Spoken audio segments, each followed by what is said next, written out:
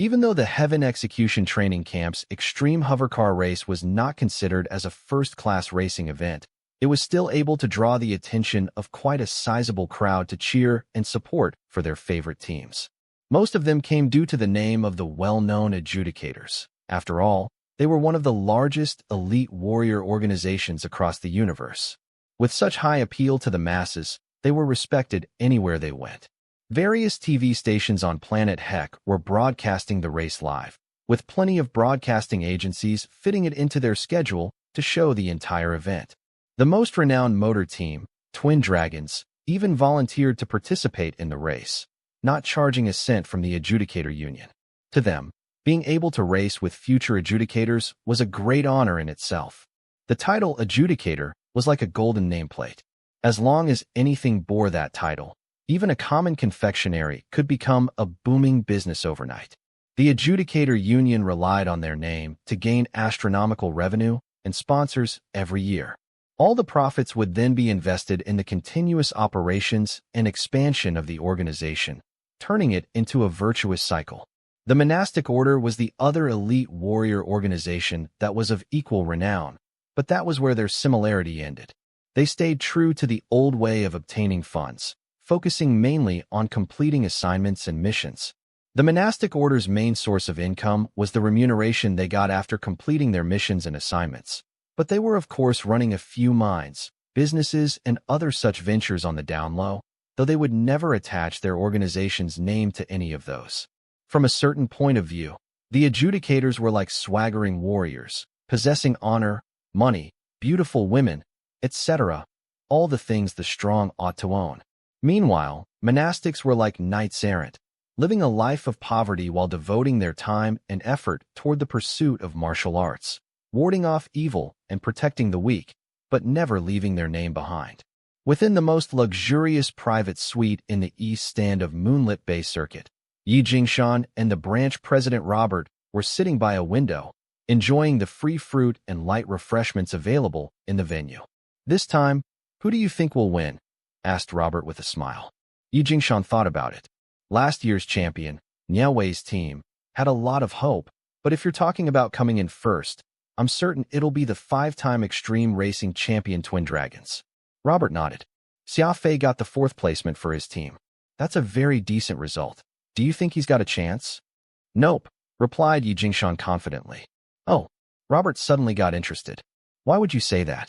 That young man is in the limelight right now, and I heard that 5 of your supervisors are almost fighting over getting him to join their divisions. Yi Jingshan sighed. He took a sip of the tea in his hand. Xia Fei is indeed quite smart and possesses an outstanding tenacity, but that young man is simply too fond of taking the side road. He's not the sort who plays by the rules. What's so bad about winning through unconventional means? Asked Robert. Yi Jingshan was quiet for a good while before answering. He gives me this indescribable feeling of someone who is both good and bad. Someone like him can become a peak expert, but he will never be the heroic sort who can sacrifice himself for justice or a righteous ideal. Robert rumbled with laughter. Oh, Chief Yi, I truly admire you for your principles, but you should keep in mind that not everyone is like you, someone willing to lay down their life for the sake of justice. Yi Jingshan became silent.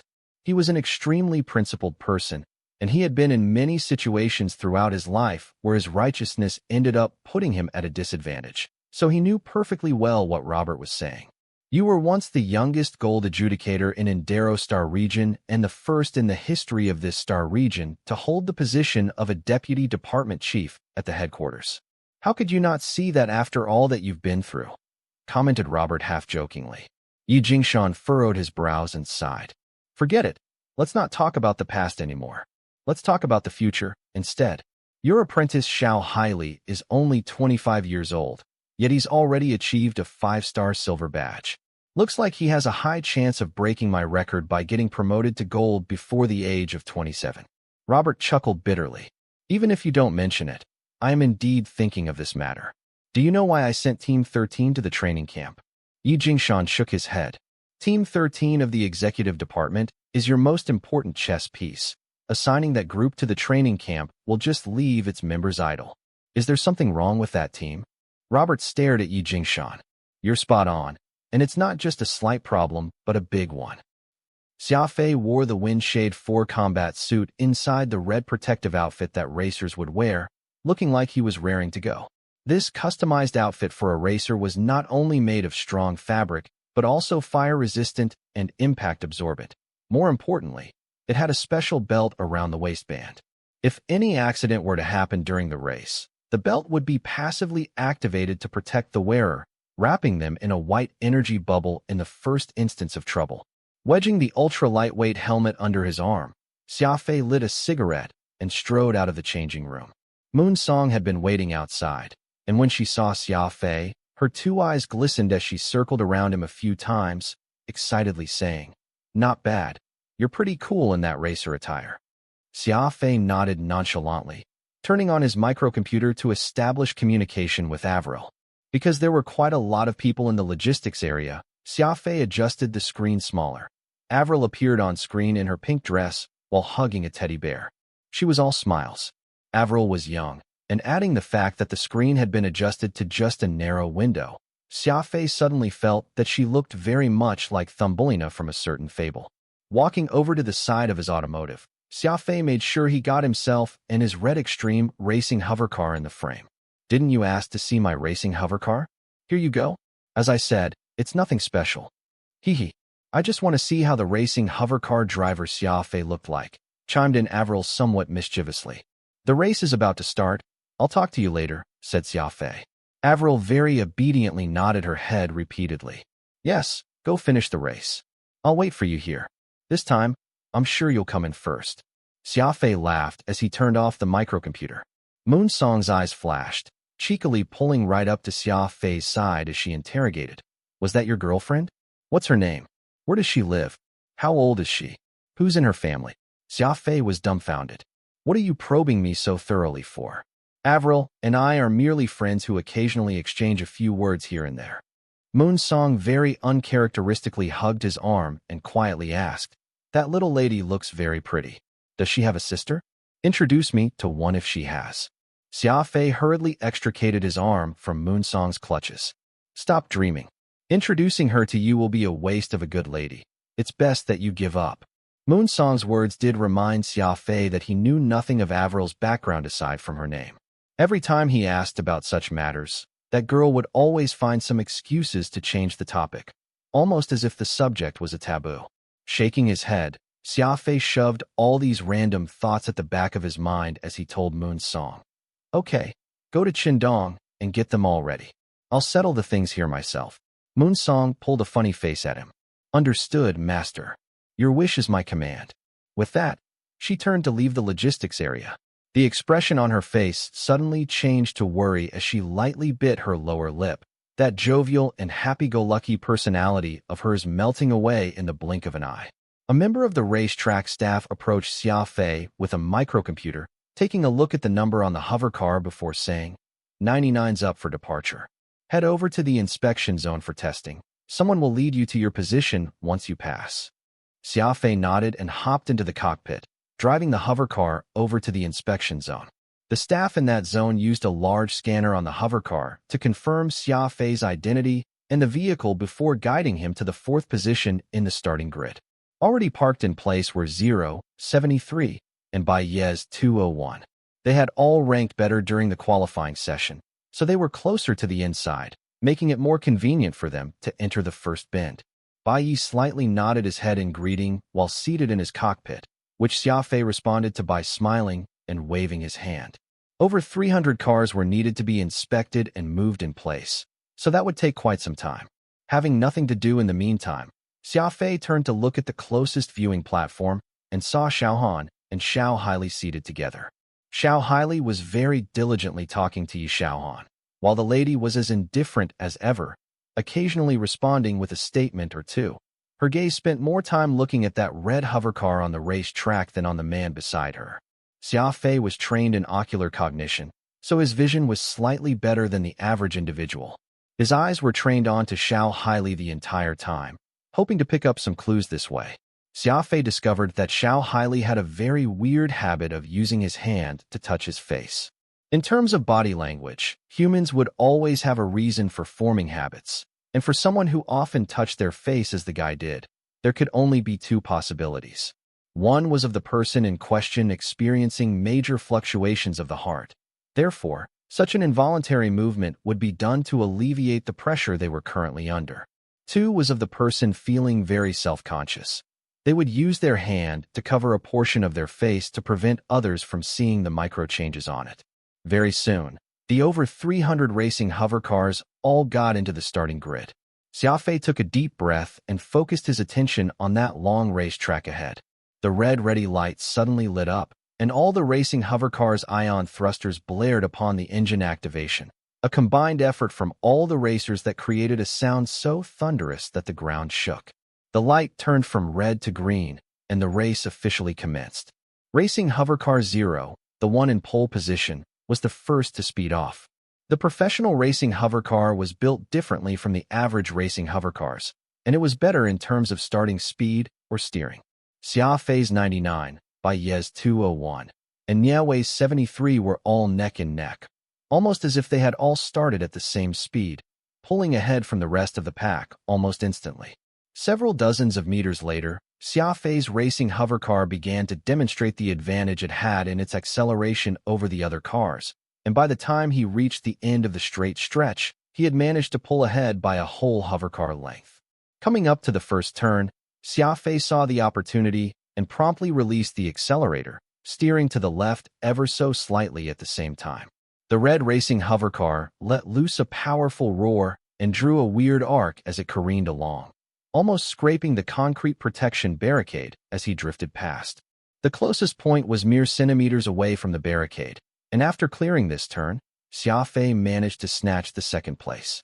The racing hover car that Xia Fei was in had already been carefully modified and tuned to insane levels of abnormality, so it could pretty much be considered an extreme racing hover car that had been pushed to unleash its greatest potential.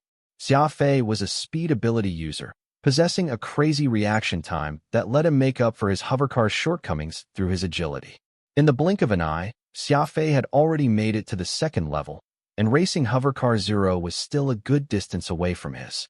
After all, Twin Dragons was a professional motor team, so Xia Fei had no intention of competing with it. All he had to do was come out ahead of all the other cadets, and it would be considered his win. The race would go for a full 30 laps, and that was a huge challenge to every driver, requiring them to hang in there and remain calm throughout. They were not allowed to make a mistake, much less panic, the entire time. At the moment, Twin Dragons is in the lead. Following closely behind is the freshman from the Heaven Execution Training Camp, Xia Fei, whose racing hover car appears to be better than any of the other cadets, clocking an average speed of 3,200 meters per second, which is already close to racing hover car 0's speed. On the projection screen, a young red-haired commentator very passionately detailed what was happening on the racetrack to everyone. Behind Xia Fei's racing hover car 99 is 201. Its driver is also another freshman who goes by the name of Bai Yi. How truly interesting for us to have two freshmen taking up the top spots. As for the previous champion of this race, Niawei, he's already been left behind in the fourth position by a gap of 10 miles from the third place. That's truly unbelievable. Is there a possibility of this year's #1 spot being taken by a freshman? A middle-aged, bespectacled man, who was the red-haired youth's colleague, appeared to be more composed as he shook his head and said, "This race will go on for a whole 30 laps. We can only be certain about the results of the race at the last second." The red-haired chap suddenly yelled, "According to the information we've just gotten, racing hovercar 99's driver is the very same Xia Fei who became a sensation across the entire Inderostar region 3 months ago for his 21 days of nonstop fight with Qindong. Senior, do you still insist that this race will be won by Niawei?" The middle-aged man was surprised. If that's the same Xia Fei, then we have a race worth looking forward to. After all, the tenacity and composure he demonstrated during the crisis grade assessment were well beyond the average individual, though I can only look forward to it. This is an extreme race, after all. Tenacity alone won't do. Composure and experience factor in, too. Avril was anxiously watching the race on the screen as she tore the teddy bear in her hand. However, this stuffed bear seemed to be very durable and just could not be torn apart. Humph, Avril pouted, taking out a pair of scissors from the drawer she used for art and began cutting that innocent plushie. No matter how durable the toy was, it was ultimately made of fabric and was hardly a match for a pair of sharp scissors. Moments later, the stuffed teddy bear was turned into a pile of cotton and scrap. Avril's old butler, who was peeking through the gap in the door at this moment, shook his head, muttering to himself, "DMMT. Failed again." The race was on the third lap by now, and Xia Fei was still maintaining his lead over Bai Yi, and it was steadily increasing over time. He drove toward the 128 consecutive turns on the third level and was on the gangway leading back to the first level when, suddenly, a dull sound came from his engine. He then began to lose control of his racing hovercar. Xia Fei's heart seized as his two hands tightly gripped the steering wheel, doing his best to stabilize the hovercar and prevent it from spinning out of control. The hovercar floated a few more miles before it came to halt at the end of the gangway. The part of this track was not wide, so if a racing hovercar behind did not evade in time, they might very well end up crashing right into his racing hovercar. Xia Fei leaped out from the cockpit as he tossed his helmet into the automotive. He then exerted all his strength to push the hovercar forward. Bai Yi seemed to have intentionally stuck close and brushed by Xia Fei's side. The gale that the other racing hovercar brought with it almost sent Xia Fei tumbling on the ground. Fortunately, he had worn his Windshade 4 combat suit underneath, or else the consequences could have been disastrous. Soon after, Niewei arrived at where Xia Fei was from afar and slowed down his speed ever so slightly to avoid producing excessive wind, which could potentially injure Xia Fei. Xia Fei knew this in his heart and planted his 2 firmly feet to the ground, exerting all his strength in both arms to push his hovercar over to a much safer edge of the track. Quickly look. Xia Fei's 99 appears to have run into some trouble, and now he's pushing his hovercar to the seclusion zone. What's he going to do now? "Quit the race," said the red-haired commentator anxiously. What a pity. He was in an advantageous position just then, so it's truly unfortunate that his vehicle has chosen to malfunction at this time. According to the data of the betting companies before the race, they seem to have reservations regarding Xia Fei's racing hovercar, so perhaps there's truly some defects to his vehicle, said the middle-aged commentator. That's not right. Why is Xia Fei taking out a pair of universal modification pliers? Is he perhaps attempting to remain in the race by repairing his vehicle right there on the track? Exclaimed the red-haired commentator in shock. Doing last-minute repairs while the race was ongoing was an extremely rare sight. Forget the fact that the racing hovercar might not even be reparable. Even if the defect was fixed, he would be left in the dust by all the other competitors. Winning the race from such a circumstance was essentially impossible. Xia Fei had plenty of doubts. For a mechanical component to suddenly encounter a malfunction without a reason, just what exactly was going on here? The moment he cracked open the hood, he could tell through his understanding of this racing hovercar, which he had personally assembled, that the problem was not mechanical but artificial instead. He did not have any time to consider who the culprit was. Right now, the most important matter at hand was to repair the racing hovercar and get back into the race. Xia Fei did not consider uttering the 2 words, "give up." As long as the race was still ongoing, he would most definitely not give up. The damage was located somewhere between the number 2 suspension plate and the pressure pipe. It was a good thing that the damage had not been to the important energy converter or the stability systems. Damage in those critical areas might very well cause a fatal accident. In just a few seconds, Xia Fei determined that the hovercar could be fixed. How would he make up for the lost time, though? Now that it had gotten to this point, there could only be one solution, and that was to completely unleash every ounce of performance in this car. This was the only way for him to catch up to the hovercars racing ahead. There was a small controller under the ion thrusters of this red racing hovercar. The moment he flicked the switch, the racing hovercar would exert 110% of its ultimate power, but the drawback was the hovercar becoming more unstable and unbridled. The danger of this far outstripped what he had been risking thus far. Xia Fei had not thought to use this unless it was a last resort, but with how things had turned out for him, he could only go ahead and take the risk. If he did not flick this switch, he would most definitely lose. Losing was never a problem. No one could win forever. Still, no matter what, Xia Fei did not wish to lose in a cowardly fashion or without a full understanding of why. He was not reconciled with this. He refused to resign himself to this situation.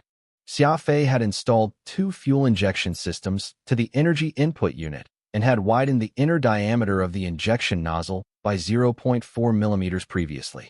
This emergency setup he had done was usually kept shut, but once it was opened, the injection system would be working at full capacity, providing the engine with even more horsepower.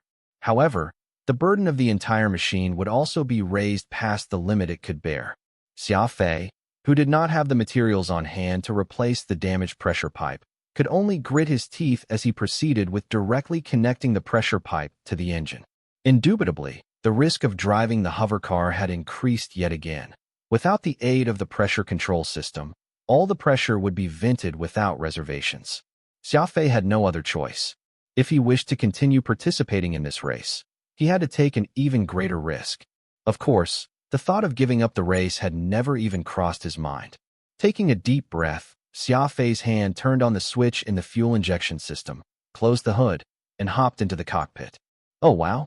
Xia Fei has really repaired his hover car by the looks of it, and he should be intending to get back in the race, gasped the red-haired commentator in disbelief. While such tenacity is worth admiration, he's unfortunately used up 4 minutes 15 seconds of his time repairing the hover car. Xia Fei is now ranked last, and Twin Dragon's hovercar Zero is just about to complete an entire lap over his, said the bespectacled commentator in a regretful tone. Over by the staff area, Moon Song, Chen Dong, Beihai, and Manjun all had their eyes glued to the screen, each of them already a bundle of nerves. Xia Fei, are you still able to continue the race? Asked Chen Dong anxiously. Xia Fei's communicator was connected to his helmet, and because he had taken it off when he was repairing the hovercar, Chen Dong and the others were unable to establish any communication with him despite their worries, which was why Chen Dong had so urgently asked the question after Xia Fei was done with his repairs and donned on his helmet again. I'm fine. We're continuing the race, answered Xia Fei calmly. His fingers very quickly activated all the various systems of his hovercar. Do you have a bone to pick with Bai? He looked like he wanted to hit you with his hovercar earlier, wondered Chen Dong. The instant Bai's hovercar brushed past Xia Fei, everyone in the control room could feel their hearts in their throats. This was especially so for Moon Song, who had flipped over a table in a fit of anger, like a mother tiger that had its cubs threatened, and nearly sent the computer crashing to the ground. We'll talk about everything after I get back, replied Xia Fei. Just give me a report of the first level right now. Beihai, who was the one in charge of the first level, reported at once. The first level is safe. All the other racers have already made it through. Xia Fei pushed the engine activation button and floored the accelerator. The fiery red hovercar let out an angry growl, then went zipping off. Upon fully activating the dual injection system, it became apparent that the sound and the exhaust of his hovercar were very different from before. The originally blue flame now had a tinge of green to it, and it made exploding sounds from time to time. The hovercar flashed past the stands. An explosive noise rang, and those people on the stands all covered their ears as they gazed at Xia Fei in horror before he disappeared into the distance. They were all uncertain about what had just happened. That deflagration Xia Fei's hovercar is ejecting is really too dangerous. Just what modifications did he make to his vehicle such that the engine would make such a deafening noise? Wondered the red-haired commentator. That thunderous sound had given the director, cameraman, and commentators in the live studio quite a scare. That middle-aged commentator pushed up his glasses and explained, a deflagration occurs when a vehicle is experiencing too great a pressure as the fuel gets injected to the engine. The engine is unable to break down so much fuel in a time, so a portion of the trace fuel will be discharged into the air. As the combustion is insufficient, the explosion we now hear and see is what happens when the trace fuel ends up meeting air. Doesn't that mean that driving Xia Fei's hovercar 99 is very dangerous? Inquired the young red-haired commentator nervously. Very dangerous, indeed. Increasing the pressure inside the fuel tank can result in the engine receiving a lot more fuel, giving it an explosive boost in performance. But it can also very easily cause the engine to fall apart due to the immense strain. If I wasn't mistaken, Xia Fei installed a fuel injection system to hovercar 99, explained the experienced middle-aged commentator. The red-haired commentator urgently pulled out the information on hovercar 99 that they had gotten from the inspection team, and cried in bewilderment. "Senior, Xia Fei did indeed install a fuel injection system to his hovercar, and it's not just one but two, giving twice the pressure. Even the injection nozzles themselves have been widened by 0.4 millimeters." The middle-aged man was startled, exclaiming, "What? Dual injection system? That's too insane. Only a madman willing to throw away his life would do something like that." The effect of turning on the injection system was apparent. The speed of Xia Fei's hovercar had reached 3,800 meters per second, and it was still climbing. Xia Fei had emptied his mind of stray thoughts and had entirely focused on the track ahead, his 2 feet interchanging between the accelerator and brakes. Soon, Xia Fei had caught up to the hovercar trailing at the end of the pack, and it was barely putting up a fight as it was left far behind by the other hovercars ahead. This section of the track was a straight path, which stretched over 22 miles. Xia Fei put pedal to metal and whizzed through as fast as he could, his top speed going well over 4,000 meters per second. Speed was king when overtaking on a straight track. 1, 2, 3. Xia Fei had already left 6 other hovercars eating his dust in that one stretch, and before him was a soft turn. He gritted his teeth and had his left foot hovering over the brakes, not stepping on it. Taking a turn at a speed beyond the means of most hovercars, the severe tilt threw Xia Fei's body to the side. Gritting his teeth, he bore the enormous centrifugal force he was under as his 2 hands firmly grasped the steering wheel, making micro-adjustments to stabilize the vehicle. The hovercar shuddered violently, almost as if it were about to flip over. The alloy frame was shaking as if it were experiencing an earthquake. It managed to complete a beautiful, high-speed cornering maneuver and exploded out in flight. Xia Fei's mad. He's really gone raving mad. To think he'd attempt a high-speed cornering while maintaining a speed of almost 4,000 meters per second. High-speed cornering is the hardest maneuver to pull off when racing with a hovercar, as it requires the driver to constantly adjust the steering wheel, where even the slightest mistake can be catastrophic. That cornering Xia Fei just did was perfect, and could be even faster than Twin Dragon's car, shouted in an almost hoarse voice by the red-haired commentator, his face flushing. Oh heavens! 4,487 meters per second. The new speed record that Xia Fei's stock model extreme racing hovercar has just achieved is actually faster than Twin Dragon's professional racing hovercar. Just how did he do it? Xia Fei has jumped from the last place to 297th after covering 125 miles of distance. That's just too incredible. We're only 5 laps in.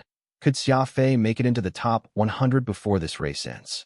From that lap, Xia Fei had achieved the fastest speed, with 5 minutes 59 seconds in the 4th round, by averaging a speed of 3,700 meters per second. That beats the top speed of the Star Region champion, Twin Dragons. A new record has been made. The young commentator was in a state of mania, standing up and excitedly cheering despite still doing the live broadcast. After the 5th lap was over, Xia Fei reached 256th place. Being able to overtake 41 other racers in just 1 lap was a very shocking performance. By the end of the 6th lap, he was on 219. By the end of 7, 165. This was a truly inconceivable race. It was already a miracle that his hovercar could be repaired in time, but Xia Fei just had to repeatedly create a new record during the race as his rank increased by leaps and bounds. Moonlit Bay Race Circuit was in a state of jubilation. Everyone was yelling Xia Fei's name, knowing that they were witnessing a miracle before their very eyes. Break a leg, Xia Fei. You're definitely not going to lose. Avril was so tense that she had forgotten to ruin her plushies as usual. Her 2 hands were clenched in front of her chest, as her eyes shone brightly with determination. Conversely, Moonsong was suffering in the command room. With her personality, she ought to be hollering wildly, yet that was not what she was doing now.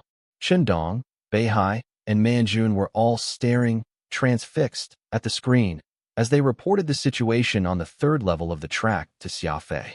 If Moonsong yelled and created a ruckus at this time, she might very well affect their work. Moonsong was doing her best to endure the agitation in her heart. She was hugging herself as she rocked her body to forcibly keep her mouth shut. Her pretty face had already swollen to the point that it was a little purple. Not letting this girl with a fiery temperament speak was basically a form of inhumane torture to her. But for some unknown reason, Moon Song did manage to endure it. Could there be a sort of high stakes in play here which made her willing to pay? Xia Fei's preparation before the race was in full display at this moment. Every time he overtook a competitor, the command room would report the position of the next racer. If there was anyone ahead of him who was close by, he would consider their distance and position. Then if he judged that he could overtake them, he would do so at once. The most important factor when overtaking a hovercar was the precision of the competitor's surroundings. If Xia Fei planned to overtake someone, he could only do so by taking a risky route, and if he found another hovercar ahead after doing the overtaking, he would be in quite the pickle. As the race continued, Xia Fei's control of his hovercar improved, and with every lap done, his speed increased. Xia Fei had already forgotten how many racers he passed at this point. There was always a target in front of him. As long as there was a hovercar ahead, then he knew he needed to overtake it. It was easy for anyone to slip into a trance when they focused on just one thing. Xia Fei could feel himself slowly becoming one with his red hovercar. Every action he took became unbelievably natural, not even needing to think once. His intuition was directing him to make the most appropriate move, and the correct choice felt like it came naturally to him. This great race has entered its 21st lap, and Xia Fei's name has climbed all the way to the 11th position, said the red-haired commentator excitedly. He's currently taking a shot at being first, and it looks like he can actually pull it off. That bespectacled commentator silently shook his head. Due to his colleague's excitement, it had been a long time since he managed to get a word in edgewise. No, Xia Fei's speed has decreased from before, and he's gradually pulling away from the 10th place right now. Could another problem have cropped up in his hovercar again? The bespectacled commentator rubbed his chin. Because of the limited view the audience on the platforms had, they could only rely on the screen to grasp what was going on in the race, and everyone slowly realized something was off after hearing that comment made. No, Xia Fei's hovercar can't be damaged again. Xia Fei, you need to hang on. Without even realizing it, the audience at the venue and those watching the broadcast had been influenced by Xia Fei's madness and his unyielding attitude. They were all caught up in their excitement, standing up to root for Xia Fei as if they were the one driving hovercar 99. Xia Fei was perfectly sane as he sat in the cockpit. There was not even the slightest hint of frustration on his face. His hovercar had pretty much reached its limit as he continued to drive it at high speeds. A faint white smoke had even begun to drift from its hood at this point. Xia Fei knew that this was a sign that the engine was overheating, and if he were to continue pushing his hovercar this way, all his efforts thus far would have been in vain, and it could even cause his hovercar to experience a mechanical failure. Xia Fei was not flustered. He slowly lowered his speed and let the overheated engine slowly recover. Xia Fei, are you able to carry on? Chen Dong's anxious voice came through the communicator. Xia Fei chuckled. Don't worry. The race isn't over yet. Everything is possible. The communicator was silent for a while. Chen Dong had no idea what to say. From the start of the race until now, everyone knew that Xia Fei had already given it his all. Even if Xia Fei did not win this match, he could still hold his head high afterward. Closing his eyes, Xia Fei spoke in a low voice. What I can do for now is to wait patiently. If my calculations are correct, I can start my final push from the 26th lap. You don't have to push yourself so hard. No one's going to blame you if you don't win, said Chen Dong stiltedly. When have you become so sentimental? Xia Fei very casually ribbed as he focused on driving. Enough nonsense. Just do as I instructed. Xia Fei's tone was adamant. No one could sway him otherwise. The speed of his hovercar continued to drop, and Xia Fei carefully listened to every sound coming out of his engine. The engine overheating was not the only problem. More importantly, he heard a sound similar to air bubbles escaping from the liquid. This signified that the energy conversion system was also starting to have problems, and it could very well mean that the sealing valve had loosened up. The engine overheating was already a big headache for Xia Fei, and now that even the energy conversion system was in trouble, he could not help but reevaluate the plan he had in mind. Whoosh! The hovercar in 12th place accelerated on the straight track and overtook Xia Fei's, pushing him on the 12th spot. Instead, Xia Fei's forehead creased, but he did not say a word. Soon, when he was taking that 26th lap, Xia Fei's name dropped to 23rd place. Xia Fei, it's already the 26th lap, reminded Chen Dong through the communicator, though his tone did not sound like he was blaming him at all. I know. There's another problem with the mechanical component. In order to play it safe, I'll have to delay the plan by another round before I go all out, replied Xia Fei gravely. Roger that. Even you know what's the best course of action. Dong set down the communicator and leaned back, heaving a big sigh. That guy really doesn't know how to admit defeat. Did he just say that there were other problems? You should persuade him to back out of the race. The hovercar might be in a very dangerous state, said Moonsong worriedly. Dong shook his head, helpless. You guys can go ahead and try. I won't be the one to say those words to him. Moonsong was speechless, but she already knew, in the time she had spent getting to know Xia Fei, that once that man set his mind onto something, even a person with authority over him would be unable to convince him otherwise. The audience was all sighing. Just when everyone thought that Xia Fei would create a miracle, he stopped his charge and gradually fell from the rankings. Instead, they were all disappointed, their emotions very clearly etched on each of their faces. Why is the speed of Xia Fei's hovercar becoming slower and slower? Why isn't he accelerating anymore? Xia Fei is now entering the 27th lap, but he's already fallen to 25th place. With the race about to end, did Xia Fei's miracle rebound perhaps run out? The red-haired commentator was grabbing his head in frustration, a very unseemly action to do for a live broadcast.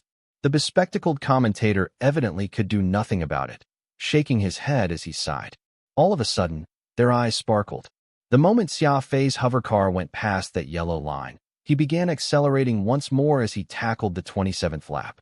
The fiery red hovercar had regained its vitality from before. Its engine roared sans any restraint, leaving behind a series of deafening explosions as the car crazily sped ahead.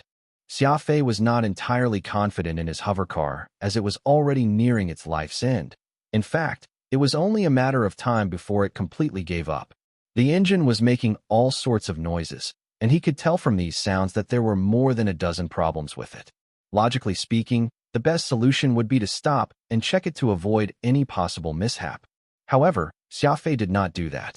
He had simply given the matter some thought and figured that the probability of something catastrophic happening if he continued until the end of this race was around 50%. Seeing that he had half a chance to succeed, he figured it was worth the gamble. If he won, it would be the heavens looking out for him. But if he ended up losing, he would not have any regrets, either. The hovercar zipped through the racetrack with reckless abandon. The explosive sounds from his engine were like thunderclaps, causing people to involuntarily feel frightened whenever they heard the noise. This extremely jarring sound worked well as a weapon, too. As the racers in front of him were afraid that 99 would explode, none of them tried their best to stop Xia Fei. Since they were unable to put up a fight against such a madman, they figured it was best to just let him pass. After all, only the champion of the race would be rewarded, so it was not worth taking the risk for the so-called honor. Xia Fei has made it back to the 11th place, his best result since his hovercar's first malfunction. But with only 2 laps left, can he still improve his ranking? With Xia Fei diving into the race with such insanity again, that red-haired commentator found his spirit and voice anew as he continued to report the situation to his audience. Truth be told, it was not just him. Almost all of the viewers were ecstatic over Xia Fei's renewed assault for the first place. Champions would always be praised by all, but sometimes, racers who did not manage to win yet gave the audience an exciting performance would also be well-liked by people. After all, being a champion was always reserved for the few, while most would end up holding supporting roles. Xia Fei has made it to the 6th position. Oh no, Twin Dragons Zero has managed to catch up from behind. Truly, this team lives up to its name as the 5-time champion in the Star region. Plenty of racers have already been lapped by them. Good luck, Xia Fei. Don't be lapped by Twin Dragons. The red-haired commentator seemed to have forgotten his role in all the excitement and was completely biased towards Xia Fei. As a commentator, he needed to analyze the race for the audience objectively, but at this point, he had immersed himself in the race as if he were Xia Fei. Anyone unaware might even think that he was related to the contestant. In front of Xia Fei were hovercars 73, 21, and 194. The 3 coordinated well with one another.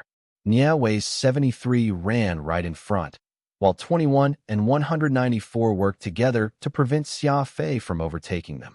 At this time, they entered the second to the last of these consecutive hairpin turns, and it would be Xia Fei's final one following this segment.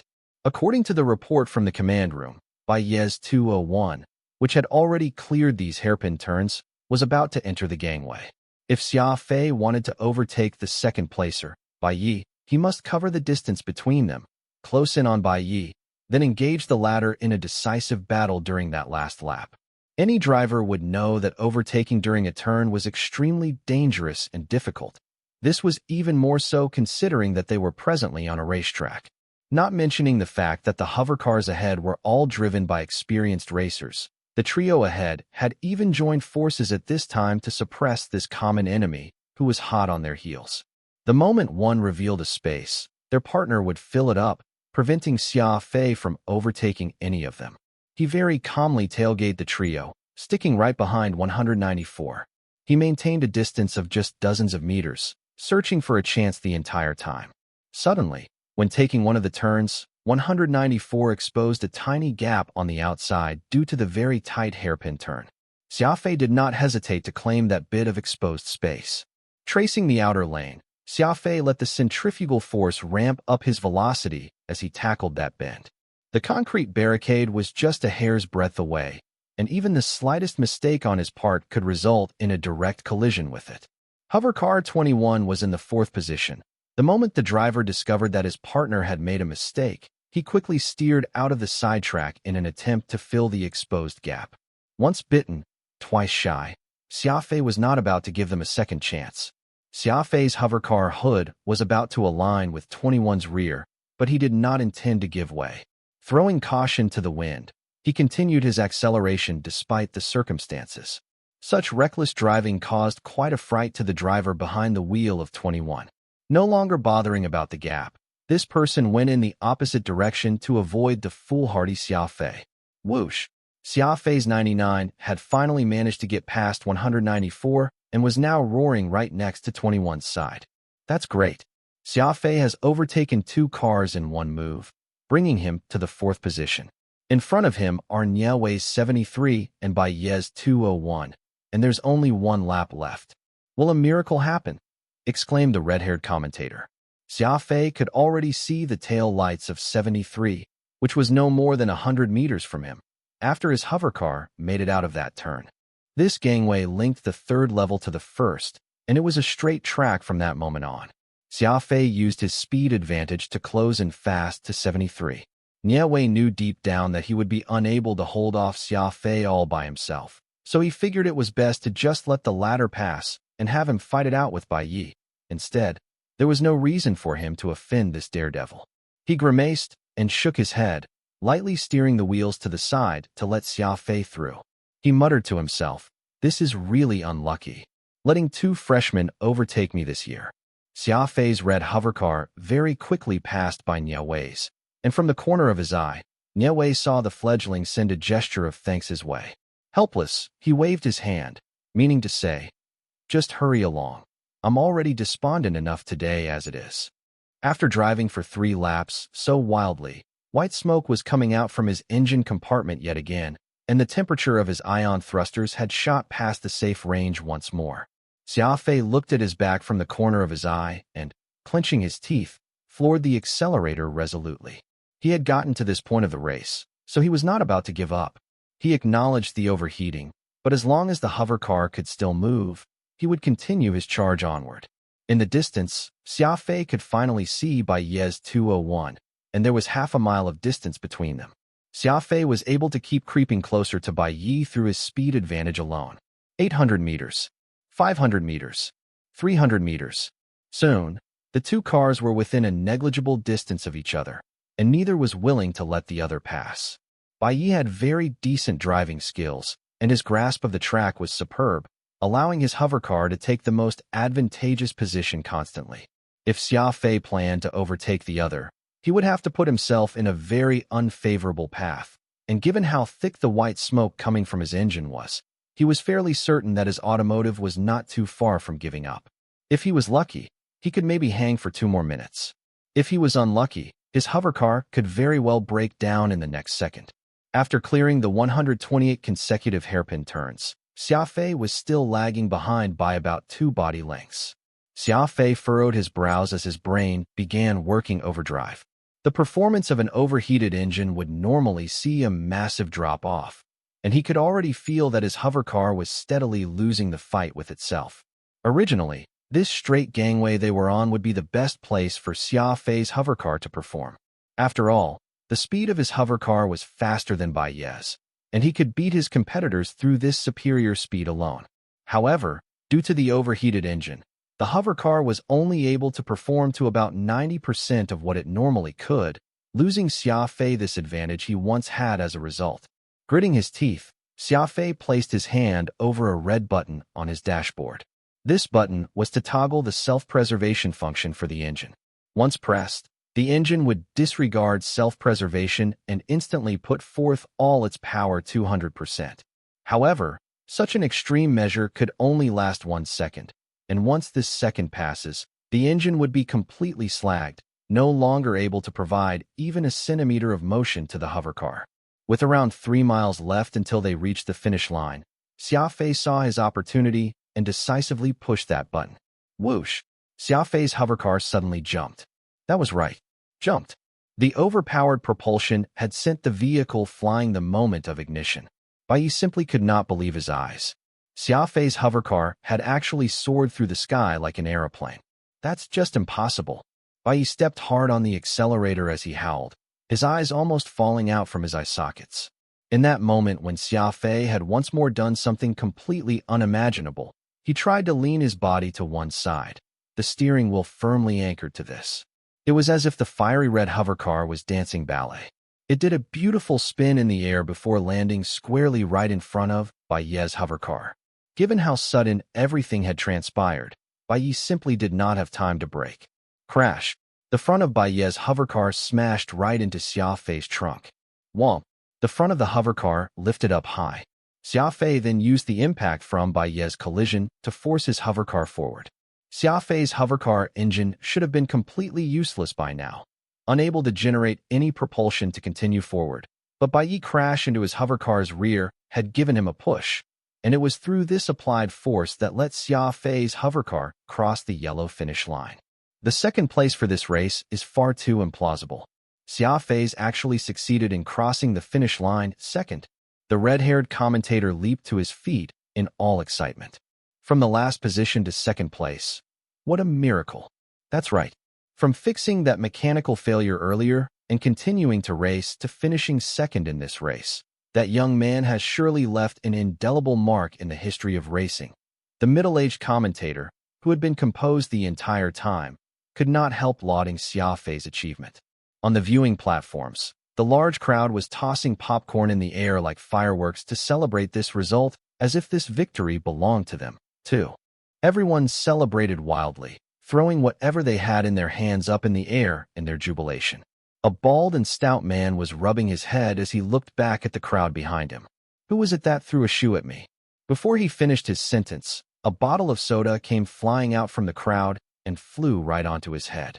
Many light years away, a crash of something electronic could be heard coming from Avril's room all of a sudden, and that aging butler opened the door in alarm and dashed in.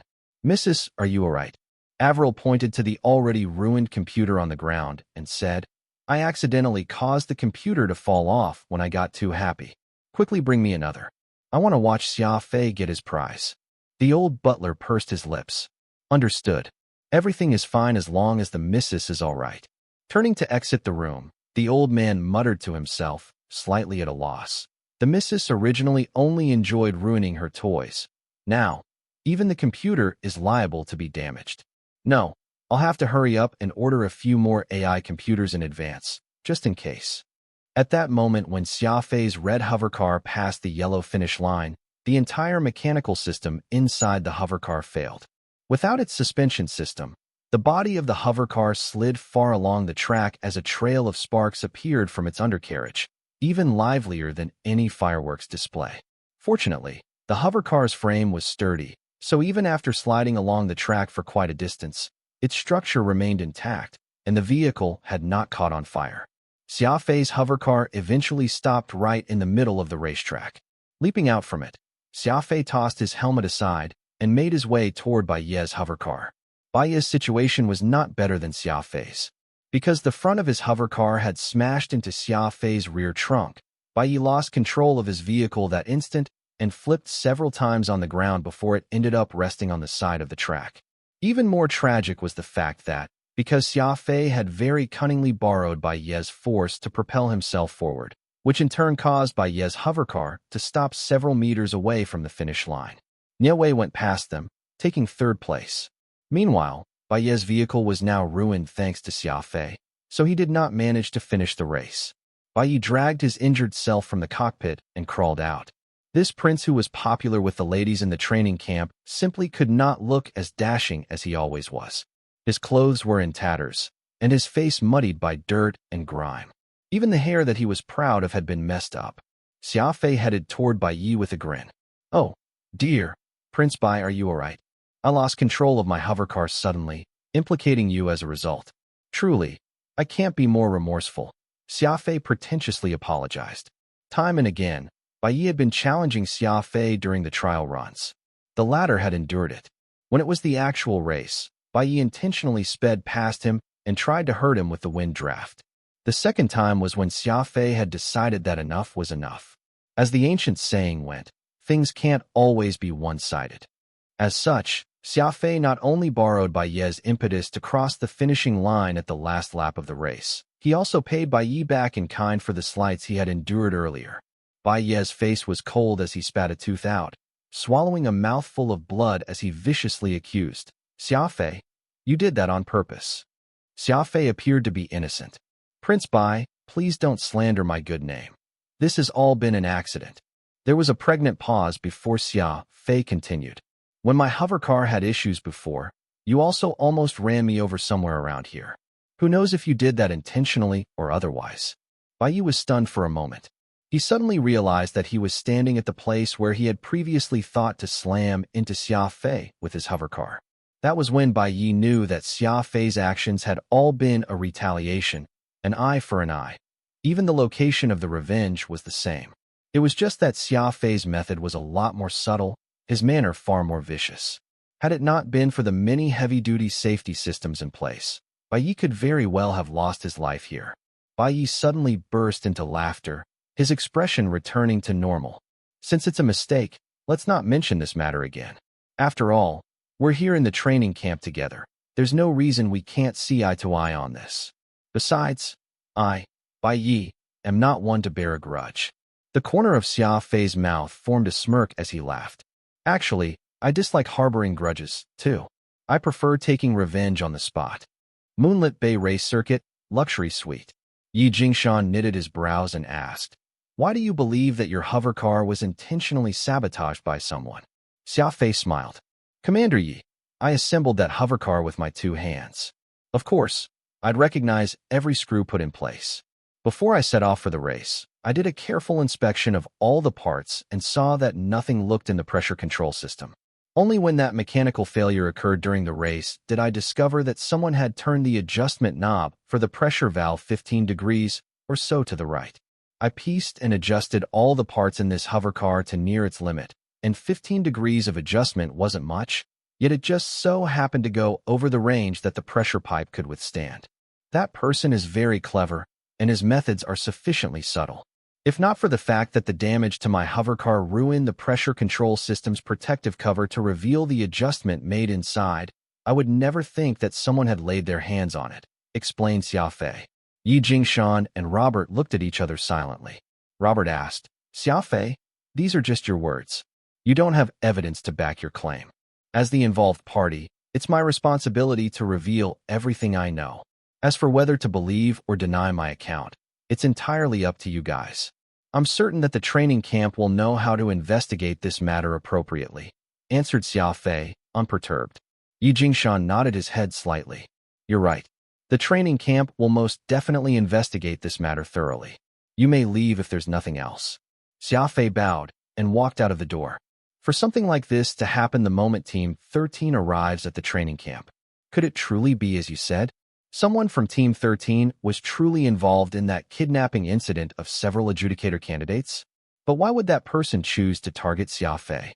After Xia Fei departed, Yi Jingshan's forehead creased as he wondered aloud about this issue. Robert sighed. If I could make sense of this, I wouldn't need to toss them over to Heaven Execution Training Camp. Up until now, all I know is that someone from Team 13 tampered with the tournament table and pitted Xia Fei against Qindong. Qindong's strength is clear to all. He's someone completely on another level from Xia Fei. That's why I deduced that this person had wanted to deal with Xia Fei by doing that. Plus, given how 12 candidates disappeared then without rhyme or reason, there's a strong possibility of that person being related to that matter. That's all I know so far. Robert laid out all he knew, not leaving out any detail of what he had thought thus far from Yi Jingshan. Yi Jingshan habitually tapped his finger on the desk for quite some time as he ruminated. Since that's the case, we'll proceed according to your plans. Leave the issue of Team 13 to me, he said eventually. What's the result of the investigation about the missing candidates? Robert shook his head. This year, it's not just our Indero Star region. The Alliance's other star regions have also seen several abductions of candidates occurring, and they were all girls under the age of 16 who are in possession of high-grade special abilities. Oh, Yi Jingshan was slightly surprised. They're all girls? Why do those people only target female candidates? Robert shook his head. No one has an idea why. According to our investigations, we weren't alone in experiencing this sort of thing. The monastic order and smaller warrior organizations haven't been spared from this, either. They were also subjected to a similar method, and these incidents are still continuing, pretty much happening all over the known universe. Yi Jingshan heaved a long sigh and bitterly said, such action is no different from a declaration of war. The strength and boldness of those people are truly worthy of praise. To dare take on two major organizations at once, those people must have a trump card of their own up their sleeves. Robert nodded. That isn't something we can worry about. The headquarters has given the total annihilation order. We must find those people, and no matter who they are, no matter how great their background is, the Union will fight with them to the bitter end. Yi Jingshan was shocked by the annihilation order. The Adjudicator Union's arrest warrants came in 3 levels, the lowest being the hunting order, followed by the kill order, and finally the annihilation order. Actually, there were still 3 more levels of warrants to mobilize the members of the Union, though such warrants would not be used in peacetime, but in wartime, instead. The annihilation order was already the highest form the Union could decree given the current circumstances. The person or organization that was the recipient of this warrant would be killed the moment they were uncovered, facing extermination to ensure that none would survive. It was apparent that the internal department of the Union had already been extremely angered by the actions of that unknown syndicate. Staff from the training camp surrounded Xia Fei's hovercar. Because intentional sabotage had transpired, this hovercar would be sent back to the training camp for examination. In fact, the Internal Investigations Unit had already begun conducting their inspection. Bai Yi stood at a distance, having changed out to a new outfit. An old servant was with him. Bai Yi saw how careful the staff was treating Xia Fei's hovercar, and he could not help but feel a little worried. The Adjudicator Union allowed its members to fight with one another even to the death, but they definitely would not condone any form of betrayal. If they discovered that Bai Yi had sabotaged Xia Fei's hovercar, causing the latter to nearly lose his life, then he would immediately be kicked out of the training camp, never to be accepted again. Even if Leaping Tiger Mountains by clan was a powerful presence in Indero Star region, it was nothing worth mentioning in front of the strong Adjudicator Union. If they really found out that he was behind this, nothing could save him from the consequences of his action. That aged servant could tell that Bai Yi was worried, so he narrowed his eyes and said, "Young master, let's head back. You can depend on me for this. No one will know about it." Bai Yi coldly harumphed. Didn't you say that Xia Fei wouldn't be able to tell? How did he catch on in the end, then? The old coot was speechless. His squinty eyes made him seem like he was sleeping. How could Bai Yi know that this score had not been placed on his head, but on Team 13's? Instead, though, things unfolded in a strange way, sometimes. Xiao Haili had only wanted to ease his bad mood back then when he had made that move, yet it ended up causing several hats to be placed on his head, and each heavier than the next. The same day after the race ended, Xia Fei returned to the training camp. On the next day, he woke up bright and early and made his way down that desolate path all by himself. Ahead, he could see that white hexagonal building, and before Xia Fei stepped into the library, he could already hear that obese, old man's voice. Xia Fei had looked through the information on the training camp's intranet and learned that this old man's name was Qin Mang, and he had held the post of librarian here for nearly 50 years. These days, even random thugs from the street wish to become a librarian. You'd better keep on dreaming and not let me see you again, or else I'll break your lousy legs. As Qin Mang aired his dissatisfaction through his sarcastic remarks, a young man in his 20s hurriedly came out of the library with an ashamed face. His face was wet, for Qin Mang had splashed coffee on him. Once that young man was out, he stomped his feet in frustration and complained, "Old fogies like you can just die in the library." He caught a glimpse of Xia Fei and coldly snorted, marching off in a huff. I couldn't tell, but this obese, old man actually has such a fiery temper. Xia Fei smiled to himself as he opened the door to the library. The library was still as desolate-looking as before with just him and this old librarian. Qin Mang was sitting at the counter, gasping for breath. It was evident that even giving someone a scolding was physically taxing for him. "Old man, what angered you out of the blue? Isn't it good if someone applies to be a librarian? Having an extra pair of hands will save you a lot of work." Xia Fei chuckled as he walked over. The obese Qin Mang slapped his chubby palm down on the desk with as much force as he could muster. "Umph. I could tell at a glance that that rascal earlier didn't come here with good intentions. He's thinking of taking over the library just because I'm old. Like I'd let him do that. Over my dead body." Xia Fei brushed his spatial ring and retrieved an exquisite case from inside. He placed it on the desk and pulled out a tea set, as well as a small box full of tea leaves. "Old man, these are some good tea leaves especially produced from my home planet, called Longjing before rain. It tastes great, so let me brew some to cool you off." Xia Fei smiled. Qin Mang narrowed his eyes and nodded, asking skeptically, "Being so courteous for no reason, are you also up to no good, twerp?" Xia Fei shook his head and laughed. "Old man, don't misunderstand me. I merely wish to let you have a taste of the tea from my home. That's all." "Is there really nothing else?" probed Qin Mang again. Xia Fei chuckled. "All right, old man. You're really sharp to call me out on this, so I won't deny it anymore. Actually, I'm doing some market research. I was hoping that you could appraise this product for me, see if I could bring it to market for some profit. You're one of my target recipients, so..." Xia Fei had told a very clever lie here. Market research? Who would use tea leaves, which cost 20,000 federal dollars a tail one, just to do some market research? There was simply just one reason: to read books. Xia Fei was very interested in the books stored in this library, but spending 10 points every hour was expensive. Besides, what Xia Fei truly wanted to read were those books on the second floor, and given how stingy Qin Mang was, he was certain that the price for reading them would not be so cheap, and this old man might not even let him read them per se. That was why Xia Fei had resorted to this method that Earthlings were most proficient: gift-giving. As long as he could establish a good rapport with this old man, anything would be up for discussion. That was an eternal truth that would hold no matter where he was in the universe. Qin Mang nodded and happily said, "I knew you had ulterior motives, you rascal. I hit the nail on the head, huh? Forget it, since I don't have anything better to do. Anyway, I'll have a taste of your tea. Speaking of, I'm an expert when it comes to tea appreciation. I've even drunk Snow White Silver Pins, the specialty product of Planet Nord. That taste, I would never forget it for the rest of my life," said Qin Mang in reminiscence. Xia Fei chatted with Qin Mang for a bit before he carried the teapot into the library's tea room to fill it with water. Qin Mang used his hand to stroke that overweight black cat in his arms. "Old Black, that chap looks rather clever. Do you think he's got the potential?"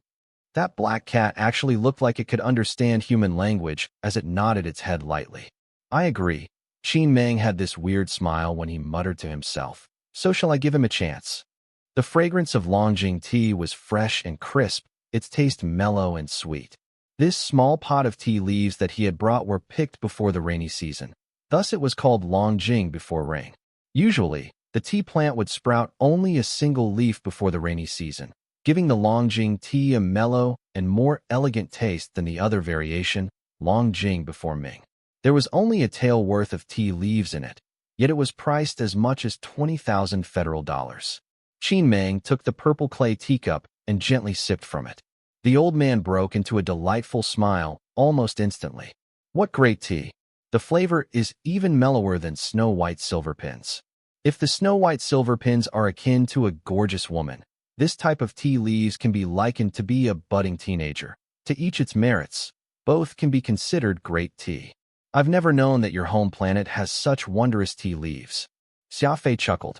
If these tea leaves are brewed using the local Longjing spring water, the flavor will be richer than what you're tasting now. Since you like them so much, I still have 2 boxes with me. Let me give them to you too. With that, Xia Fei pulled out 2 green jars from his spatial ring and placed them on the desk. Qin Meng was not in the least bit courteous and stored the jars of tea leaves into his drawer. Your performance during the extreme hovercar race wasn't bad. For a stock model hovercar to achieve the speed of a professional racing hovercar after your modifications, who taught you your skills? Asked Qin Meng as he drank tea. Xia Fei lit a cigarette. I learned it from an uncle called Porter whom I met while I was in a warship graveyard. Actually, in terms of retrofitting skills, I'm still nowhere near his level, but Uncle Porter told me a principle. Any and every machine has its limit. As long as I can identify this limit, I'll be able to tap into the machine's full potential. Qin Meng rubbed the sparse silver hair on his head almost as if he was trying to recall something. Porter? That name sounds familiar. How old is he, and what does he look like? Asked Qin Meng. Xia Fei described how Porter looked to Qin Meng, as well as narrated everything that had happened while he was putting together his space vessel in the warship graveyard. A barely perceptible spark flashed in Qin Meng's eyes, revealing great excitement. Uncle Qin, do you know old Porter? Asked Xia Fei. Qin Meng shook his head. I don't, but I'm really interested in getting to know that person. He's currently managing an assembly factory in the warship graveyard. Though he's a little kooky, as long as you get to know him more, you'll realize that he's actually quite easy to get along with. If there ever comes a day when you wish to buy a spaceship, I'll bring you out there to look for him. Xia Fei very earnestly offered. Qin Meng laughed uproariously. What use would a spaceship have for me? I have no wish to travel across the universe at my present age. All I want is a quiet retirement. If I could enjoy days of peace and quiet, I would be content. Xia Fei gave it some thought. Indeed, you ought to be at home hugging your grandchildren at your age, enjoying days of familial bliss. So why are you still working? Qin Meng sighed. His eyes swept across the empty library once. That's easy for you to say. What's going to happen to these treasures if I retire? Isn't that simple? Just find someone else to take over the library after you retire, answered Xia Fei. Qin Meng was quiet for some time before he changed the subject. The day after tomorrow will be when the training camp officially begins operation. Which division do you plan to join? Xia Fei stubbed out his cigarette and shook his head. No idea. There are just so many divisions that I'm having a lot of trouble choosing. If we're talking about what I'm really drawn to, it'll be that secretive internal division, but I don't have the qualifications to join it, while all the other divisions are just SOSO. Oh, Qin Meng very curiously asked, why would you say that? Xia Fei organized his thoughts before answering. I checked the training camp's charter and realized that the facilities are open for all students to use. That is to say, no matter which division I end up joining, I can use all the different facilities to train. It'll hardly have any effect where I go. Moreover, it isn't every division mentor who will teach a cadet useful things once they join it. Be it their instructors or the courses offered, they all require a certain amount of points, and the different divisions allow cross-disciplinary studies. Which is to say, a cadet of the Exotic Beast Division can pay a certain amount of points to learn battle strategy from the Command Division. Basically, what it means is that joining a division will give you free foundational courses in that particular division, and there's no way anyone can become a powerful expert just by learning that stuff. The moment one decides on their specialization, they'll need to buckle down and do their research. The way I see it, the most important aspect of this training camp is earning points, and as long as a cadet has points, that person can learn anything they want. As for the free foundational courses, honestly speaking, anyone with a sensible head on their shoulders can pick things up just by reading books relevant to any particular branch of study. There's nothing appealing about that. Qin Meng nodded his head approvingly after he finished listening to Xia Fei's answer. his eyes vaguely revealing a measure of surprise. That's a very astute assessment. The training camp isn't a school, and what it provides is just a first-rate environment for people to train. As long as you are willing to work hard, you can easily see results in any of the divisions available. Xia Fei nodded. I've also realized that the training camp is really big and filled with people, but actually most of them are just foils. What do you mean by that? Qin Meng was puzzled. Are you implying that the facilities in the training camp aren't good enough? Xia Fei poured tea anew for himself and Qin Meng before very politely handing him a teacup. I discovered a secret after observing the training camp. Qin Meng was evidently very intrigued by this, and he pricked his ear to listen eagerly. Actually, the real Heaven Execution training camp is just the internal division, and all the other divisions are nothing but foils to the internal division. It is like a round of trials. Tens of thousands of cadets are all candidates who have been picked and brought into the training camp, and ultimately, there's only one goal for all of them: to be chosen by the internal division. Unfortunately, only the cream of the crop gets chosen by the internal division. So what's going to happen to the tens of thousands of cadets who are left? They're also chosen after going through many selections. Though none of them can be considered top-tier geniuses, they're still talented people. There's no way the camp can just eliminate them all, is there? That is why the training camp set up so many branch divisions aside from the internal division. The sole reason is to help these cadets who fail in joining the internal division find a new path. After all, these people can't be peak experts, but there's no reason to give them up and prevent them from shining in other places. Besides, Heaven Execution Training Camp is also part of the Adjudicator Union's branding. It simply can't ruin its namesake in this manner, can it? Xia Fei softly asked. The tea in Qin Meng's cup quivered slightly. Excitement could not accurately describe what he was feeling right now. He had been completely shocked after hearing Xia Fei's reasoning. You thought about all these by yourself? Qin Meng asked with a slight tremble in his voice. Xia Fei shrugged. Yeah, but it will be far too cruel to tell it to those cadets who have no idea. They worked very hard to get here, slaughtering out a bloody path from the thousands upon thousands of people before they made it into the training camp. Their parents and family must have been excited for days on their behalf, just getting here. But they're no more than foils to a few others this entire time. They've been eliminated, and if they were to learn of this, they would no doubt be very upset. Xia Fei, how did you learn all this? Asked Qin Meng once again. Xia Fei flashed him a slight smile. All this is actually very apparent. There are so many divisions that can be considered as external, while there's just this one internal division that only enlists warriors in its midst. Logically speaking, if the internal division is reserved for elites, then the internal division should also be like the rest, setting up an equal amount of subdivisions to recruit the elites of the various branch divisions and not specifically picking out the warriors. This more or less proves my hypothesis that only the internal division is considered as the real Heaven Execution training camp. The so-called branch divisions were only set up to give the rejects a way out so that they will at least pick up skills applicable to life after they leave the training camp and find themselves a job out there.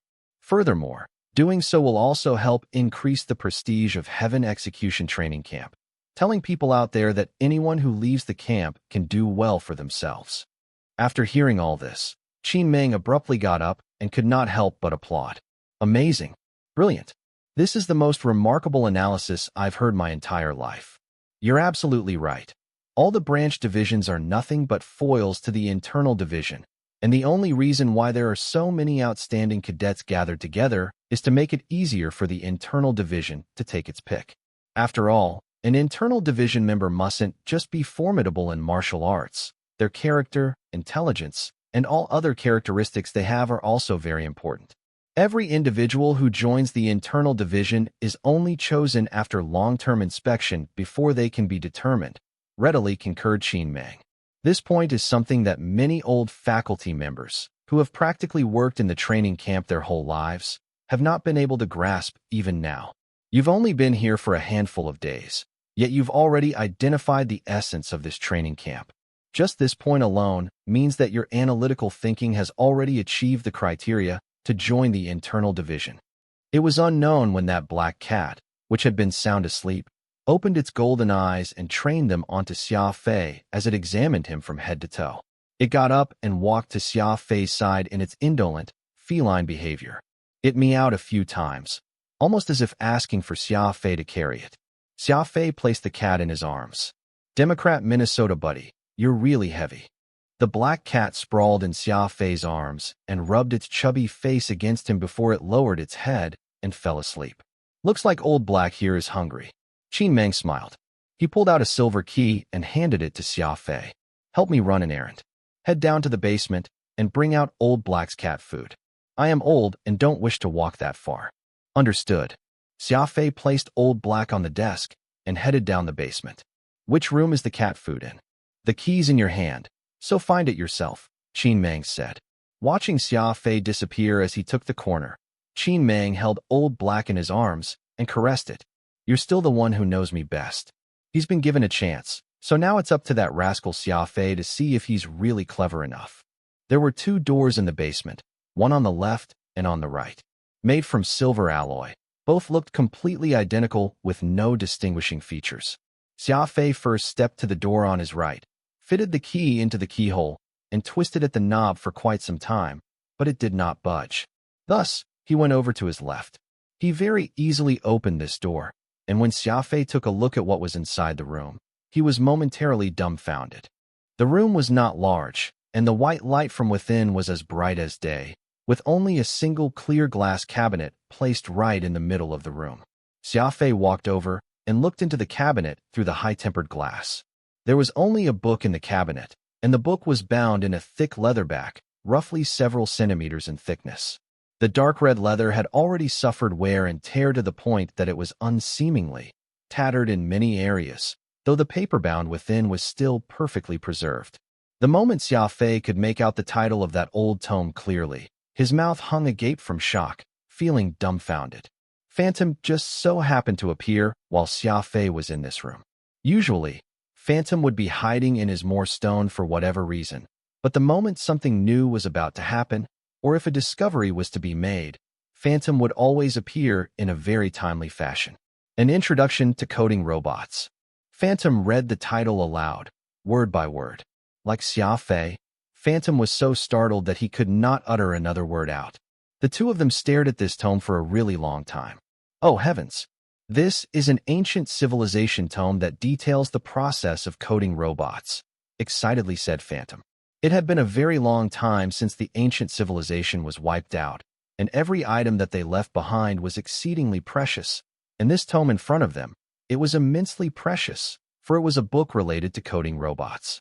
Given the current technological standards, humans were actually capable of creating robots, but what they could not replicate was the sophisticated AI that the ancient civilization possessed. Presently, there were some uses of AI within the Alliance, such as the AI computer and the automated navigation found in spaceships, but these were all done with the aid of AI itself. Nonetheless, those were just rudimentary AIs and were far from the standards of AIs the ancient civilization had achieved. There was a stark contrast between the ancient civilization's AI and the present-day AI, and it was the fact that the former had emotions. Just like humans, robots that had AI would not only feel sadness and happiness, they would even be capable of forming their beliefs, living like real people. Aside from their mechanical bodies, they were no different from humans. In fact, these robots were even better than humans in various aspects, such as their intelligence, bravery, etc. The tome detailed how to code robots, and it might very well contain the legendary knowledge of creating AI. AI was the most advanced technology that humans had invented through the eons of history, and there was simply no way to measure its worth. Why would such a valuable tome be stashed in the basement of this library? Could this library be hiding away some secret? If it's such a huge secret, why would Qin Meng send me to this room? Xia Fei pondered. Collecting his thoughts, Xia Fei spotted a bag of cat food inside a cupboard in the corner, closing the door behind him upon leaving. Taking a deep breath, Xia Fei suppressed the uneasiness and excitement he was feeling inside himself and left the basement with the bag of cat food. After idly chatting with Qin Meng for a while, Xia Fei found an excuse to get up and leave the library. Before leaving, Xia Fei saw a poster regarding the recruitment of a librarian. Phantom knitted his brows and said, "Xia Fei, do you really intend to be a librarian?" After all that hard work you've put into getting to Heaven Execution Training Camp, it isn't too bad if you end up in some branch division, and even that will be better than the library. Xia Fei did not answer Phantom as he quietly made his way back to the dormitories. He reached the main road in the training camp, where cadets were thronging in groups of 2s or 3s or riding along in their hover discs. Xia Fei came to a stop and pointed to the cadets around him. Phantom, what do you see? Phantom turned in the direction where Xia Fei was pointing and asked, What? Aren't they just cadets in the training camp? Xia Fei shook his head. Take a closer look. Phantom was a little impatient. What I see is just a handful full of cadets, men and women alike, no matter their sizes are. Don't you think they all look similar? Xia Fei asked. There are almost 50,000 cadets here. If I were to end up joining them here and now, it would be equivalent to walking on this path with all of them. Do you think that's a good idea? Xia Fei asked even as he thought about it. Did I come here to the training camp just so I could repeat that route someone had already walked? Xia Fei lowered his head and kicked a white stone along the road. This stone flew through the air and landed in a pile of similar rocks. Impossible to distinguish which it was that Xia Fei kicked. I don't like following the path someone else has set for me. This time, I want to choose a side road that no one has ever walked before, no matter where it leads, Xia Fei said solemnly. News always traveled fast, especially the bad and schadenfreude-inducing sort. There were many locations in the training camp that was convenient for people to spread rumors and exchange information. One of the top places for this was the dining hall. Among the purposes of this dining hall was for people to be able to exchange all sorts of gossip and rumors while they filled their stomachs with food. I heard that the specially enrolled student this year, Xia Fei, went off to be a librarian in the library. A cadet of the training camp set down his cutlery and told his friend this. You mean Crazy Xia? That's the one. Is he okay in the head? Why would he actually go be a librarian after working so hard to get into training camp? Right? Why else would he be called a madman? Crazy be as crazy, not choosing any of these so many exceptional divisions, only to run off to some library that not even birds go to leave droppings in and be its librarian. Only a madman would do what he's doing. That's right. That's why I'm saying, especially enrolling someone like him is such a waste. I wonder what the battalion commander thinks about this. It might not be the intention of the one speaking, but Moon Song happened to have been drinking a beverage on the side. She abruptly slapped the table in a rage and stood up, ready to teach those two a lesson. Dong held her back. There's no reason to get angry at those people. Spare yourself the hassle. Moon Song suppressed the rage she was feeling inside her, though her expression remained nasty. Xia Fei's really too disappointing. His action has caused us to lose face alongside him. Moon Song gnashed her teeth viciously. Dong took a big bite of beef. I don't really care. It's fine as long as he likes it. Moon Song rolled her eyes at him. What do you know? Men ought to have an indomitable spirit. What good would be a librarian be? To think you what? Manjun very blankly asked. Eat your food. I'm tired of talking to you. Moon Song testily berated Manjun. Manjun innocently muttered under his breath, aggrieved. I didn't even say anything. The days of being a librarian were hardly easy. He had to clean the huge library every day, mop the floor, and wipe down the bookshelves and windows. He had to use a feather duster to dust every book, and just all this busy work would take an entire morning. Come afternoon, Xia Fei was still busy repairing some of the damaged doors and windows.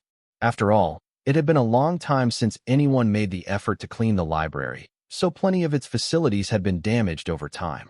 Old Qin Meng was around every day, though all he did was drink tea, feed that extremely lazy black cat, and leave all the work to Xia Fei. He spent a simple yet fulfilling time in such a manner. As for the two mysterious rooms in the basement, Xia Fei never got a chance to head down again. Every time Xia Fei asked Qin Meng if there was a need to clean the place up, the old man simply said he would do the cleaning, though Xia Fei had never once seen him do it. After being busy the entire day, Xia Fei would drag his tired self back to the dormitories with an old tome tucked under his arm. This was probably the only benefit of being a librarian, and it was that he could take a book from the library back to his room to read. Xia Fei had already made it a habit, lying in bed reading every night until he fell asleep. Not being able to read a book a night would make him feel completely uneasy, like he was missing something. He started from the very basics, stuffing everything into his brain, be it mineral smelting or the history of the alliance, and even leaders' secrets. What he read the most were the books pertaining to warships and machinery, though Xia Fei was unable to read anything from the second floor regarding those tomes detailing the ancient civilization. The information covered by those tomes on the second floor was very broad, and what Xia Fei had learned during his school days had all but been returned to his teacher. Given the structure of knowledge that Xia Fei currently possessed, there was no way he could read or understand any of the profound knowledge contained within those books. It was strange. When Xia Fei was in school, his grades were all a mess, but now that he had begun learning this advanced civilization technology, he never did find it strenuous. He was able to digest a book's content fully after reading it once, and those profound mechanical structures and mathematical equations had also become easy to grasp. Tossing the book to the table, Xia Fei turned on his AI computer and began to search for news about amberized crystals carefully. If everything were to progress smoothly, the medicinal residue in his body should all be completely absorbed over the next few days. By then, it would be time for him to consume the next round of medicinal drugs, but he had yet to locate the important ingredient, amberized crystal, which complemented well what he got. Xia Fei used the AI search function on the interplanetary internet and did a 24-hour search of all the auction inventory and merchandise that covered the 3 nearby star regions, but nothing had turned up yet as of now. Logging off the interplanetary internet despondently, Xia Fei entered the training camp's intraweb, hoping that he could get wind of it in the cadet exchange or that it would be available for redemption through the medicinal ingredients the training camp provided. The training camp provided plenty of ingredients for the masses, and as long as enough points were spent, cadets were allowed to exchange for them freely. In the list, there were many ingredients that were valued in the billions, but there was no sign of that amberized crystal that Xia Fei needed the most. Heaving a deep sigh, Xia Fei began to search through the internal listing of items, which were for exchange. If there were still no signs of the ingredient, Xia Fei could only call it a night, do his reading, and go to sleep. All of a sudden, Xia Fei perked up. There was a notice several minutes ago that caught his eye. Urgently selling 80 grams of amberized crystal. He glanced at the poster of this notice and saw that it was a cadet from the internal division called Davis. Without a moment of hesitation, Xia Fei clicked on the screen and sent a video call request. Xia Fei had taken the day off from Qin Mang. First was because he would be heading to the internal division for a 24-hour special training tomorrow, and second, because he had gotten hold of the amberized crystal he needed for concoction and wanted to concentrate on formulating the medicine. Setting up the concoction machine, Xia Fei brushed his spatial ring with his finger and retrieved a milky white rock from within.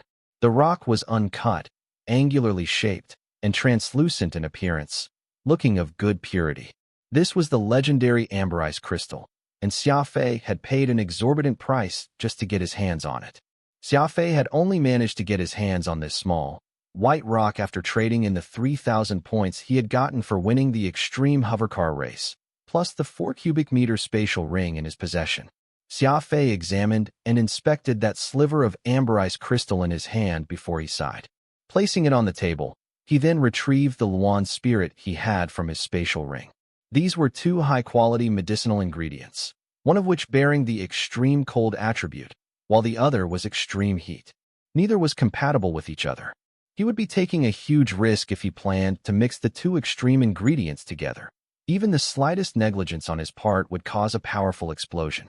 This was precisely the essence of Phantom's drug concoction. By always choosing medicinal ingredients that were on the opposite spectrum of each other and mixing them, the clever concoction he ended up making, which was seemingly impossible to concoct, would become pharmacological marvels. After several hours of meticulous blending, Xia Fei's spatial ring had an additional bottle of clear medicine, and now all that was left for him to wait was for the medicinal residue in his body to subside, so he could take this new one. Early in the morning, Xia Fei, Chen Dong, Moon Song, and the others arrived outside their dormitory and waited. Moon Song had been looking forward to this trip to the internal division, chattering nonstop about it, her excitement overflowing. The same could be said for Manjun and Beihai. While they were talking, a mid-sized shuttle came flying from not too far away and landed in a clearing in front of the dormitories. The ship's hatch opened, and out walked 2 men. Xia Fei looked at these two and recognized them. The first was the leader of Team 13, Xiao Haili, and the other was the long-legged beauty, Yi Xiaoan. Xiao Haili came bearing a genial smile. Xiaoan and I are very honored to bring all of you into the internal division for a visit. If there's anything you don't know, feel free to ask. I'll do my best to fulfill your requests. Xiaoan. That's an intimate way of calling her. Xia Fei was thinking this to himself. Yi Xiaohan's eyebrows tightened slightly, though she did not mention a word. The shuttle lifted in the sky and headed toward the western mountain region. In a matter of minutes, they could all see a stretch of white-walled building appear in the middle of the mountain range. A long and snaking river passed through the middle of the training site, essentially splitting the training site in two, with 7 or 8 bridges erected over this river. Compared to the rest of the training camp, the buildings here on site were a lot squatter, and the tallest was no more than 3 stories high. The most conspicuous landmark was the circular structure right in the middle of the internal division. It was quite a sizable building, which looked very shiny and round from the outside, like a pearl that had landed on the ground.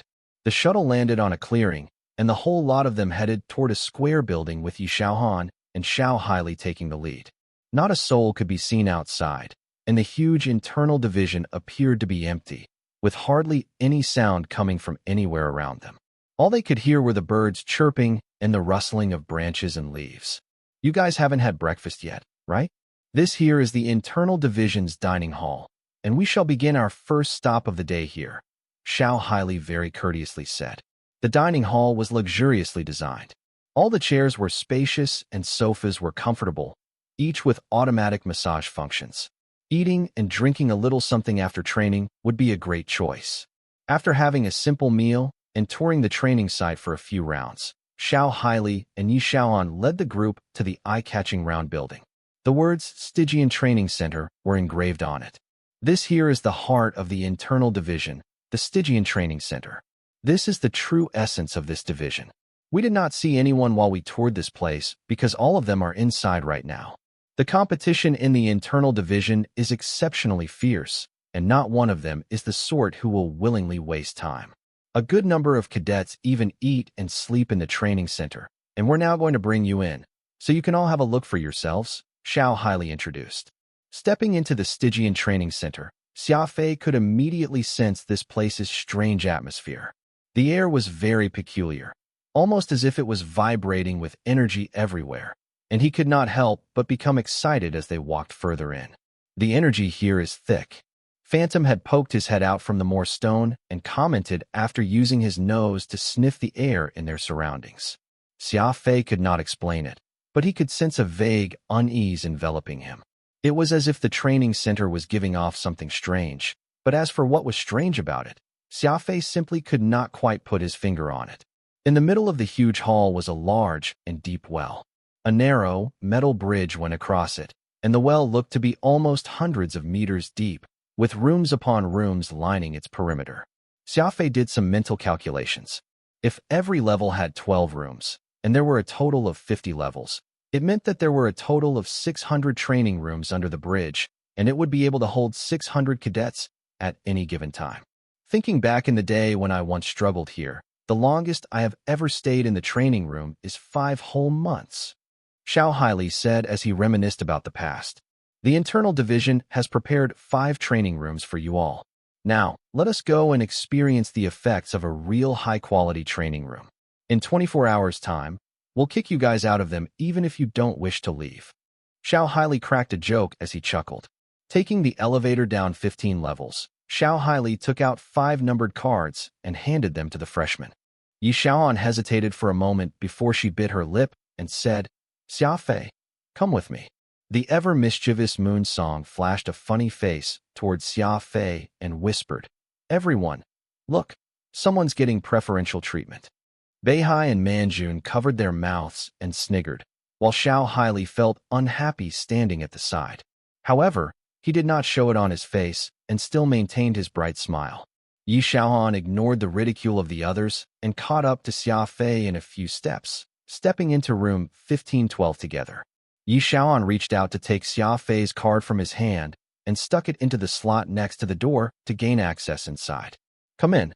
I have something to tell you," Yi Xiaohan said in a low voice. Sound could easily travel inside the sealed space, so there was no need for her to be loud. Nevertheless, Moon Song and the others could still hear her clearly, and several of them broke into chortles again. Xiao Haili was clenching his teeth a distance away as he coldly stared at Xia Fei and Yi Xiaohan. Xia Fei had no choice but to step into the room, and just as he crossed the threshold, Yi Xiaohan shut the door behind him. The Stygian Training Center's training rooms are very extraordinary. There is an abundance of energy inside, allowing cadets to continuously replenish their energy while training, and it has the added effect of improving your physical function. You need to remember not to adjust the energy to its max from the start, but gradually adjust it. Instead, Yi Xiaohan instructed Xia Fei. Haven't all these been mentioned just now? Xia Fei asked suspiciously. Yi Xiaohan lowered her head to think for a while. Am I very uncompassionate? Xia Fei was slightly stunned by this question, but he soon replied with a slight smile. Honestly, a little, but it's not too severe. Yi Xiaohan appeared to be slightly disappointed. She lightly nodded before turning to leave the room. Xia Fei paced around the room, once to first familiarize himself with the surroundings. The training room was partitioned into an inside space and outside space. The outside is a living space, with an AI computer, sofa, table and chair, bed, and an in-suit bathroom. There were circular holes on the walls and ceiling of the inside space, a bit like a honeycomb, and soft carpeting on the ground. There was nothing else inside it aside from that. Xia Fei walked into the inner room and turned a knob in the wall, just as Yi Xiaohan had just mentioned. Just turning it a bit, Xia Fei could feel an intense energy wave, flooding the room wildly all around him, like an endless sea that was unceasing. This energy wave was very unusual, almost as if it penetrated the surface of his flesh and reached deep into the recesses of his body. It was like inflating a balloon. The unceasing flow of energy very quickly entered his body, and soon, Xia Fei's skin began to redden. Phantom was walking around the room on his tiptoes, examining the room as he did. Do you still remember the Heart of Spirit? Phantom asked. Xia Fei nodded. It's what we used when exploring Atlantis. I remember you saying that it's a kind of pure energy that contains the universe's origin power. That's right. I dare to say that the energy you're feeling now is the same kind as Heart of Spirit, but what I have difficulty understanding is how they managed to convert it into this sort of energy undulation that can be absorbed into the human body. Xia Fei had once read something in the books about how energy was split into two types, wave and linear. Linear energy could provide machines with power, but humans were unable to absorb it all due to their structural particularity. Our bodies could only absorb the scattered energy given off from the wave energy. To be able to convert the linear energy of the Heart of Spirit into the wave energy that human bodies could absorb, the technology behind this process was simply astounding. If humans could master this technology, humanity's dependency on food to replenish their energy could be eliminated, and they would be able to re-energize themselves directly just by holding onto an ore that contained energy. This would not only solve the inefficiency of humans needing to depend on food to replenish their energy, but would also greatly strengthen humanity's physical constitution. This is just too wonderful. No wonder the Adjudicator Union can be this great even these days. Turns out that they're in possession of such advanced technology, Phantom excitedly muttered to himself. In a short while, Xia Fei could feel uneasiness overwhelming his body, as if there was an uncountable quantity of silver needles prickling his body, making him feel unbearably itchy all over. Would having such energy help with my cultivation? Xia Fei asked. Nope, Phantom immediately answered. Your body's ability to cultivate has already been ruined, so this energy is useless for you. At best, it can let you feel very energized. Xia Fei was left speechless as disappointment crept up his heart. However, this sort of energy can speed up your cell movement, and that will be very helpful in boosting your body's medicinal absorption rate. If you stay in such an environment for some time, you can speed up the rate at which your body absorbs medicine, which will in turn help you rank up. Xia Fei was quite surprised. Speed up my medicinal absorption rate. He took out the equipment from his spatial ring and placed it against his skin for a reading. A quick glance at the result, and Xia Fei was ecstatic. Oh wow, my alpha value is dropping fast. The rate of this decrease means I can completely absorb the medicinal residue in my body in the next few hours. then it'll be time for my next round of medicine intake to increase my cultivation. The training room was filled with a large quantity of energy, and not only did it help increase the cell movement inside Xia Fei's body, it even extensively increased the pain he experienced when imbibing the medicinal concoction. Xia Fei sat in the middle of the training camp, his body trembling nonstop. He would feel hot as if he were inside a volcano one moment, then cold as if he were standing at the center of a snowstorm the next. After a good while, these two starkly different sensations suddenly separated, and Xia Fei felt like the left side of his body was on fire while his right was being frozen. Xia Fei slowly adjusted the energy in his body, trying to combine the two sensations that would leave people crazed. Don't try and control them.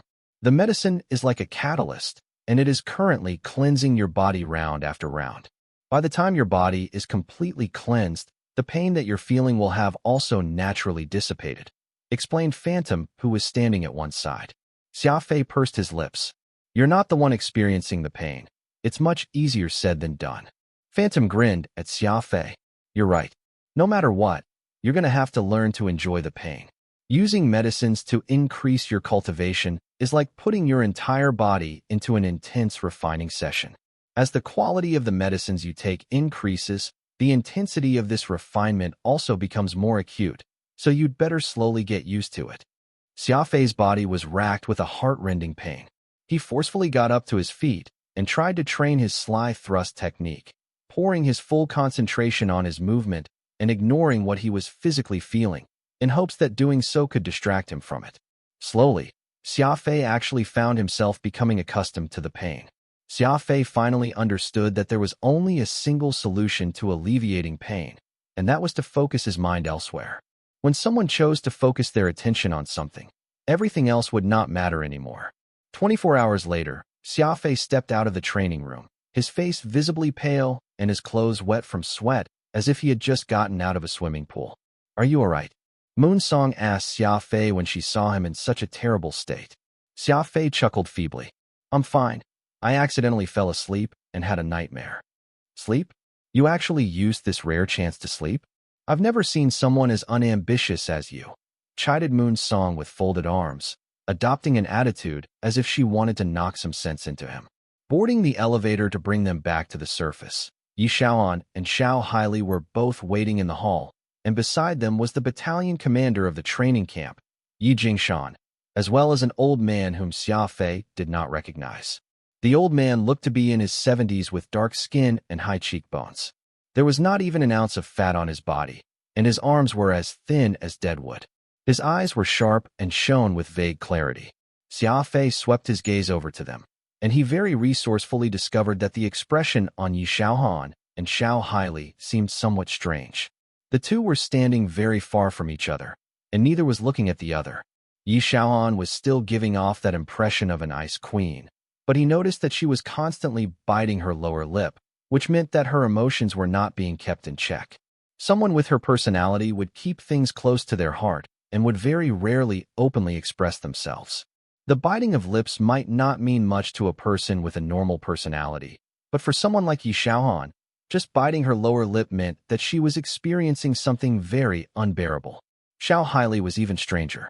He would usually be bringing a smile everywhere he went, maintaining that image of optimism, but his smile this time around was very unnatural. It was a forced smile, where Xia Fei could even see the muscles on his face twitching. Yi Jingshan hailed the freshman to join him as he asked, "How do you all feel about your experience here in the internal division?" Moon Song and Qin Dong were of course praising every aspect of the site to high heavens, while Xia Fei said nothing. He was already in a very weakened state, and even walking alone was quite a struggle for him. This here is the division supervisor for the internal division, Kingston. If any of you have the chance of joining the internal division, you'll be a cadet under his guidance. Yi Jingshan pointed to that lean, old man next to him as he explained this. Division Supervisor Kingston nodded his head, and that counted as his greeting to Xia Fei and the others. Oh, that's right. Your motor team performed admirably this year, and that is why I've decided to give you another reward, and that's to join Team 13 to go out on a mission, get some real combat experience. You'll all be heading out tomorrow, and the mission briefing has already been sent to your mailboxes. Head back and give it a thorough read, Yi Jingshan said. A mission with Team 13? Xia Fei felt a wave of suspicion washed over him. Though he did not have any proof that Xiao highly bore ill will toward him, Xia Fei had heartily decided that he did not like the man, so he was not particularly happy about going on a mission with him. However, it did not seem that Yi Jingshan was looking to discuss this matter, for he had used a commanding tone to send out the freshman along with Team 13 in the name of a mission. Xia Fei gave it some thought and did not raise a protest regarding this order. The shuttle landed just outside the dormitory, and several cadets looked at them with envious eyes. That was because everyone knew that Xia Fei and the others had returned from a visit to the internal division. A vast majority of these cadets did not have any chance of joining the internal division. Even a look at the place would already be a wild wish.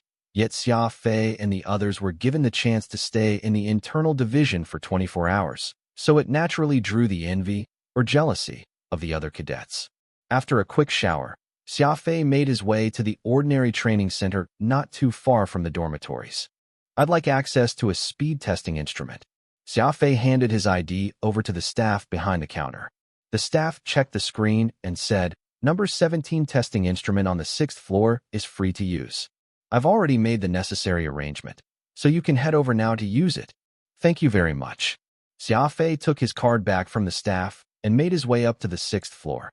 Then he used his card once more to open the door into the room. This room had an area of about 200 square meters, and inside was a speed testing instrument, as well as a sofa for people to rest on. Xia Fei changed into his Windshade Mark IV combat suit and stood still on the speed testing instrument. With a deft touch of his finger on that screen, he turned on the testing function. This speed test machine was something like the treadmill on Earth. There was a track beneath his feet made out of soft metal, and he could run right on it. The ground would move in accordance with his running, and no matter how fast he went, the track would always be able to keep up with his speed without any discrepancy whatsoever. There was a screen at the right, which recorded his top speed, the distance he ran, heart rate, blood pressure, and other miscellaneous data. Xia Fei took a deep breath and slowly warmed his two legs up to a jog on that speed test instrument, his speed increasing steadily. Soon, Xia Fei came to a stop and walked over to the screen to check his results. Previously, Xia Fei's speed had been determined by solely depending on Phantom's visual judgment, but no matter how good his vision could be, he was no machine, so there was no way he would be so precise. Top speed of 877 meters per second, muttered Xia Fei in surprise as he stared at the screen. The requirement for speed ability users of the advanced starbase rank was 711 meters per second. Yet Xia Fei was only discovering now that his speed had already surpassed the standard for the advanced starbase rank, and he was almost close to that of a primary star domain rank speed user. Furthermore, this was the result Xia Fei had gotten before his body had fully recovered from his intensive training in the Stygian Training Center. If he had been properly rested, he might very well see a 50 meters per second increase from this result. "Hey, the effect of the medicine this time ain't too shabby," commented Phantom after he looked at the numbers on the screen. Originally, Phantom's top speed merely ranged 380 meters per second or 400/s, and he had seen it double this time around. Xia Fei mulled over this before asking, "Phantom, why is Chundong's cultivation already close to the Star River rank, while mine isn't even at Star Domain rank? Are my qualifications really too low?" Phantom helplessly shook his head. "Your ability is speed. If you must know, out of all the abilities, speed is the hardest to rank up. The speed requirement for primary Star River rank is 8,148 meters per second, and that is almost 10,000 meters per second. If you truly have such speed, there'll be no one out there that can catch up to you. As long as you aren't trying to contain a speed ability user, everyone else will end up getting played by you. That's why speed is a very transcendental ability, as well as why it's the slowest and most difficult to rank up out of everything. The speed ability accounts for almost 15% of the total combat ability users, yet those who can truly cultivate it to a high rank are few and far between. Have you ever heard of any speed ability users that managed to cultivate to high ranks?"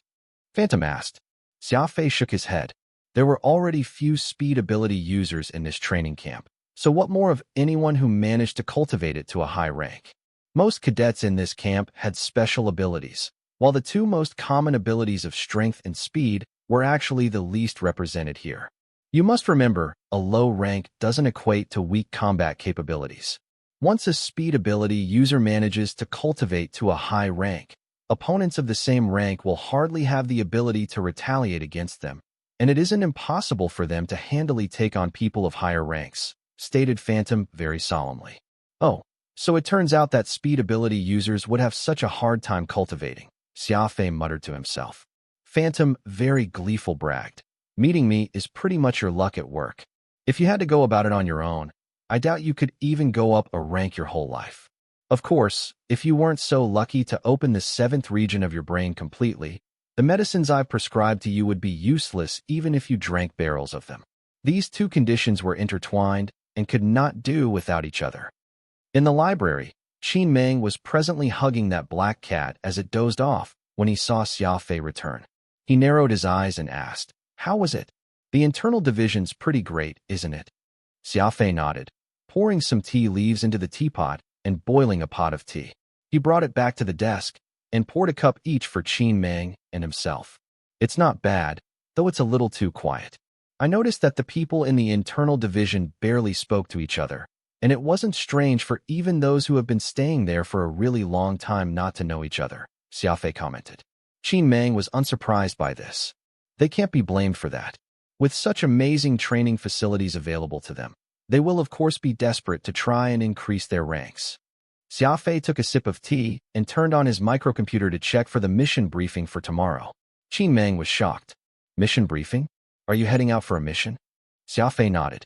"Yes, Battalion Commander Yi instructed us to follow Team 13 out for a mission tomorrow." Qin Meng knitted his brows and wondered aloud. "I've never heard of the training camp letting cadets go out on an actual mission before." Xia Fei lit a cigarette and stared at the briefing for quite some time. GPP 1796 space station, and its derelict to boot. Xia Fei drank 2 cups of tea and did a simple analysis of the mission briefing. Afterward, he began cleaning the library, while Qin Meng got up silently and went down the basement. Pulling out a microcomputer from his pocket, he established a video call with Yi Jingshan.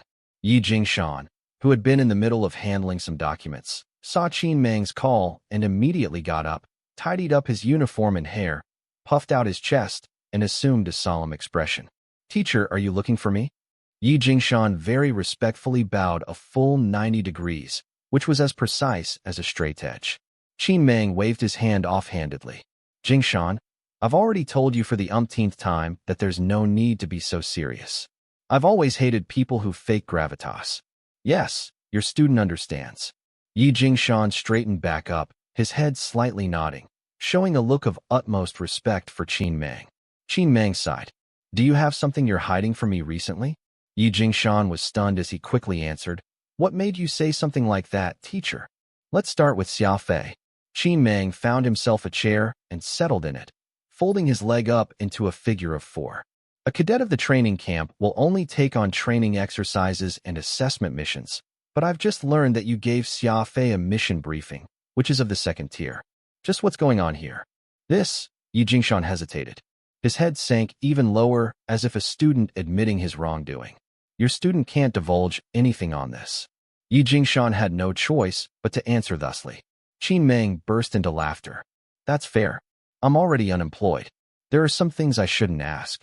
Yi Jingshan's face turned red and white, dithering. "Teacher, it is indeed of grave importance, and this student simply can't say a word on it." Qin Meng narrowed his eyes at Yi Jingshan. "Jingshan, you're the most outstanding student out of all my cadets, the most hardworking but also the dumbest. I'm not trying to admonish you, but you're going to be exhausted living a life like that.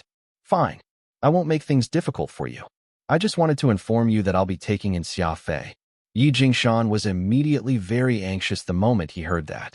He grimaced as he spoke to Qin Meng. "Teacher, you ought to take in a student, and I'm happy for Xia Fei as well, but you aren't planning to impart that thing to him, are you? That young man is far too flighty and isn't exactly dependable." Qin Meng coldly harumphed and knitted his eyebrows. "Forget about the fact that it hasn't crossed my mind yet to impart that thing onto him. But even if I end up doing just that, so what? At least, he's cunning enough and not foolish like a certain blockhead. Even if I hand it over to you, you won't be able to protect it. Yi Jingshan somberly replied in a timorous voice. Your criticism rings true, teacher. Qin Meng helplessly shrugged. Why are you so rigid? Forget it. I'm not going to waste my breath on you anymore. No matter what big secret you're hiding, just make sure that not a hair on Xia Fei is harmed. Turning off the screen, Qin Meng stayed in the basement and thought about things for a little longer before he got up and made his way back up. Xia Fei was still busy cleaning and tidying the place, and it was a good thing his ability was speed, so it did not take him too long to dust the large library. Qin Meng stared at Xia Fei for a while before he beckoned the young man over. Is the tea slightly too bland? I'll help you make a fresh pot right away, Xia Fei said with a smile. Qin Meng shook his head. Xia Fei, you seem to have improved your speed again. Yeah. Yesterday when I was at that training center in the internal division, I accidentally got promoted, so I'm now at the advanced starbase rank. Oh, so that's how it is. Qin Meng laughed. Promoting the speed ability isn't an easy task. Looks like you've put in quite a lot of effort every day, and that's good. Go bring number 65894 here. Xia Fei jogged off and retrieved the book that Qin Meng had requested, placing it right onto the desk. Qin Meng picked up the book and looked at it. The words Emergency Guide for the Amar 5 Space Station Outpost were printed on its cover. You'll be going out on a mission to this model of the space station. Scan it all into your computer. Perhaps it can be of use to you. Qin Meng handed the book to Xia Fei as he gave this advice. Xia Fei smiled. I've already downloaded a set of detailed information about Amar 5, and it's far more comprehensive than what this book contains. Qin Meng nodded. Good. Making prior preparation is smart, but you ought to know that there is some information that can't be made available on the interplanetary internet, as it's not for all to read with the information involving sensitive. This book here was especially distributed by Amar, one of the 4 major manufacturing companies in the universe. It's different from what you've downloaded online. Xia Fei was quite surprised. There's such a thing? Qin Meng used his fat hand to gesture at the library. Every book stored in this library has value. Don't blindly trust the interplanetary internet. You need to remember that if there's something or some information that everyone in the Alliance can learn and can easily access, then it's most definitely not anything good. Things that are of real value will always be kept secret. Xia Fei nodded heavily, glancing at the thousands upon thousands of books on the bookshelves from his peripheral view. Things that are of real value. Perhaps I've made the right choice in working at this library. An Amar Inquisitor-class frigate took off from the Heaven Execution Training Camp's North Spaceport and plunged deep into the starry space. Its destination, GPP 1796 Derelict Space Station. The Inquisitor-class frigate was bulkier in size than other frigates, and it was able to hold up to 100 crew members, as well as some equipment and nourishment, and to fly in space for a long time without interruption. As the most elite team in the Union, Team 13 owned 2 specialized frigates, and the Inquisitor class was used for long-distance missions or ones that required plenty of equipment. The other spaceship they had was a Middle Rifter class, small and fast, used for emergency missions or pursuits.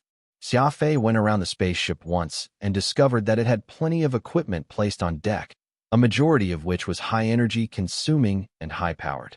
There was even a multifunctional armored vehicle parked on its cargo hold. Thanks to the Inquisitor class's immense capacity and size, not even 1/3 of the equipment on this ship could have fitted onboard Xia Fei's lunar eclipse. It was as the saying went, everything has its pros and cons. After this frigate had been fitted with everything, its mobility suffered as a result. According to Xia Fei's calculations, comparing this ship to his lunar eclipse, 15 minutes was all he would need to make this Inquisitor-class frigate disappear into the cosmos. After all, lunar eclipse had been retrofitted solely for the sake of combat, and in order for that to be possible, it lacked any non-essential equipment. Conversely, this spaceship had been fitted for the purpose of accomplishing a myriad of missions. It was huge and clumsy, a comprehensive repertoire of functions and equipment, but lacking in top combat features. As the warship engaged in autopilot flight, Xiao highly called Xia Fei and the others to the ship's mess, ready to hold a meeting regarding their mission. Because frigates did not have a lot of crew on board, most did not have a dedicated conference room. As such, the ship's mess had been given additional modifications, allowing people to dine, find entertainment, hold a meeting, and other such activities inside. The mess was large and had facilities galore. It even had 3 comfortable, long sofas as well as several gaming systems for leisure use. In contrast, lunar eclipse was completely overshadowed in this aspect. In order to designate more of the ship's space for combat purposes, lunar eclipse's mess comprised a square, metallic table and 4 chairs, totally Spartan-like. Kairaz had very attentively poured a cup of coffee for Moonsong.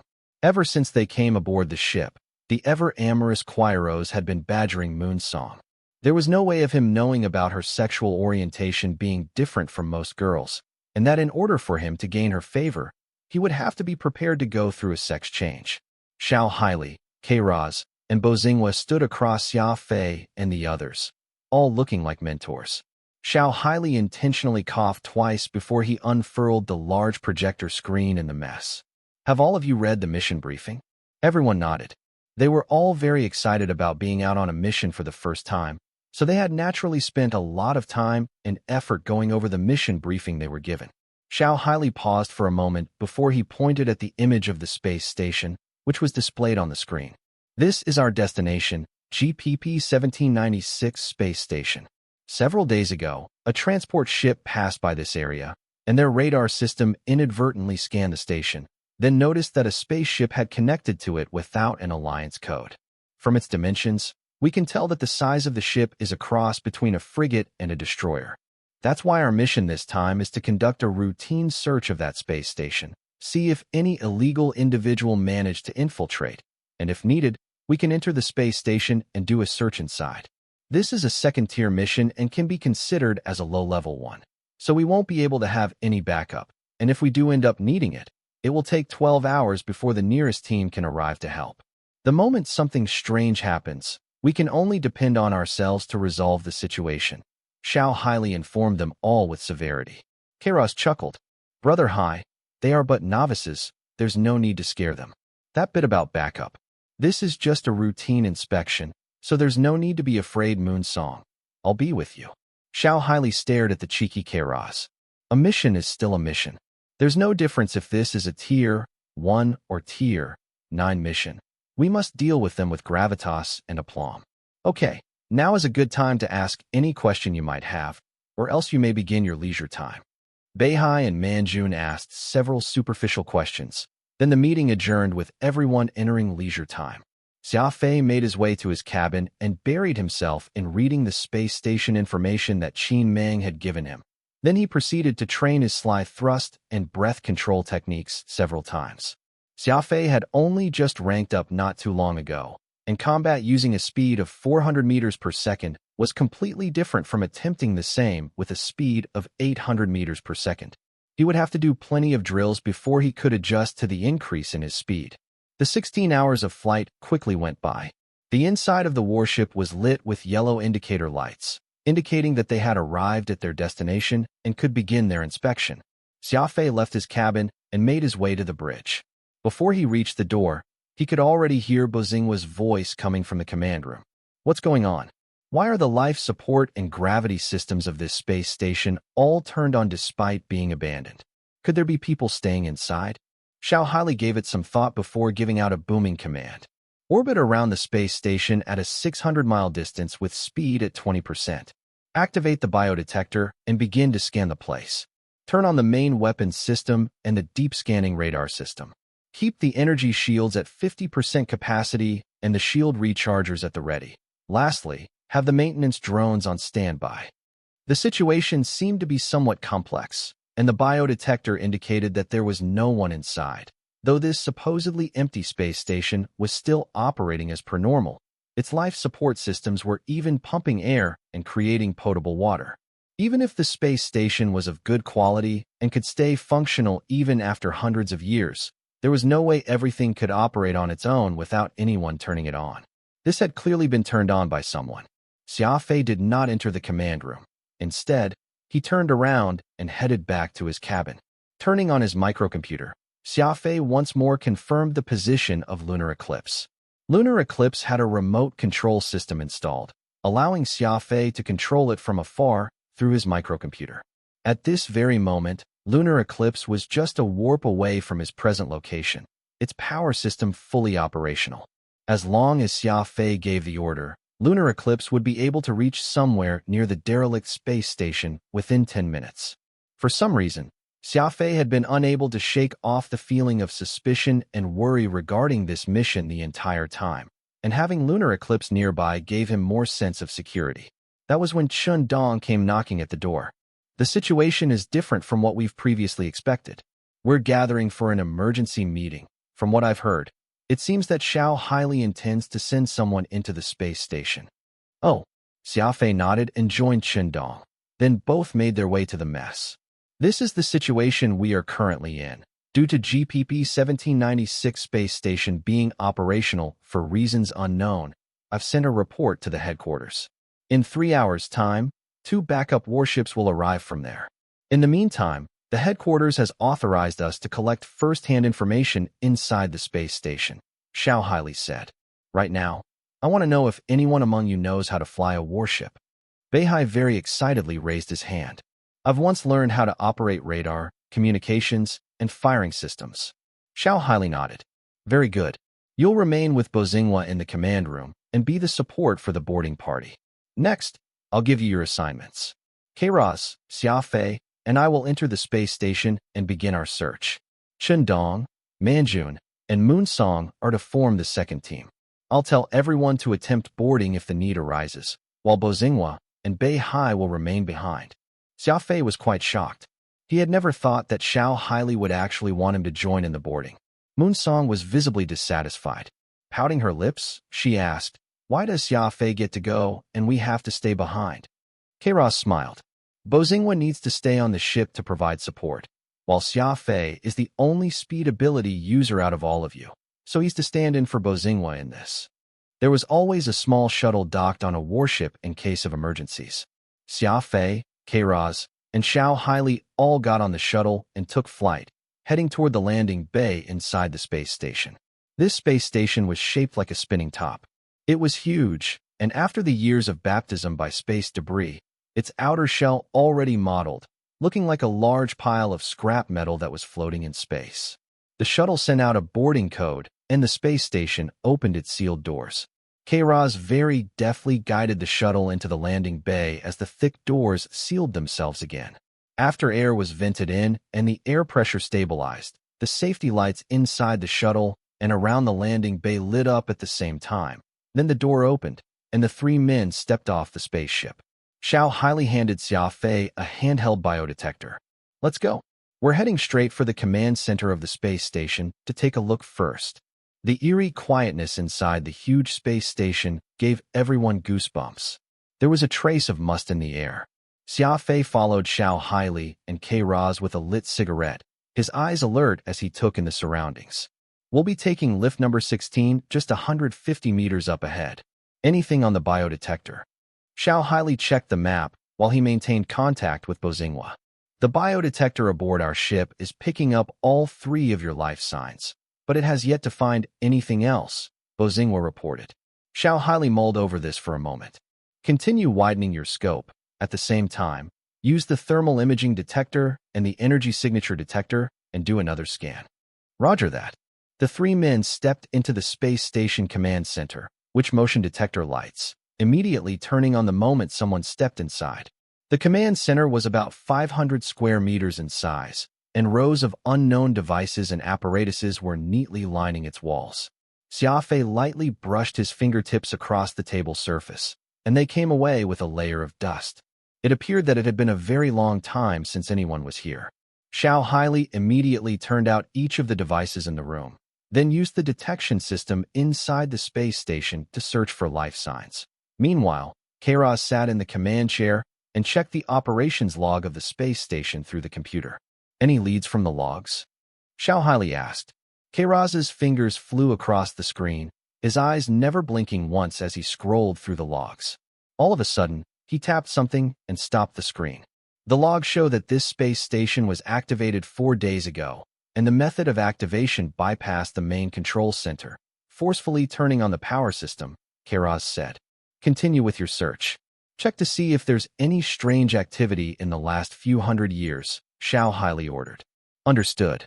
The quiet and lonely space only had the blinking stars, and Xia Fei suddenly felt that the upper left corner of the starry space seemed to be blurrier, as if there was a layer of fog obscuring his vision. Xia Fei rubbed his eyes a little, then looked again, and that haziness seemed to have disappeared, for the stars he saw were back to normal. I've confirmed that, aside from that one instance of forced activation, nothing out of the ordinary appears on the logs. Perhaps the intruder has left long ago. Xiao highly furrowed his brows and made a sound of uncertainty. Xia Fei walked over out of curiosity to look, and he could not help but be surprised. The screen displayed the complete blueprint of the entire space station, and there was a single small red dot flashing unceasingly on it. It was self-evident that the E-131 automatic pressurized door on the 19th level was repeatedly opening and closing, like an elevator door that was being obstructed, unable to close no matter how hard it tried. Xiao highly turned on the surveillance system in hopes of getting a look at the situation there, only for the light of the surveillance system to turn red. The surveillance system of the entire space station had been damaged long ago and was no longer in use. None of the three said a word as the atmosphere turned severe. That was when the results of the space station's biodetector system came back, and it clearly showed that there were only 3 living life forms in the entire space station, which was precisely Xia Fei and the 2 other men. Xiao highly acted quickly. He switched on the power system diagnosis tool, and a look at its results left the 3 men even more shocked. Someone had made adjustments to the power system.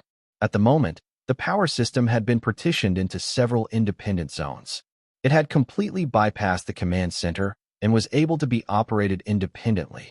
Kairaz patted Xia Fei's shoulder and laughed. Don't worry, this sort of thing is very commonplace. There are many pirates and criminals that use such methods to construct their secret bases. It's nothing major. Xia Fei nodded. That foreboding feeling he had in his heart was getting stronger by the minute, but he did not say a word about it. Xiao highly pushed a button on his communicator and contacted Beijing back on the warship. I've got a new problem here. Immediately use the radiograph and do a force scan on the E-131 automatic pressurized door, the reactor room, and the power control room. What happened, Xiao highly? Activating the radiograph by force requires a large amount of power, meaning we'll have to shut down our energy shields and main thrusters temporarily, Beijing was somewhat anxiously asked. It's fine. I just have some suspicions. Just do as I instructed. Soon, the radiography system produced an image and was sent to the 3 men. It was a very blurry image that had some visual snow. The reactor and power control rooms were fine, but the E-131 automatic pressurized door showed abnormalities as if a black mass of something happened to be stuck in the middle of it, preventing it from sliding shut. Xiao highly knitted his eyebrows. Can it be any clearer? Beijing shook his head. The electromagnetic interference in this part of space is very strong. That's already the best our radiography instruments can pick up. Xiao highly was gritting his teeth when he ordered grimly. Use the remote function to take control of this space station. We're heading down to find out just what that black mass is. Understood. It's clear that we've come across an unknown organism, for the space station was modified by someone else. The mission level has automatically been raised to Tier 3. Should we inform the headquarters? Not at the moment. The biodetectors have not discovered any life forms, so the space station should be relatively safe. The 3 men left the command center and got on the lift, now heading toward the 19th level of the space station. The moment the lift doors closed, Beijing's agitated voice could be heard from the communicator. Something happened. The E-131 automatic pressurized door closed itself all of a sudden, but the biodetector showed no indication of any changes. Xia Fei could feel his heart sinking. That thing that had been blocking the door from shutting did not look small from the image they had seen before, so what was the reason for it to suddenly move? Could there be people aboard this space station? If that was the case, how was it that the biodetector had not managed to pick up their life signatures? The expression on Xiao Haili and Kairaz's faces turned unusually nervous, neither of them knowing what sort of situation they were facing. Xia Fei suddenly discovered that there were some particles of sand, which were nearly imperceptible to the naked eye in the air around him, and these sand particles were slowly orbiting around himself. Upon closer inspection, Xia Fei realized that they were not only around him. Xiao Haili and Kairaz were also surrounded by the same strange sand particles. Kairaz turned to Xia Fei and chuckled. Quicksand defense, for your protection. A defense ability. Xia Fei was quite stunned, nodding his head deeply. The lift reached the 19th level, and Kairaz was the first to dash out, with Xiao Haili right behind. Playing it safe, Xia Fei did not use his speed ability to dart forward. Instead, he very nimbly jogged behind them. After all, he was the lowest rank out of the three of them, so there was no reason for him to be taking the lead. Oh no, there are anti-surveillance devices installed in the lower levels of the space station, and our connection with Beijing has gotten jammed, Xiao Haili urgently said as he ran, the AI computer in his hand registering a blank. Xing. The moment Xia Fei heard that being uttered, he understood the severity of the situation that they were in. He astutely unsheathed the chasing light on his right arm. When they made it to the E-131 automatic hydraulics door, all they saw was the ground completely covered in fresh blood, a long and gruesome trail that extended from the door toward the deep within. Evidently, someone had died here, and his corpse was dragged deeper inside. Xia Fei stooped, then lightly brushed his finger on that blood, and he could not help but break out in a cold sweat from his alarm. The blood was still somewhat warm. Xia Fei sniffed at the blood on his finger. It couldn't have been 30 minutes since this person died. Xia Haili silently nodded. He pulled out a single-edged knife, taking a step back as he faced the door, ready to strike. Kairaz pushed the button, and the E-131 pressurized door opened. Xia Fei and Xia Haili rushed through the door at the same time, each of them taking the left and right respectively. However, the hallway was empty, and a blood trail suggested that the corpse had been dragged into the right hallway. After them, Xia Haili was taking the lead with a knife in hand, followed closely by Xia Fei. Kairaz used his protection ability to protect their flanks and rear. The group discovered another blood trail as they rounded a corner. This time, it came from another direction, and it seemed quite fresh, too. The death toll was now at least 2, and they had most likely died around the same time they entered the space station. The blood trails ended at a huge metal door, and by the looks of it, the corpses should have been dragged behind this door. Based on the writing on it, this was the storage warehouse of the space station. Xia Haili gestured at Xia Fei to follow behind him, leaving Kairaz by the entrance to guard their escape route.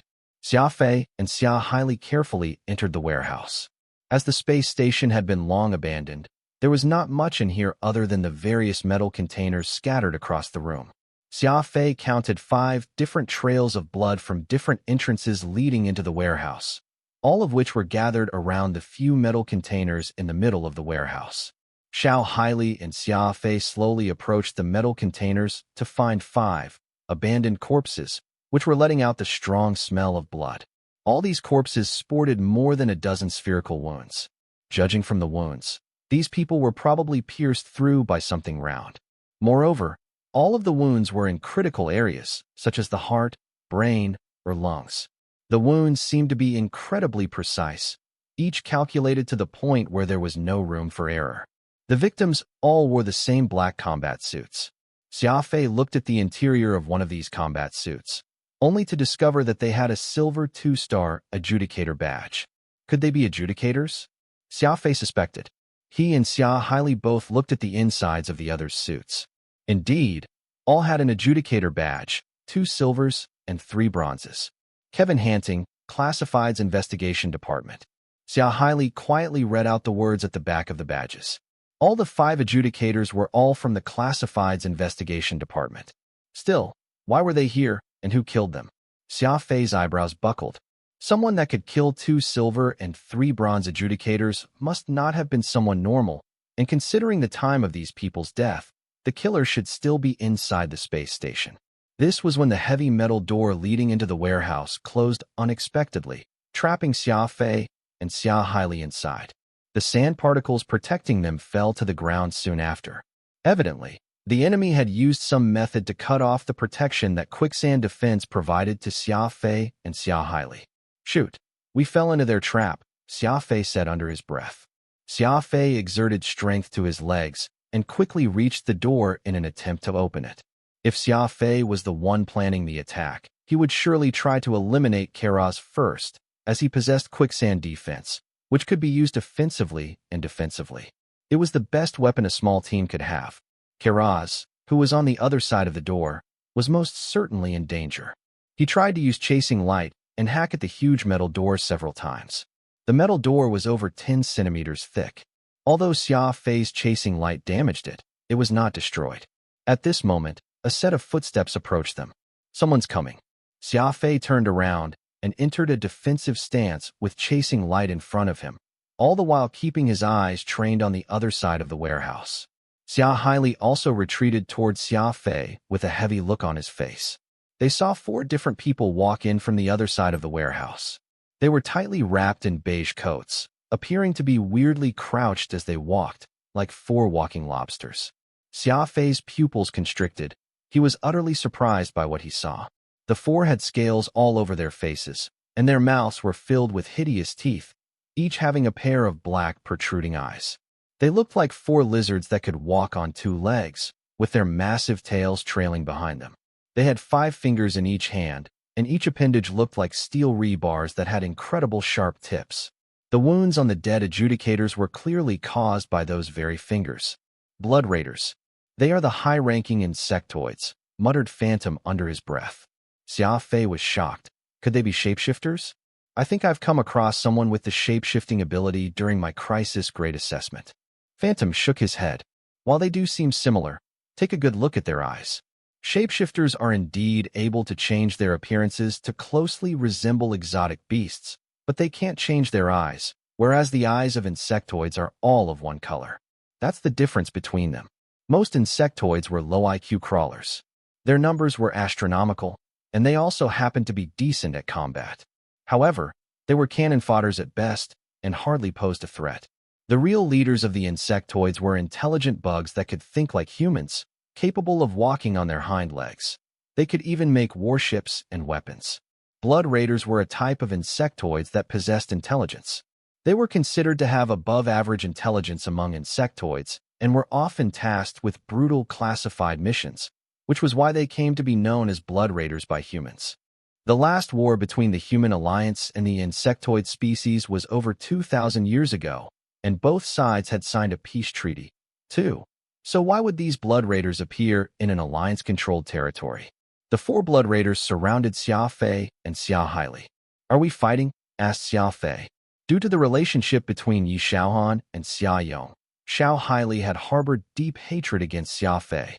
In fact, he had Xia Fei come with him to this space station to teach the latter a lesson.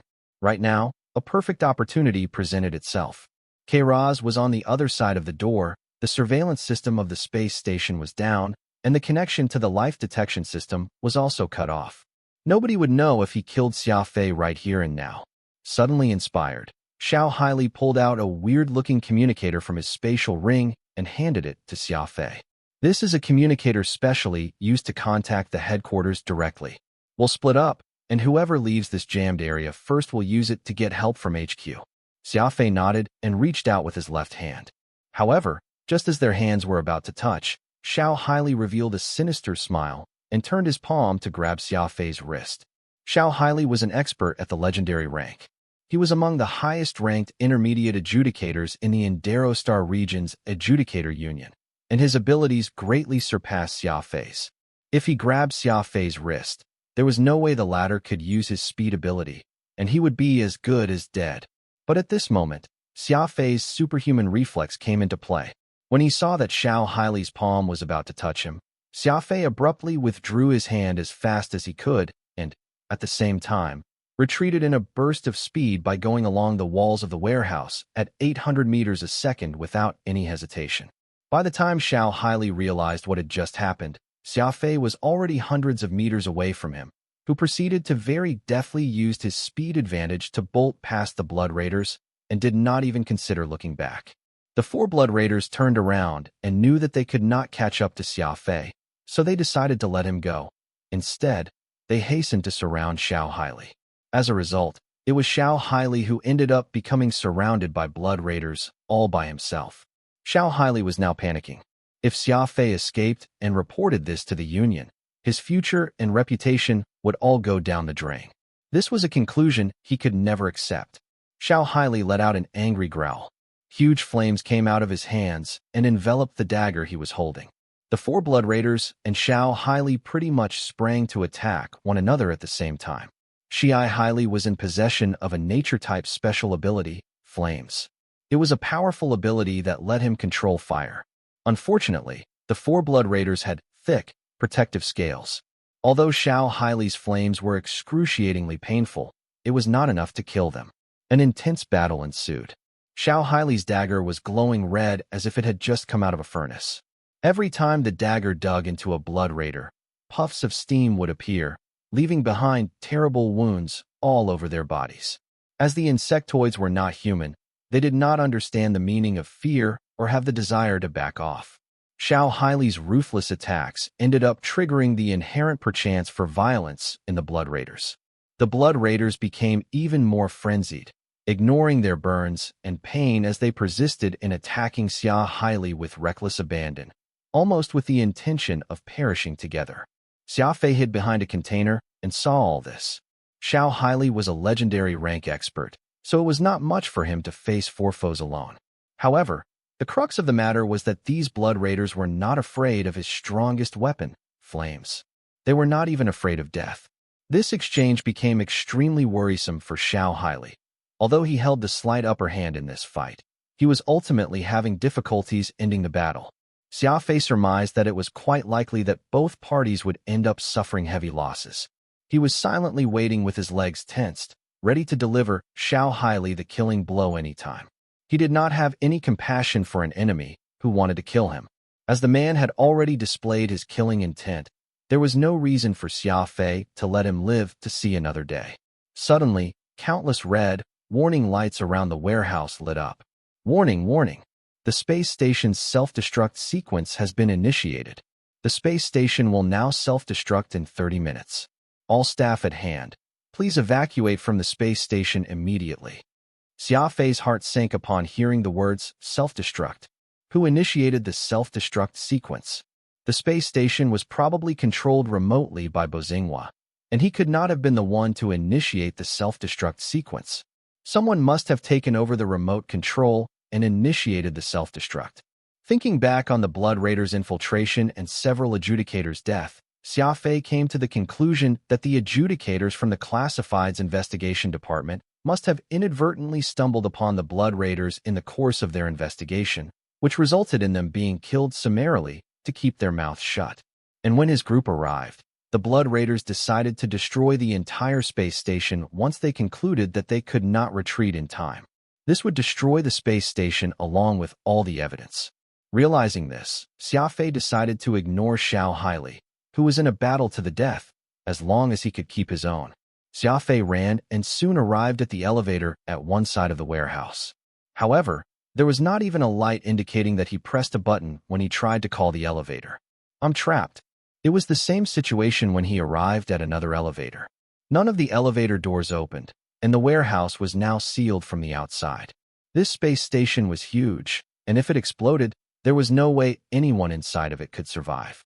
At this moment, Xia Fei remembered about the space station emergency handbook that Qin Mang had handed to him.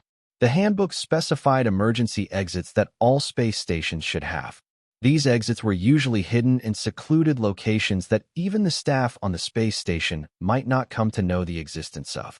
Xia Fei accessed the microcomputer as fast as he could to bring up the emergency handbook. Found it. Xia Fei saw that there should be air ventilation ducts in the ceiling of the warehouse, and he should be able to travel through them to escape.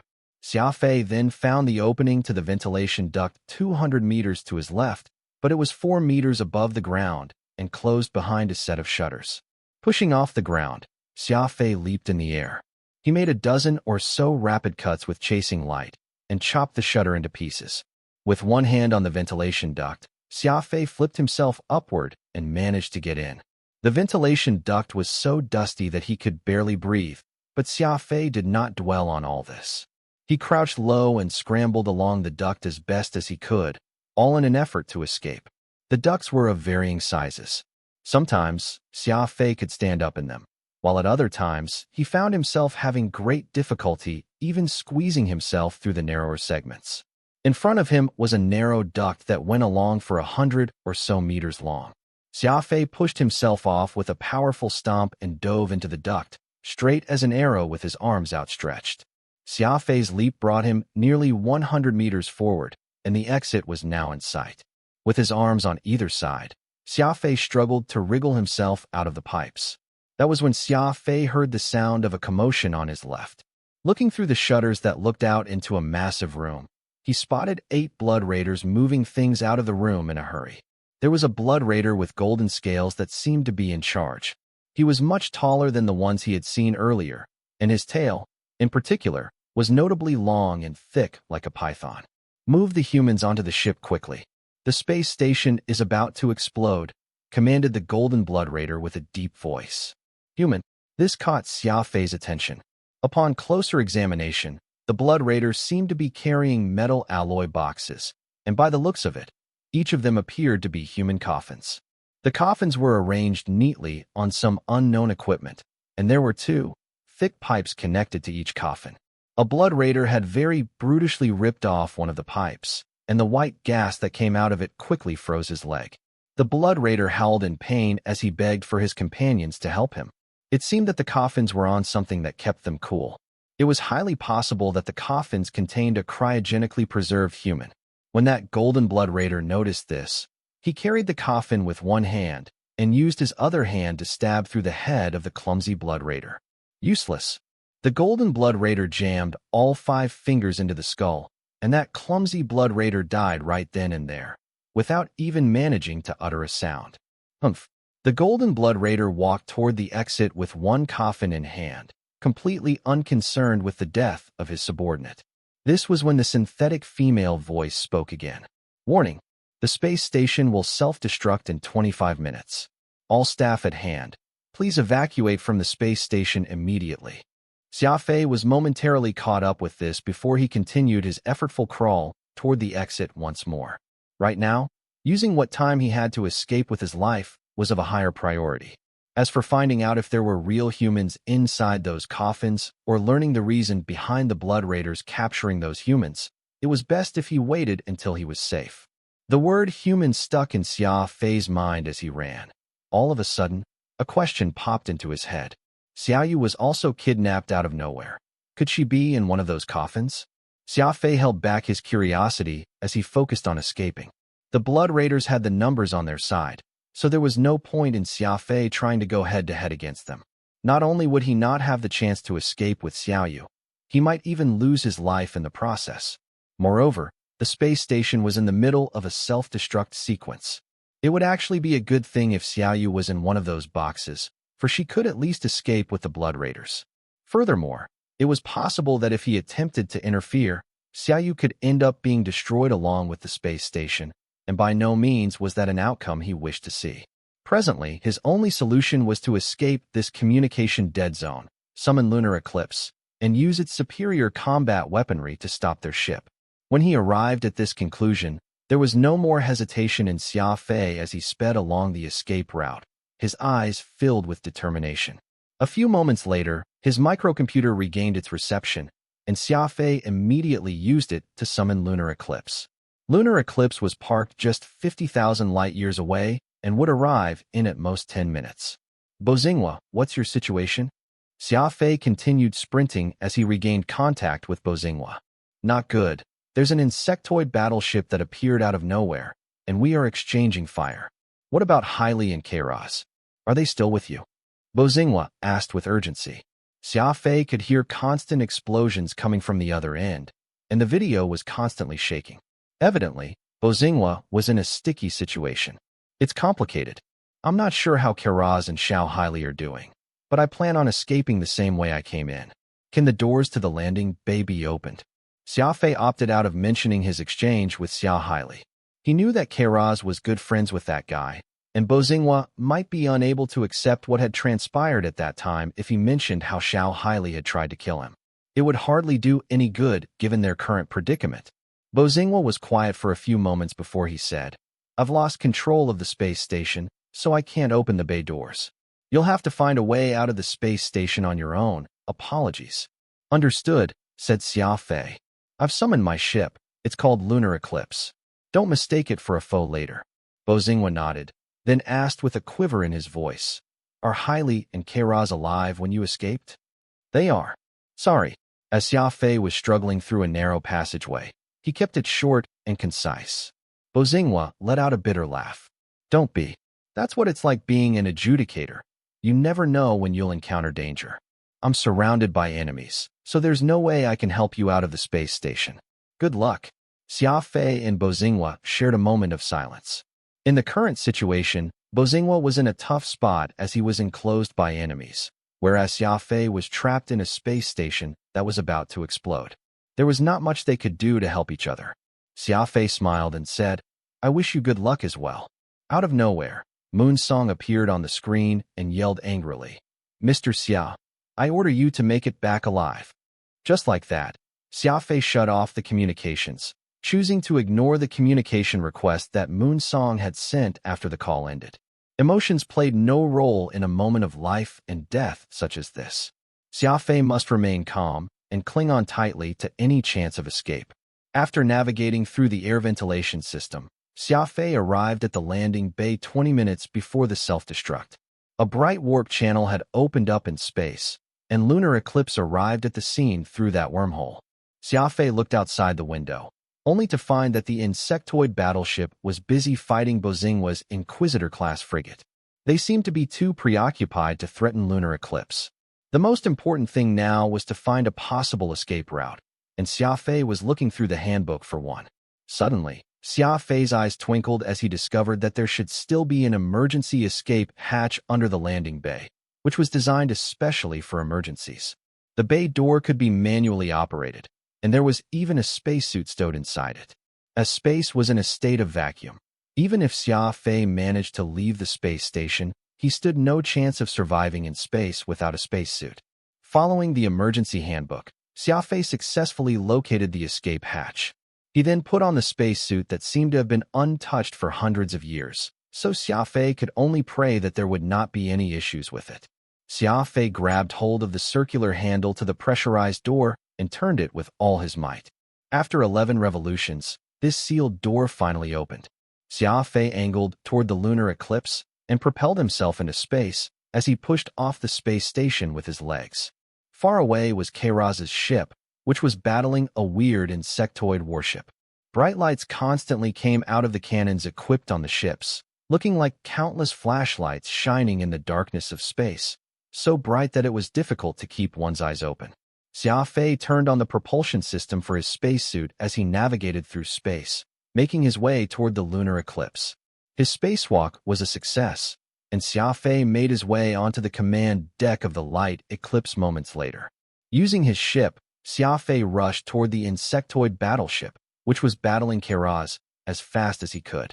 The firing systems were locked on, and the antimatter shells from the neutron cannon and the light missiles from the missile launcher were all fired at the same time. The insectoid ship was going toe-to-toe with Bozingwa's ship when the attacks from lunar eclipse caught them completely off guard.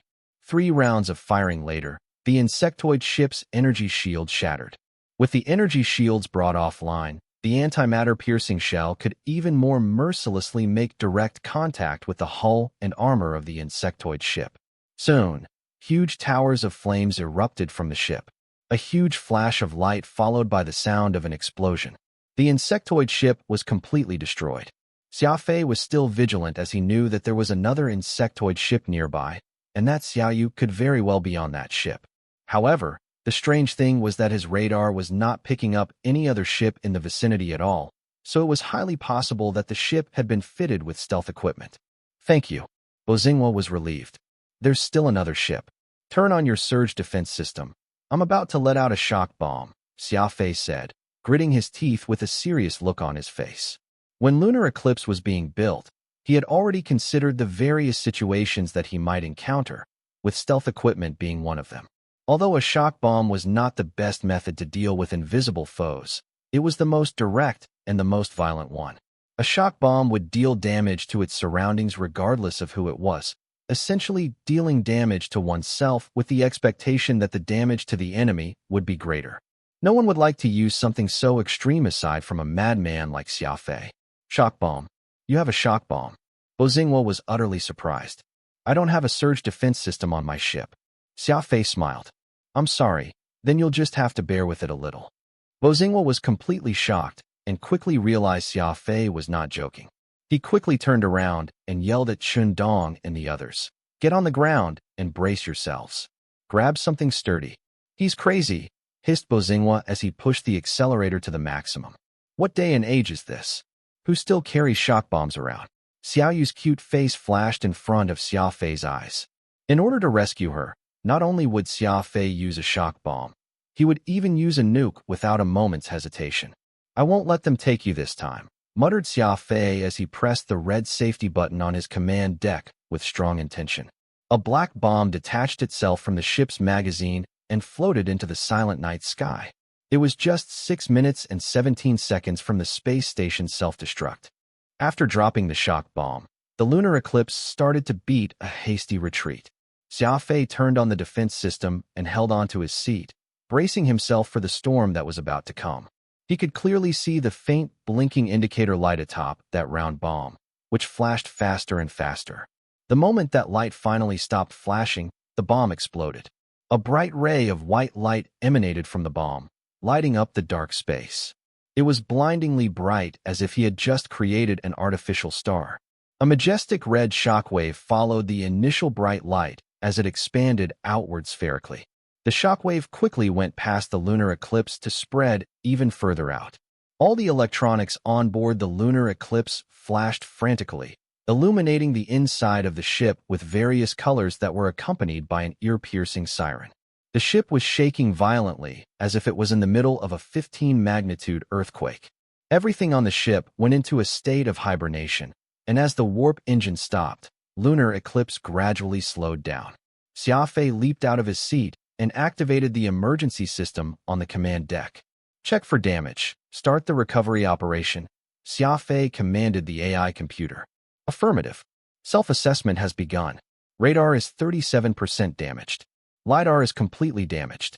Gravitational radar is 42% damaged. Gravity system operational. The power of the warp engine has been reduced by 13%. Energy shield has taken 87% damage. Energy shield recovery has been initiated. The reactor has been damaged by 19%.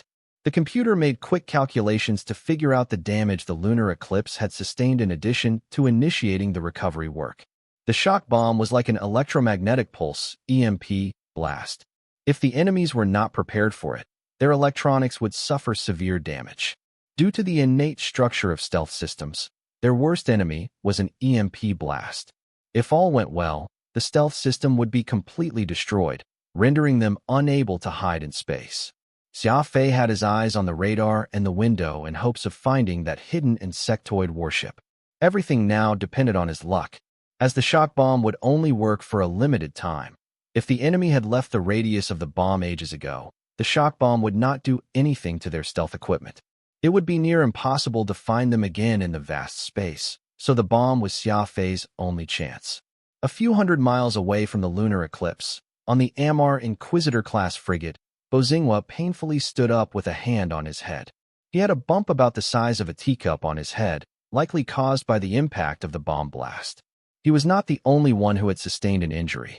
When the bomb hit, everyone on the ship was knocked off their feet. It was an embarrassing sight, to say the least. Is everyone all right? Beihai called as he climbed out from underneath a table, looking for his 2 front teeth. He sounded very strange, struggling to form words without his front teeth. Manjun had broken his nose and blood dripped down from it.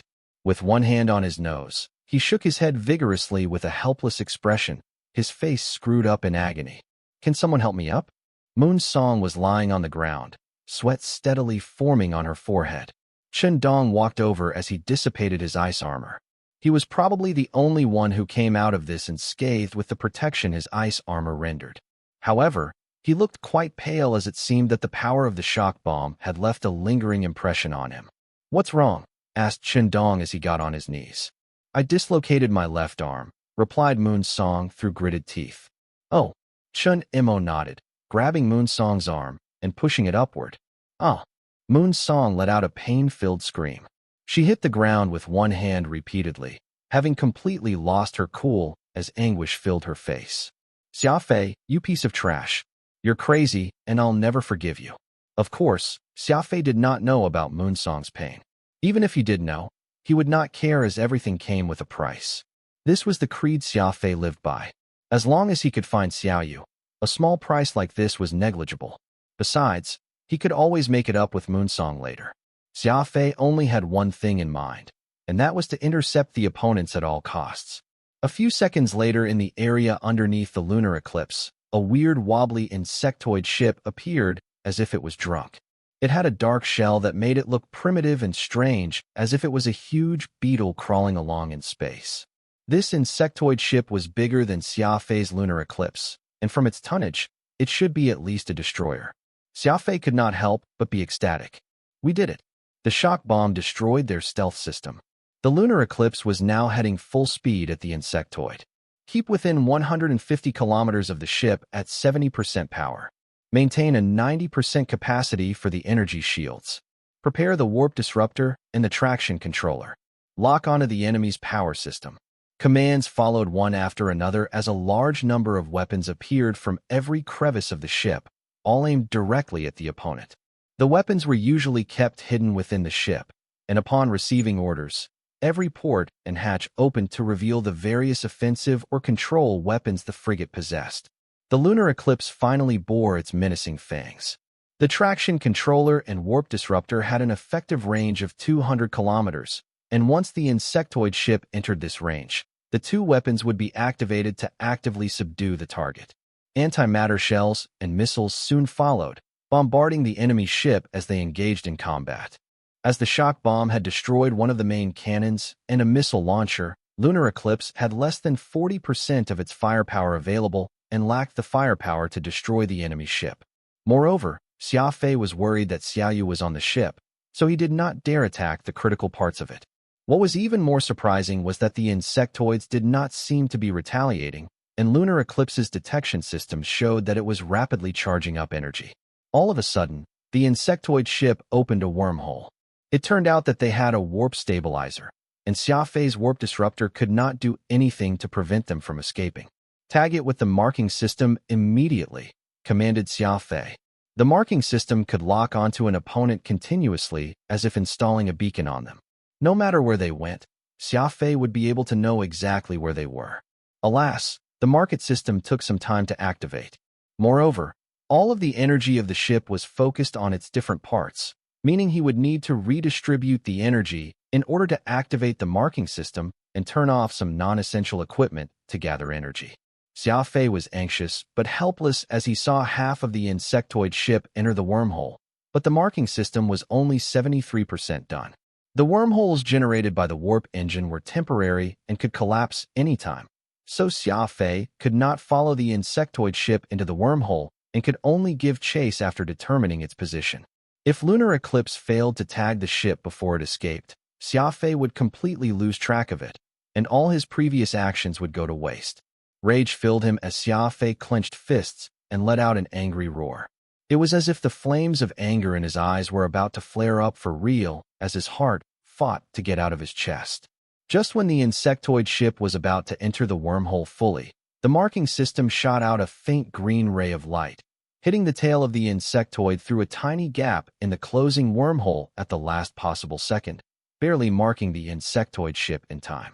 "Perfect!" exclaimed Xia Fei as he slammed his fist onto the console. A white blip appeared on the projected screen immediately. The blip was advancing incredibly fast. Xia Fei zoomed out from the star map and saw the ship moving toward the outer reaches of the star region.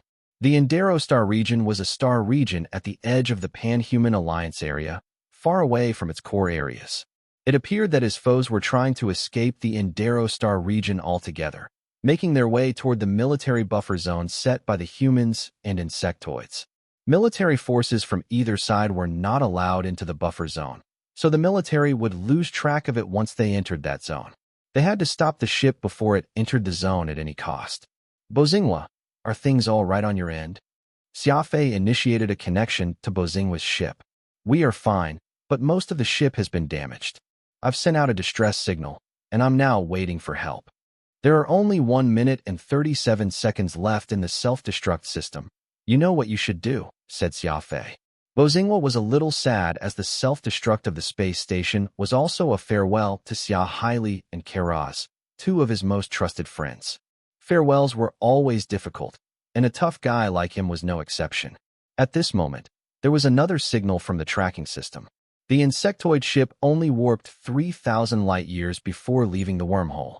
There were two possibilities. One, the shock bomb had affected its warping capabilities, dramatically shortening the warp distance.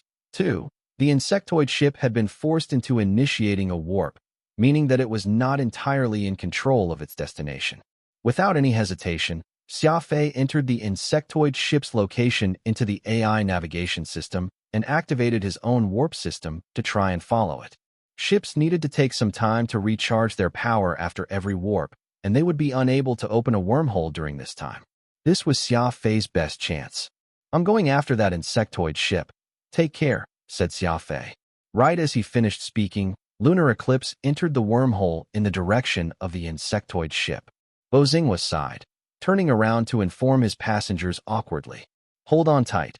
A second explosion is coming." Moonsong was trying to move her arm around at the moment. She was still in pain from her newly relocated arm and stubbornly put all the blame onto Xia Fei as she spat with vitriol. "Xia Fei, you'd better watch out."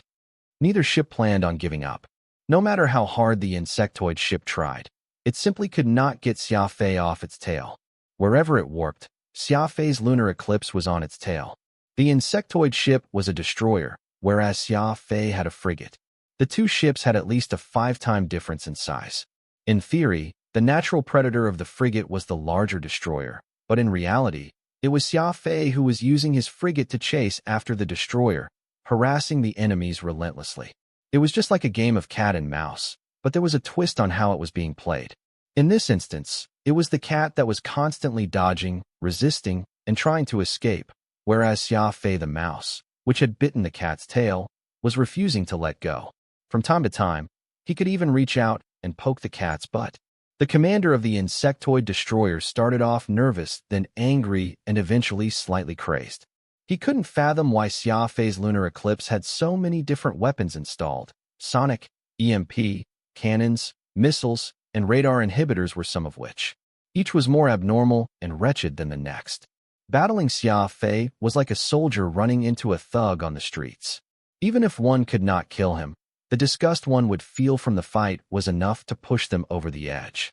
Just as the insectoid ship was about to retaliate using its main cannon, Xia Fei used his firing systems and pitched a disruptor bomb to jam the enemy, forcing the troubled gunner to have to lock on Xia Fei again. But before the lock-on was completed, Xia Fei pitched another disruptor bomb. The incredibly experienced gunner was so flustered that he was on the verge of tears. "Can you please go easy on me? Can't you fight honorably?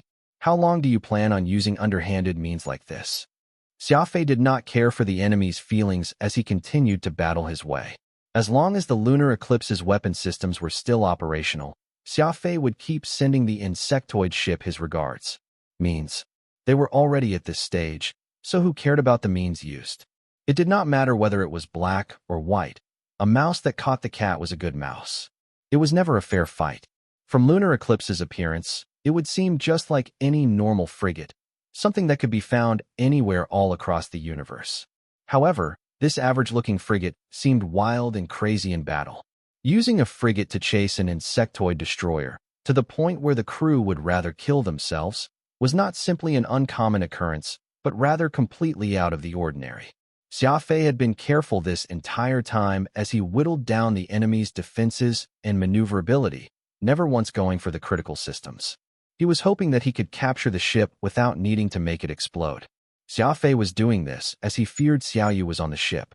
Xiaoyu was the most obedient girl Xia Fei had met, and everything that came out of her mouth always sounded incredibly innocent, so losing her would make anyone angry. Xia Fei would never live it down if his mistakes resulted in Xiaoyu losing her life. The insectoid ship warped again, forcing Xia Fei to stop and wait. It would take from 1 to 10 minutes each warp, and he would immediately warp to the new location and continue his pursuit. There was an emergency call from HQ on the screen of the communication system. Xia Fei tapped on it to accept the call. "Xia Fei, what is your situation?" Robert asked in a serious tone. Xia Fei quickly went over the situation thus far. Robert nodded. "You've done well. We can't let this insectoid ship go. If you can't stop it, You have my permission to destroy it no matter the cost. Xia Fei did not seem fazed. I will try my best to stop it. Xia Fei only agreed to try his best to stop the ship, but he did not promise to destroy it. It was not difficult at all for Xia Fei to sink it, as Lunar Eclipse still had a few tricks up its sleeve. When equipping the ship, Xia Fei included his concept of a victory with a price. Thus, the ship was decked with many weapons that would destroy indiscriminately, even crazy weapons that would end up destroying himself and the enemy in the process. Now, he would rather the ship escape than sink it, not using any of his crazy weapons for they were completely off the tables. If it escaped, at least Xiaoyu had a lifeline. If it sank, he feared that Xiaoyu would only live in his memories. Very good. Major General Torres from the Border Forces wants to speak with you. His troops are patrolling the perimeter of the buffer zone. The screen flashed, and a few seconds later, a middle-aged man in a military uniform appeared in front of Xia Fei. Major General Torres had the classic look of someone who had spent most of their life in the army. He had wide jaws, tanned skin, and a piercing gaze as sharp as an eagle. Young man, it's me, the Chief Inspector of the Border Forces stationed at the Endero Star region. Report your name, ship number, and position as an adjudicator, Major General Torres said in a serious voice. Nice to meet you, Major General. I'm Xia Fei from the Heaven Execution Training Camp in the Adjudicator Union. Major General Torres scratched his fully stubbled chin and nodded. The Heaven Execution Training Camp was incredibly well known in the Alliance, and anyone who could enter the camp would most certainly be decent. Major General Torres had quite a favorable impression of Xia Fei, but the latter's next statement almost broke this military man. I'm a librarian in the camp, Xia Fei reported casually. Major General Torres raised an eyebrow as he could barely believe it. Robert, why do you have a librarian chasing after spies? Is there no one else at the Adjudicator Union? Major General Torres curiously asked. The slightest trace of mockery could be detected in the tone he used. Librarians would always be associated with bookishness, cowardice, inaction, people who buried their glasses into piles and piles of books, and other negative images no matter where it was. Major General Torres was most definitely no exception. Robert was slightly embarrassed as he had been the one who brought Xia Fei into the training camp in the first place. He thought that Xia Fei had an impulse that nobody else had, and that impulse could come in handy to the Union in the future. He never expected that out of so many branches, Xia Fei would end up becoming a librarian. He was very disappointed by this fact, and even slightly regretted his initial decision. No matter what, it's still someone from the Adjudicator Union who discovered these insectoid spies. The military hasn't discovered a single thing, Robert calmly retorted. Humph. Ignoring Robert, Major General Torres spoke to Xia Fei again. Report you're in the enemy's position immediately. I have 4 ships patrolling nearby. We'll be able to go over as fast as possible and make sure that the spies won't escape. Xia Fei was slightly shocked. The military had always been known for their unyielding spirit. If they got involved, would they not use heavy weapons to shoot down the enemy ship?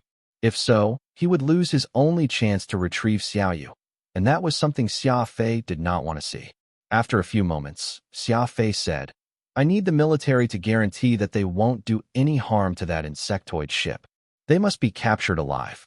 Major General Torres's eyes widened and said menacingly, Mr. Librarian, this is an order and not a request for your opinion. You don't get to have a say in what we do. Of course, as someone from the military, Torres spoke clearly and seriously. He was quite frightened at this moment, and someone a bit more of a coward might have wet themselves. Are you trying to pressure me by using the military's name? Asked Xia Fei, smiling. I'm sorry, but I'm not your subordinate, so your orders don't apply to me. Unless you can guarantee the safety of the insectoid ship, there's no point in us continuing this conversation. Xia Fei was not loud, but it was certainly clear, conveying his thoughts respectfully, yet showing no room for negotiations. Xia Fei could ignore their orders, but there was no reason for him to burn bridges. Do you think that I can't throw you in jail? Do you think I can't bomb you into smithereens? Do you think I can't blow your brains out? Torres let out one thread after another. Unfortunately, the words meant nothing to Xia Fei as he had already made up his mind. Sorry, said Xia Fei. All right, not disclosing intel, huh? You must be a double agent of the insectoids. I'll send out the order and get the whole universe after you right now. Major General Torres exploded in his rage. He was pretty close to pulling a gun on Xia Fei. Xia Fei looked down to check his tracking system. It had been 5 or so minutes since the insectoid ship disappeared. It appeared that they had warped quite far away this time, making them harder to track. Is this what your subordinates are like? Take a look at this guy. Robert, are you just going to let this happen? Major General Torres got even angrier as he was ignored by Xia Fei once again, turning around to express his anger at Robert. Robert might seem like a pleasant old man most of the time, but he did not have the best temper. Thus, he said with a straight face, Major General Torres, it's our business what we do with our subordinates. Please refrain from commenting. This was also directed at Xia Fei. Xia Fei understood immediately. He should do this as well as he could and not give the military leverage. Major General Torres, we at the Adjudicator Union are logical. We also care deeply about the safety of the alliance. I'll tell you the position myself. Xia Fei understood Robert's intention and immediately did a 180. Before Torres could take that in, Xia Fei said, my position is, oh no, there are electromagnetic interferences in this area. My radar is malfunctioning. My goodness, the positioning system is malfunctioning too. Xia Fei presented an incredibly realistic act as he fumbled around in the ship with a serious look on his face. With a tap of his finger, Xia Fei promptly cut off communications. Robert leaned back in his chair after dealing with the Major General. After a few moments, he received a call from Yi Jingshan, who was anxiously waiting for news. What's the situation? Yi Jingshan hastily asked. Robert shook his head. Consider it a failure. Consider? Yes. Our plan was to put Xia Fei and Xiao Haili into a closed space and see if the latter would do anything to the former. If he did try and hurt Xia Fei, his identity as a spy would be exposed, and the 3 teams from the Classified Investigations Department would apprehend Xia Haili immediately. Yi Jingshan nodded. The both of us came up with the plan together. We've thought of everything. So how could it have failed? Everything. Robert sighed. Guess what?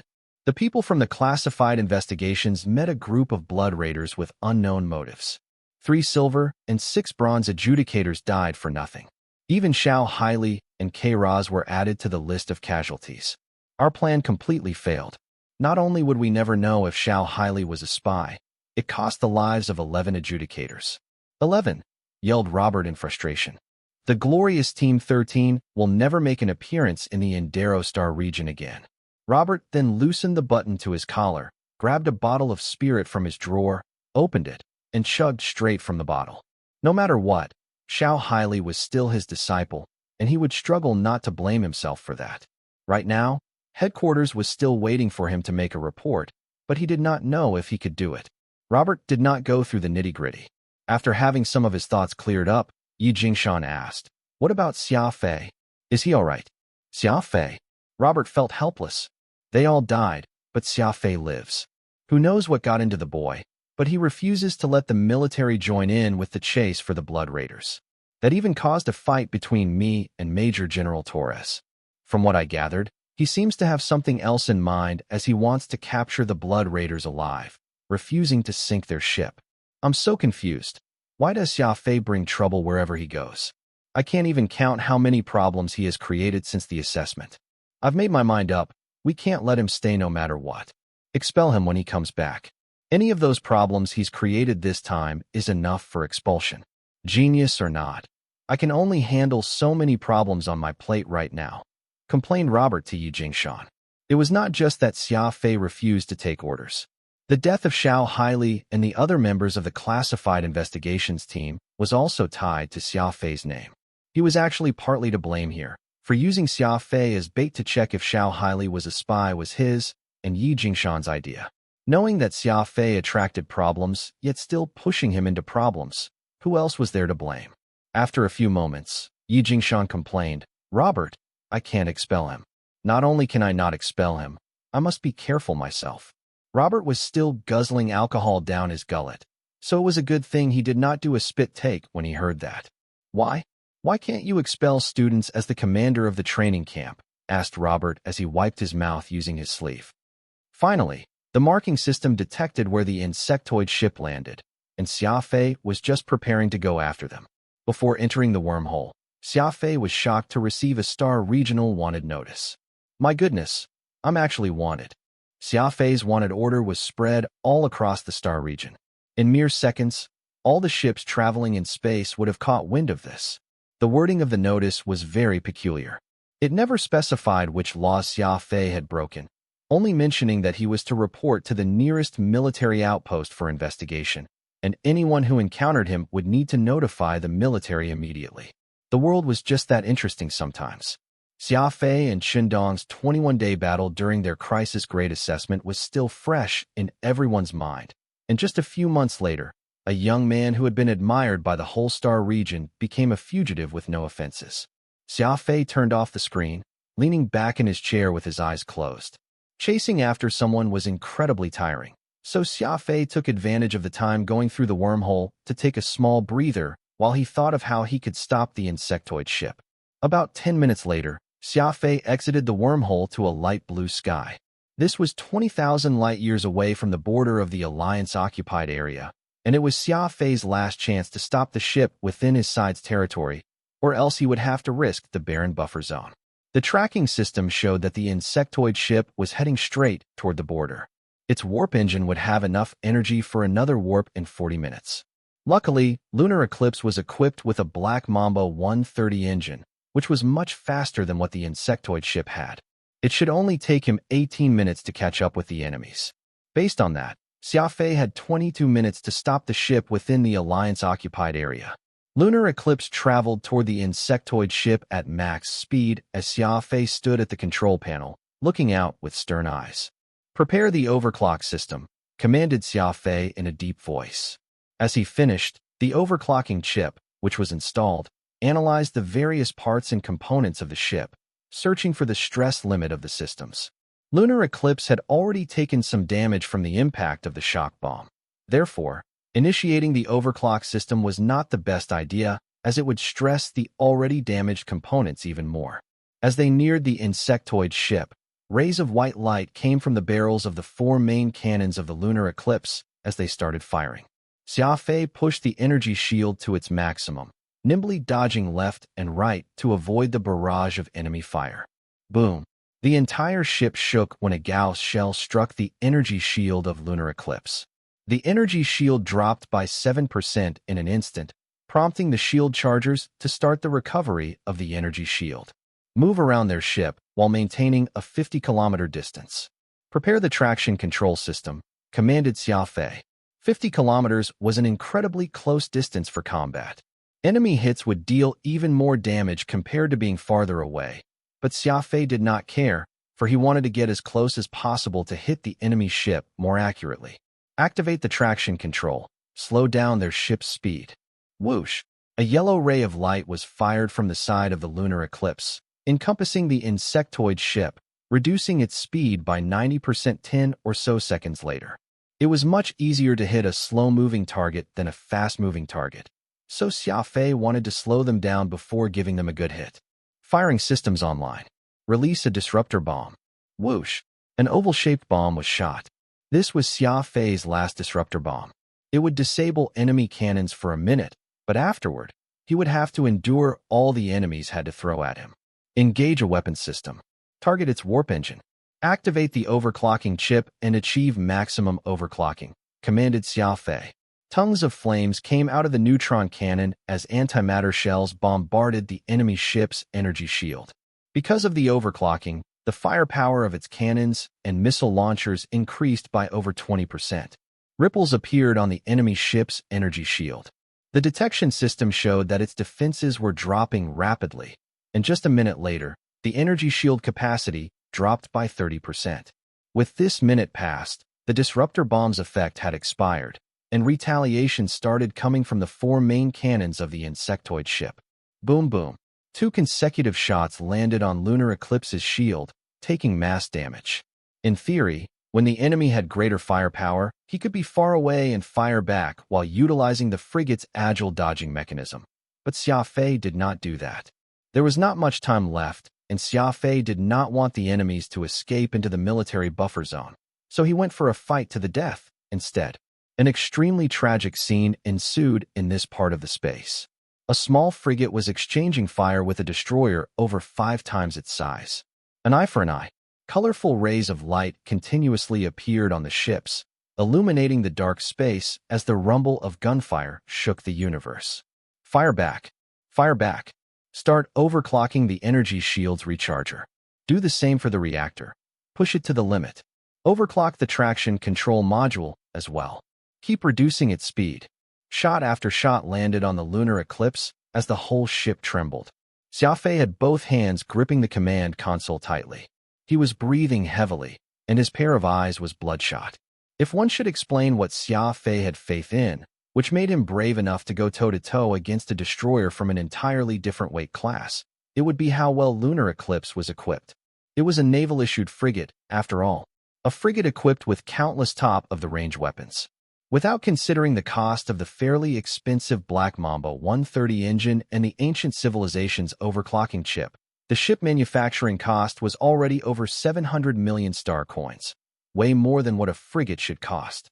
The reason Xia Fei was so liberal with his expenses when building the lunar eclipse was so that it could demonstrate that explosive power, which a top-of-the-range frigate should have during crucial moments.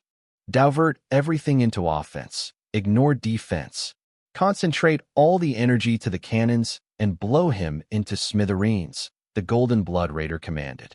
He had been waiting for a straightforward battle with Xia Fei, but when the latter finally decided to go head-to-head, he realized that this frigate was just as difficult to deal with as before. He had way more firepower than Xia Fei, but both of them seemed to sustain the same amount of damage.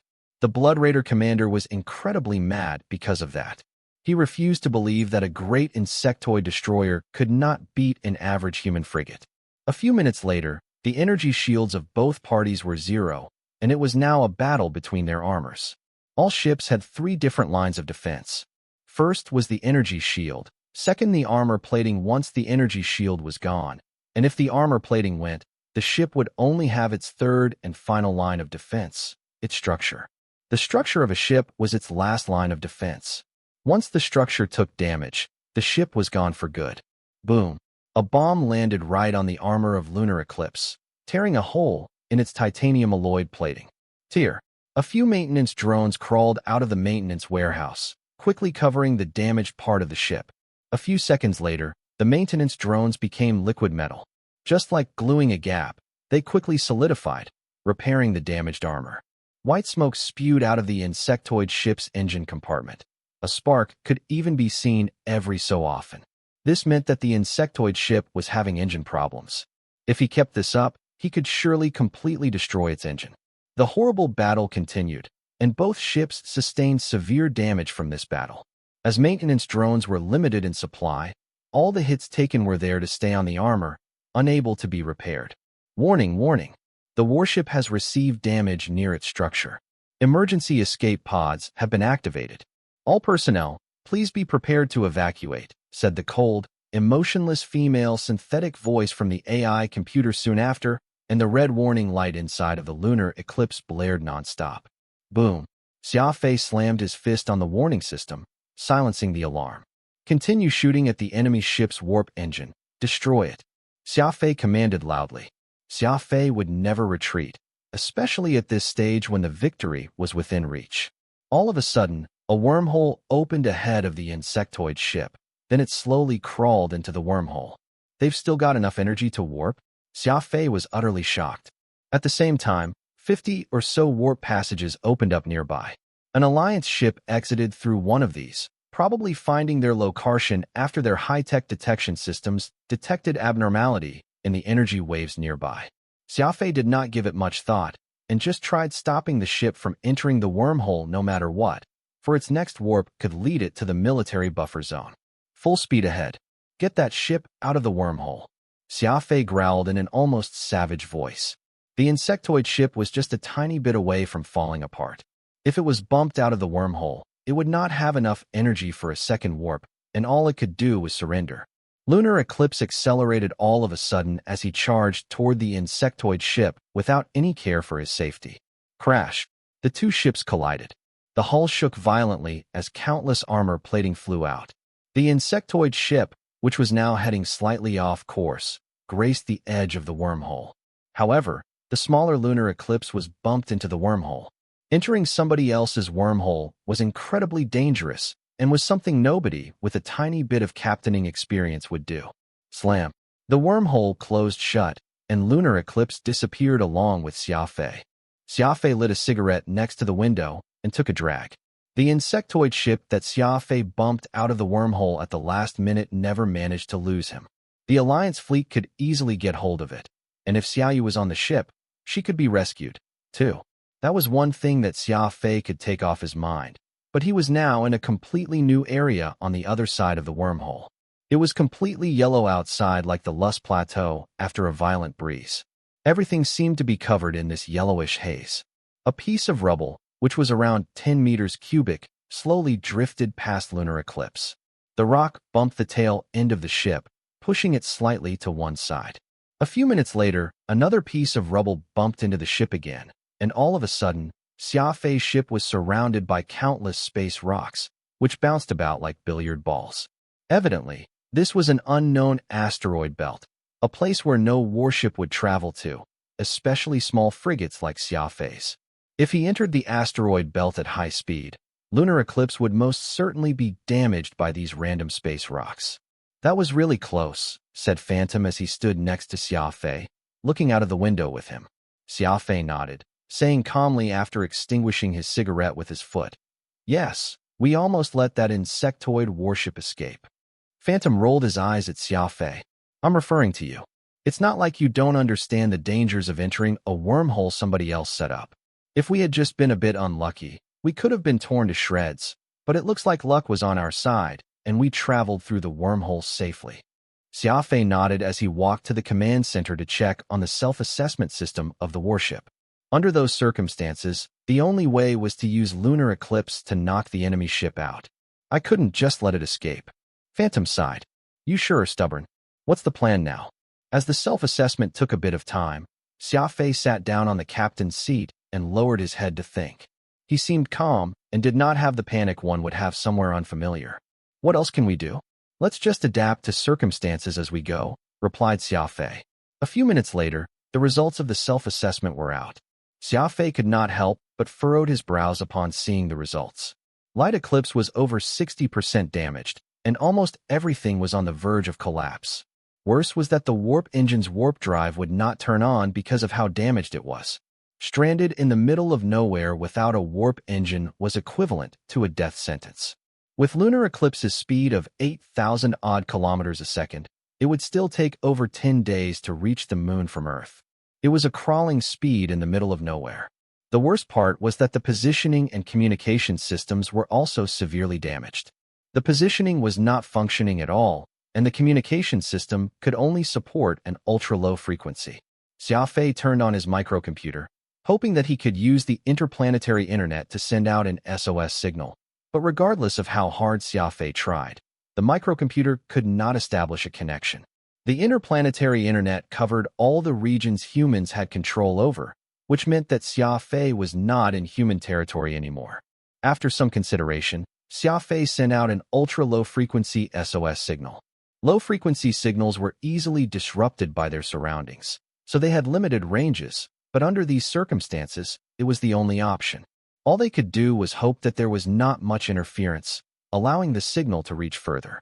There was not a notion of cardinal directions in space. Xia Fei moved forward in a random direction, turning on the energy shield that was on 25% operating capacity to avoid being destroyed by asteroids. Acting without thought has its consequences. "You ought to have understood that by now," said Phantom as though he took pleasure in his misfortune. Xia Fei sighed. "Right? Lunar eclipse is so severely damaged. Who knows how much it's going to cost to fix it?" Phantom blinked as though he could not believe what he was hearing. "Xia Fei, is that all you have? We're basically stuck here, yet your worries are about fixing this warship? Are you optimistic or plain stupid? Others would be crying for dear life in circumstances like this. Is there a point in crying for dear life?" Xia Fei turned the question around. After a few moments, Phantom muttered, "At least, you could let it out a bit." Xia Fei got the autopilot all set up. "It's not that I'm crazy. Ramming the insectoid ship was the only choice then, and not crying for dear life now is the most logical choice." Sometimes, the best choice is the craziest one. What can I do about that? Taking off his combat suit, Xia Fei changed into a set of comfortable pants and some soft rubber slippers. I'll tell you what the best choice now is. Have a shower and grab a good night's sleep. When we wake up, cook a poached egg or two, then eat them while watching a movie or something. In the blink of an eye, Xia Fei had been drifting in this asteroid belt for 20 days. Xia Fei would wake at the same time every day and practiced crafty thrust and breath control after breakfast. He would then change into his maintenance gear and do some tinkering after practice. The maintenance progressed really slowly as he was missing many essential parts. So many portions could not be fixed. The ultra-low frequency signal had been on 24/7. Unfortunately, Xia Fei's lifeline never arrived in the 20 days they had been adrift, nor had anyone contacted him. Setting down his universal modification pliers, Xia Fei appeared from the engine room beneath the floor smelling like machine oil. How is it? Can the engine be fixed? Phantom asked, seemingly out of courtesy. Xia Fei shook his head. No way. The quantum activator is toast, but it doesn't matter even if it is working, because the energy conversion unit is done for, too. Xia Fei rinsed off the grease using the cold water in the toilet. The bathwater on the ship was recycled and satisfied Xia Fei's showering needs for the time being. Just as he finished lathering himself with soap, an old, raspy voice came from the ultra-low frequencies. If you don't want to be torn into shreds, thugs, turn off the DMN distress signal. Sending a distress signal in the middle of nowhere is just you begging for others to take advantage of. Xia Fei was stunned as he wrapped himself with a towel before rushing out. The projected screen on the communication device showed a dark-skinned, scrawny, old man. Wearing a pair of thick, black glasses, the fellow had scarcely any hair on his head left and was sporting an unkempt goatee on his chin. Xia Fei turned off the distress signal after a few moments of thought before introducing himself. Nice to meet you. I'm Xia Fei, and I'm in a bit of a fix here. Call me Alan. The skinny, old man looked at Xia Fei in just a towel. Haha, you seem to be in quite some trouble, young man. Xia Fei nodded. Indeed. My ship broke in the middle of an asteroid belt. I need to stop by somewhere to fix it. Is your base around here? Alan looked at the positioning system on the radar. You're 0.37 light-years away from Red Rock Base. This was great news for Xia Fei. That's great. Could you let me into the base for some repairs?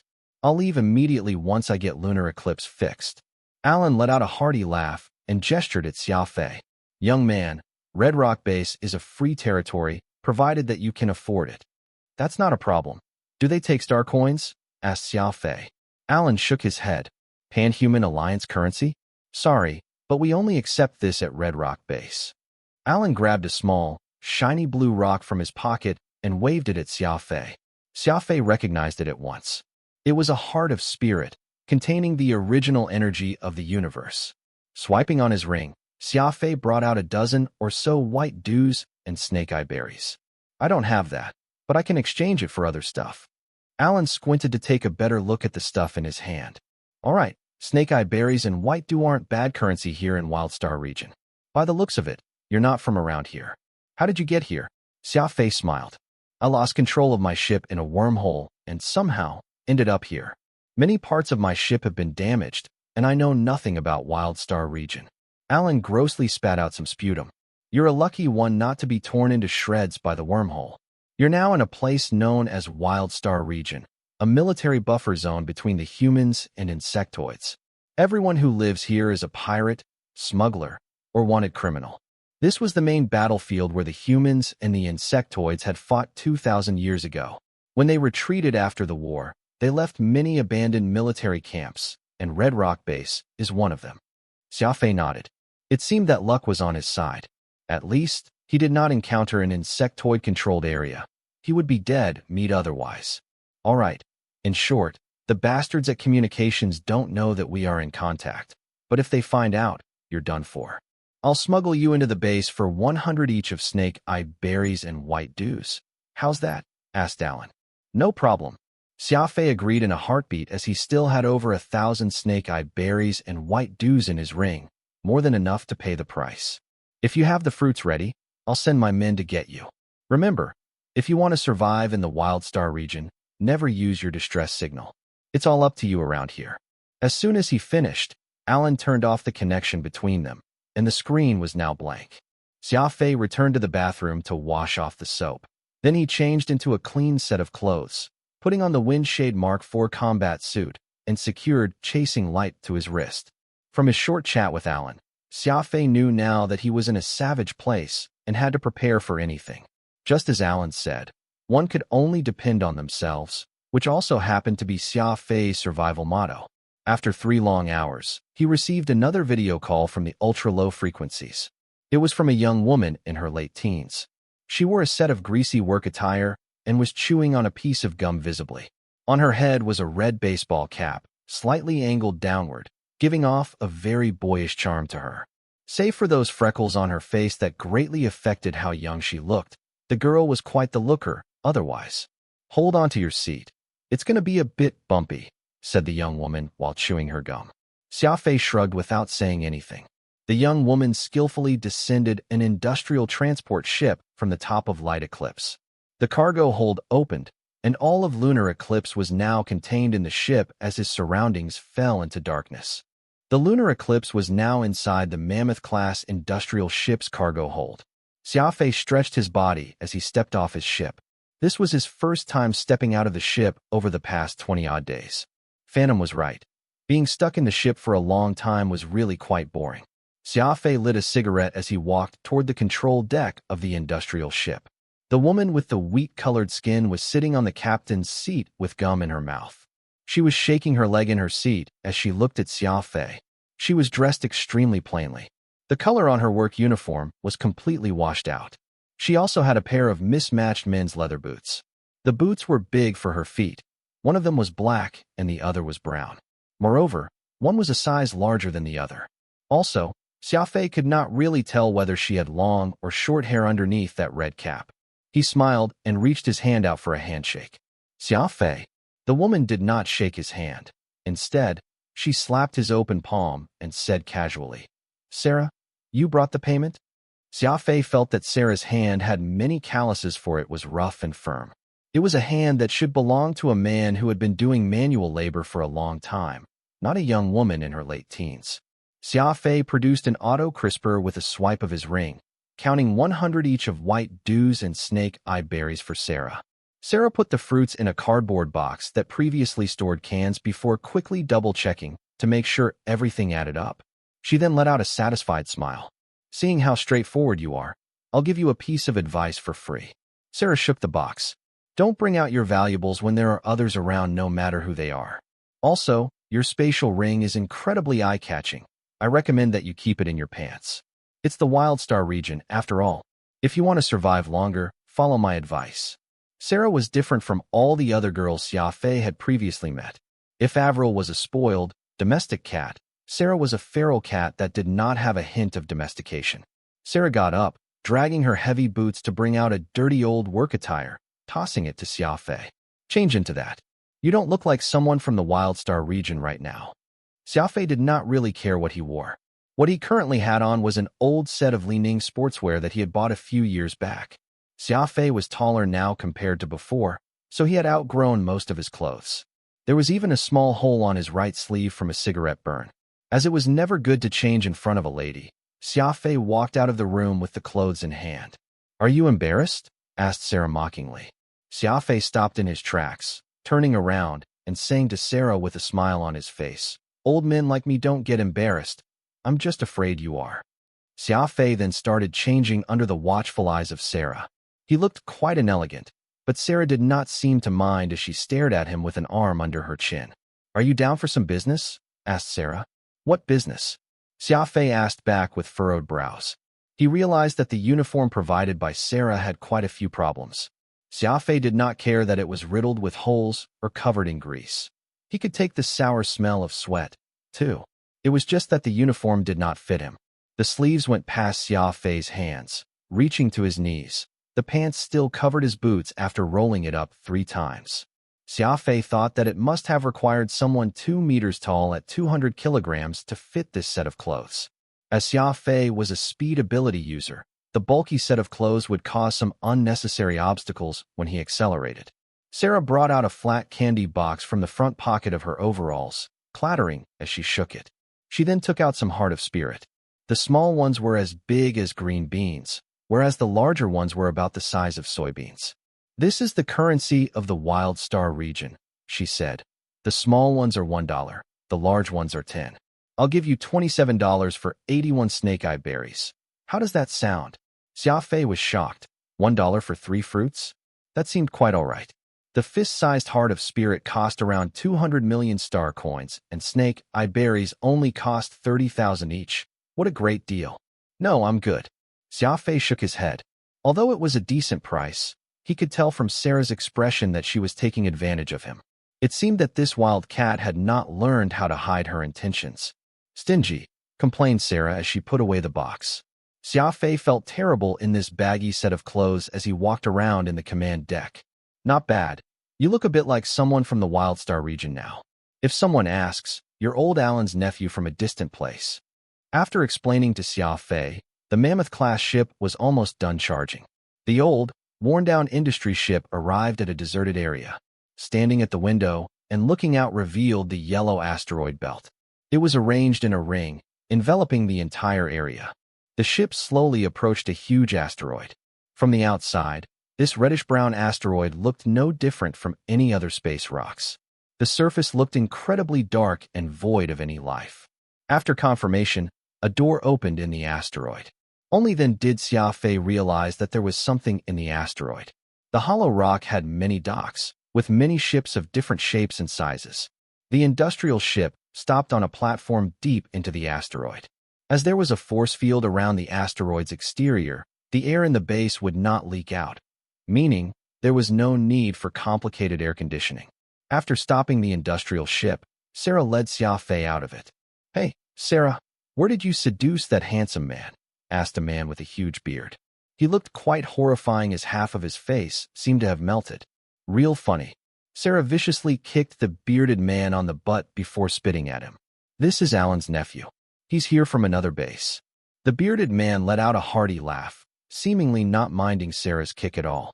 He then walked over and grabbed Xia Fei on the shoulder. "Where are you from? Do you need me to introduce you to a few big booty babes? Go to hell." Sarah pushed the bearded man aside and dragged Xia Fei toward a dock. Xia Fei had seen slums before, but Red Rock Base was worse than any slum. There were drunks lying down in the middle of the road with horrible houses on either side. There was a group of hens and a massive black pig walking around the streets that were not afraid of humans of the ilk at all. There were ones who were fighting, singing, begging. There was also a big, fat, naked man walking abreast with a black insectoid as they sang together. Both had a bottle in their hands and swayed left and right as they walked. Obviously, they were intoxicated. Although the war between the humans and the insectoids had ended ages ago, both sides had been quite tense and far from peaceful. Here, however, both species lived together in harmony. There were quite a few female insectoids wearing strange trinkets, trying to attract customers.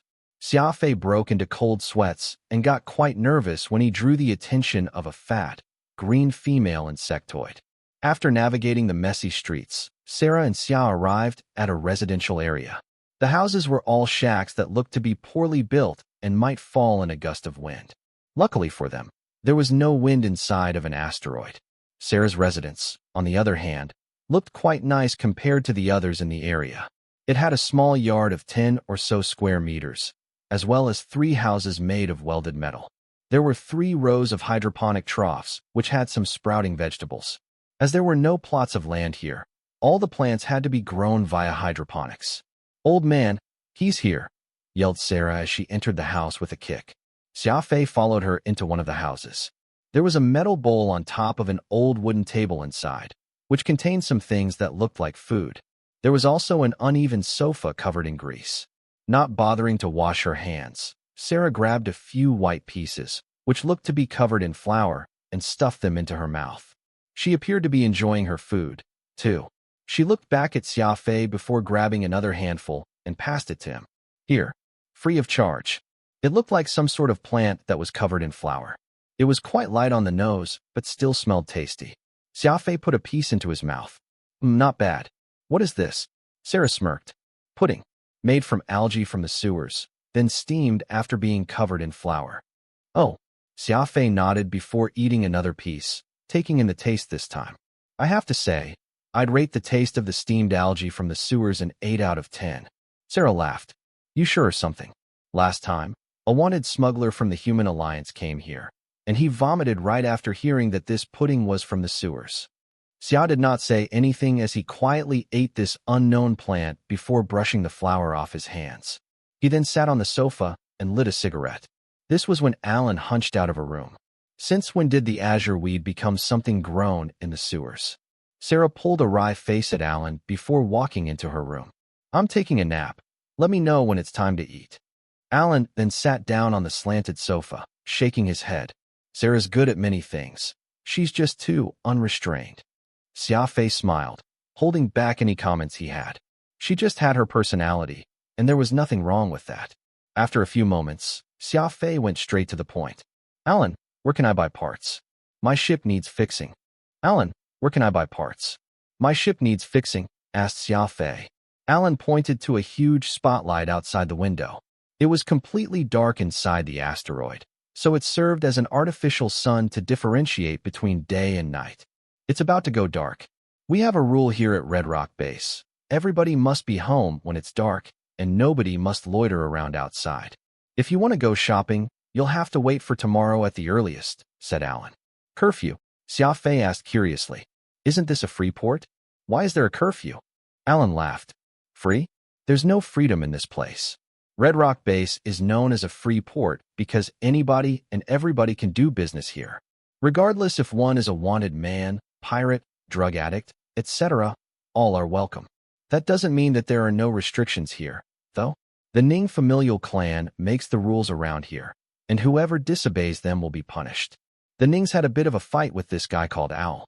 Dozens of lives have been lost because of that, so they've been patrolling every night and are especially strict when it comes to new faces. Xia Fei nodded. Even though only a handful of lives have been lost, I still think the atmosphere feels normal. People are continuing to work and eat as usual with nothing out of the ordinary. Don't be silly, said Alan, patting Xia Fei's shoulder. Kindness doesn't exist in people living in Red Rock Base. It doesn't matter if a few people die. The only ones nervous are the Nings because those who died were their bodyguards and mercenaries. Xia Fei chatted with Alan for a while longer, learning that there were about 30,000 people living in Red Rock Base. 10,000 of those were long-term residents, while the rest were traveling merchants, prostitutes, wanted men, and the like. There was not a single planet that was suitable for humans in all of the Wild Star region, only artificial habitats like Red Rock Base. Red Rock Base was of average size in the Wild Star region. The larger bases could house over 100,000 people, full of gangs and guilds with complicated relationships. Humans and insectoids never had trade agreements, so the Wild Star region that connected the two strongest forces in the universe became the stage for merchants, allowing humans to sell food, textile, coffee, alcohol, etc. to insectoids while also allowing the insectoids to sell large quantities of minerals to the humans. Insectoids controlled most of the heart of spirit and crystal or production. In the insectoid world, a bottle of decent alcohol could be traded for almost a gram of heart of spirit, and a gram of mineral could be traded for tens of thousands of star coins, increasing their profits hundreds of times. The majority of insectoids did not consume coffee or alcohol. These lower intellect savage beings were no different from simple animals, but there were some high-class insectoids that took pleasure in imitating how humans lived, acquiring a dependence on alcohol, as well as living a life of hedonistic decadence.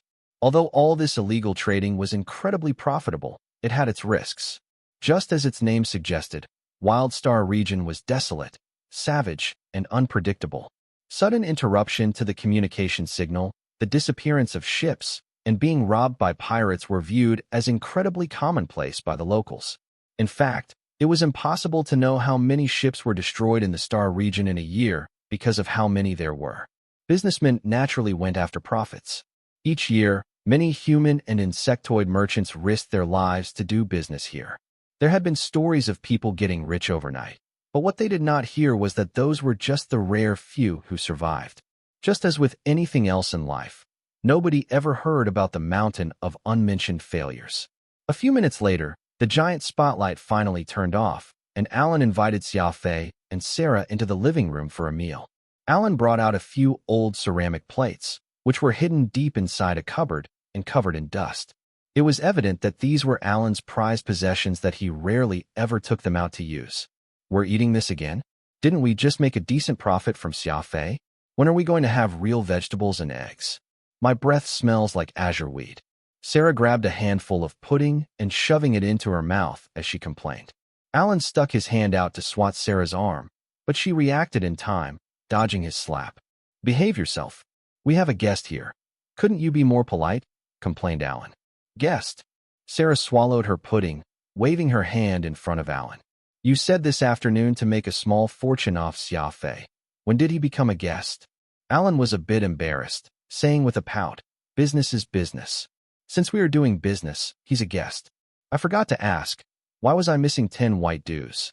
Sarah shrugged. That's my payment. Of course, I'm going to take my cut first. Alan shook his head. You brat.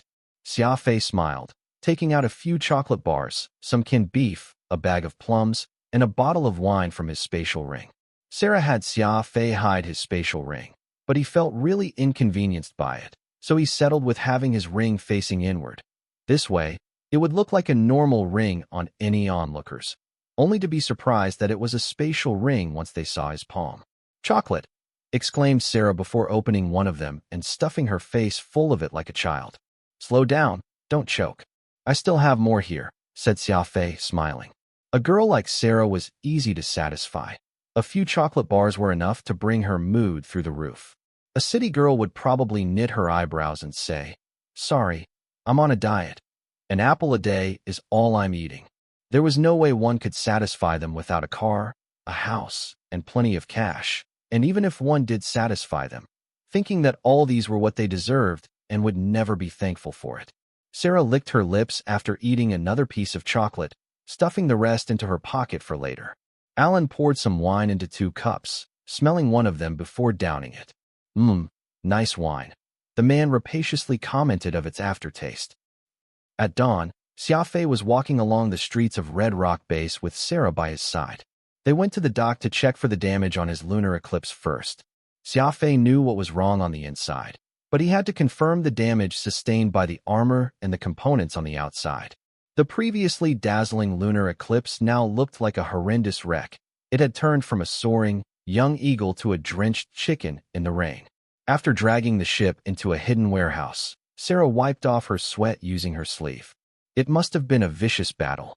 It's a miracle that your ship survived. Xia Fei nodded. It was always a crazy idea to go toe-to-toe against a destroyer with a frigate. Naturally, the consequences of such an action were dire. I need to help someone deliver a slave in the morning. I should probably be home before lunch, said Sarah. Slave? Xia Fei was curious. Sarah replied indifferently. Those bugs really like young human boys and girls. In an insectoid-controlled region, a slave can fetch 10 grams of heart of spirit. It's really quite profitable. Xia Fei did not say anything. He could imagine the importers scouring the alliance for young boys and girls to sell them in cages like animals. Slaves still existed in a few savage planets in the alliance. Although the humans who lived in space managed to gain powerful allies, the gaps between them were still substantial. Humans had always been a race of chaotic contrasts, with countless religions, cultures, and practices. They might all share the same appearance on the outside, but they would all be completely different on the inside. Sarah had been living in the Wild Star region since she was young, so everything that happened here seemed normal. She did not have a concept of good or evil, just whoever was stronger sat at the top.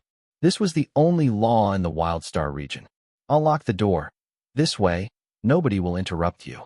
I'll come and get you by noon, said Sarah as she left. Xia Fei produced a can of peach, tossing it in her direction. Eat it on the way. Fruit. Sarah held onto the can with glee, turning around at Xia Fei with a sweet smile before scurrying outside. The Chinese had always emphasized on courtesy and reciprocity. Xia Fei had discovered that giving gifts was a tried and tested move that had great results even in the universal society. Money, women, and violence were the 3 greatest weapons in the universe. If someone had control over these, they could get anything they wanted and do anything they pleased. This would work anywhere there were humans. Xia Fei held the checklist of damages as reported by the self-assessment system in his hand, giving the lunar eclipse a once-over, inside and out. The self-assessment system was incredibly advanced, and errors were incredibly rare. However, Xia Fei would only be satisfied after checking it himself. It was a warship cruising in space after all, not some paddle boat for lovers on a lake. Flying out in the dangerous cosmos where crises could rear their heads any time, Xia Fei wanted to make sure he understood every nook and cranny of his ship. Not a single screw could be out of place when traveling the galaxy. When noon came along, Xia Fei had a 16-page-long maintenance checklist. The first 4 pages were parts that needed to be swapped out immediately, and the rest could be left until he got back. Xia Fei then sat on the ground and went through a few cigarettes. When he extinguished the 5th, Sarah opened the door to the warehouse. "Well, can your ship be fixed?" asked Sarah with a chip on her shoulder. It appeared that her job had been quite successful. Sarah had a strand of yellow on the edge of her mouth, and Xia Fei knew immediately that it was liquid from the canned peach. She looked like a wild kitten that had not eaten in ages, and 3/5 a box of canned peaches could satisfy her for a long time. Xia Fei helped to wipe off the peach juices using his sleeve before passing her the 16-page checklist. "My goodness, this many," Sarah exclaimed. Xia Fei shook his head. "Not all of it is necessary. As long as I gather the things on the first 4 pages, it should be enough to get me home." Sarah furrowed her brows. "The Wildstar region cannot compare to where you're from. I think it'll be difficult to gather all the parts on the first 4 pages. If you absolutely need it, you can try your hand at salvaging those parts from ancient battlefields." The streets of Red Rock Base resembled the audience stands in a sports stadium as there were different layers that circled the base. Sarah and Xia Fei left the warehouse and followed the rings of streets to try and exchange some currency. As star coins were not accepted here, Xia Fei had to resort to bartering. The most valuable items Xia Fei possessed were white dews and snake-eye berries. These fruits were incredibly useful for fighters as they could be used to replenish energy in battle. Xia Fei would always carry a box filled to the brim of these fruits. There are 3 well-known shops in the base with reasonable prices and nice owners. "I'll take you there," said Sarah. It seemed that Xia Fei's strategy of buttering her up had worked wonders, and Sarah was already thinking with Xia Fei in mind. Less sophisticated women were usually more careful, but it was a whole different world once one got through them and into their comfort zones. Xia Fei paused for a few moments to think. "I'll divide the fruits into 3 portions and sell them to these 3 shops separately. This way, we will avoid possible suspicion had we sold such a large quantity of them all in one place." Sarah hastily nodded. "Of course, you have to be careful around here. You're thinking more and more like a local now." Heart of Spirit was incredibly pricey in Alliance-occupied areas, and it was not much lower here, either. 1 snake-eye berry could be exchanged for $10 worth of Heart of Spirit, while white dew could be exchanged for 4. Xia Fei sold 300 of each, meaning he had $4,200 in hand. Xia Fei had first-hand confirmation of the huge profits in interstellar smuggling. Xia Fei estimated that, although the Hearts of Spirit he got were just small bits, they should fetch at least 7 to 800 million star coins, whereas the fruits cost him 12 million star coins, resulting in about a 600% profit margin. Actually, the cheaper food he had on hand could be traded for a Heart of Spirit, too, and they had even more absurd exchange rates. For example, just a few pieces of chocolate could be traded for $1 worth of Heart of Spirit, making it even more cost-effective than snake-eye berries. Xia Fei had other plans for these food items, though. Moreover, he required a large amount of food each day to maintain his nutrient levels. As fixing the lunar eclipse was still days away, this food was crucial to Xia Fei. Xia Fei and Sarah reached the maintenance workshop on the lowest floor after they were done exchanging currencies. The only maintenance workshop in the base was decently big. It had 6 parking spots and 2 different repair shops with 20 or so staff. Xia Fei quickly looked around, only to discover that the gear in this shop was incredibly old. Many machines in use were produced hundreds of years ago. "Sarah, how come you have time to visit us today? I've missed you so much. Let me treat you to some barbecue tonight. A few drinks, too." The members of the staff walked up to Sarah, making jokes as they greeted her. Sarah gave these perverted employees a cold look as she punched and kicked at them. "Get back to work," yelled an old man in his 50s. The workers quickly went back to their stations and resumed work with their eyes on Sarah's full bottom swaying fore and aft. "Uncle Andy," Sarah quickly greeted. Andy nodded, bringing Xia Fei and Sarah into his office. She introduced Xia Fei to Andy, making sure to mention that he was Alan's nephew from a distant base from when they first met. Andy furrowed his brows as he took a look at his repair checklist. "These are all high-tier goods. I'm afraid that it'll be very difficult to find these in the Wild Star region." Xia Fei lit a cigarette and said, "Would we be able to find these from other bases?" "Unlikely." Andy took a quick look at Xia Fei. "My workshop is one of the bigger ones across the Wild Star region. Many ships that other bases can't fix end up here. I'll help you ask around, but don't expect much. I'm still hoping that I can fix it, but I'll think of something else in any case," said Xia Fei. Andy placed his checklist on the table and walked him to the door. "You know, the communication interference is quite strong in this region. I'll need 2 days to search for these parts in the whole region, so come again the morning after tomorrow." Xia Fei nodded. He handed him a bag containing $500 as a deposit before leaving with Sarah the way they came. "Is that Andy guy trustworthy?" asked Xia Fei. Anyone who was in the industry could tell right away from Xia Fei's checklist that Lunar Eclipse was a high-tier warship. It would not be surprising if they tried to gouge him for more money. "I heard from the old man that Andy came here because he accidentally killed his wife's lover. He started from a repair job until he became the owner of one of the best workshops in the region, all because of how tight-lipped he is and knowing his way around conflict. We residents aren't like those drifters everywhere. There's no way you can survive in the Wild Star region if you don't know how to keep a secret," explained Sarah. Sarah's words made sense. The businesses of the residents in Wild Star region were dependent on pirates and thugs. Obviously, those types of people were not the friendly sort, so the residents could easily lose their lives if they stepped out of line. Xia Fei was a stranger in these parts, and who could guarantee that a stranger was a good person?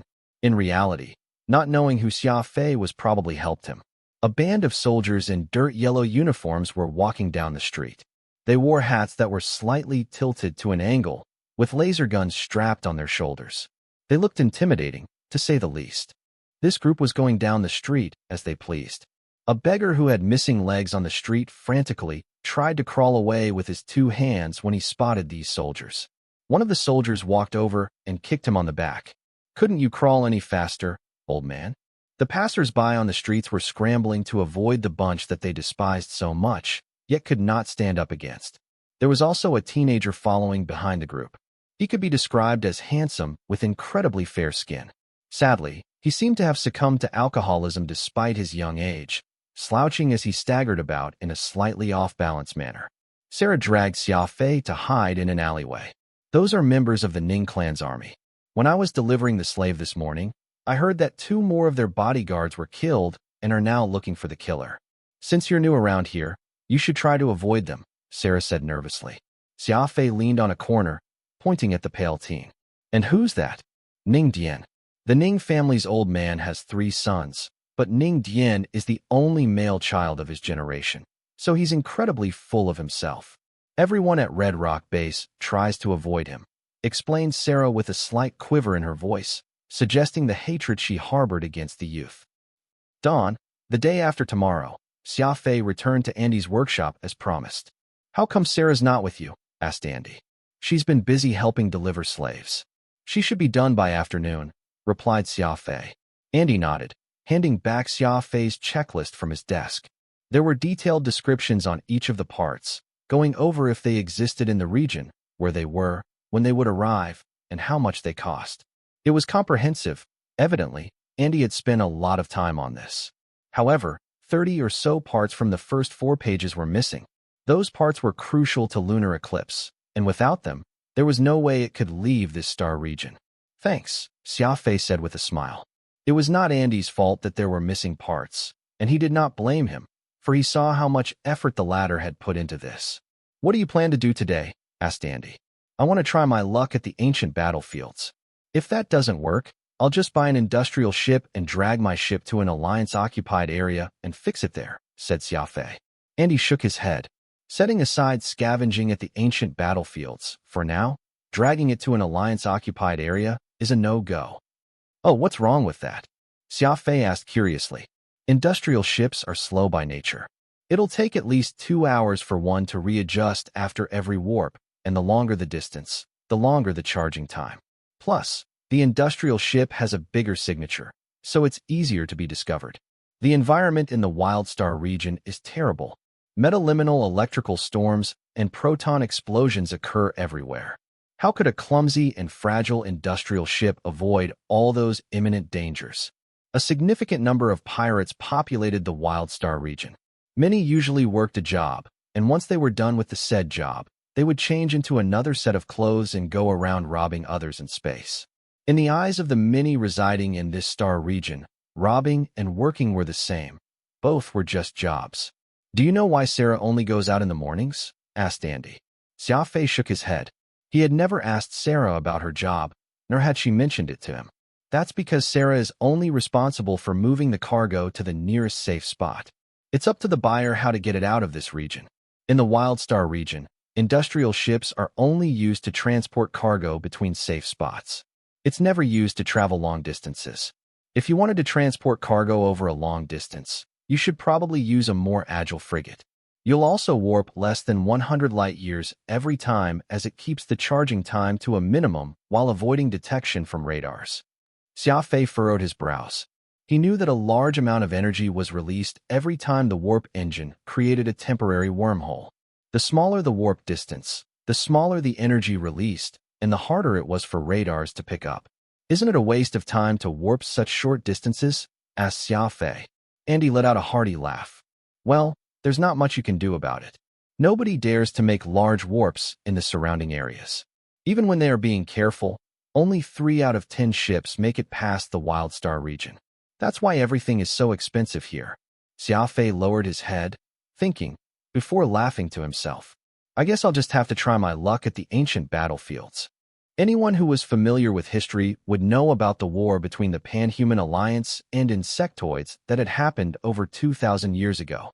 The cause of the war was a bit absurd.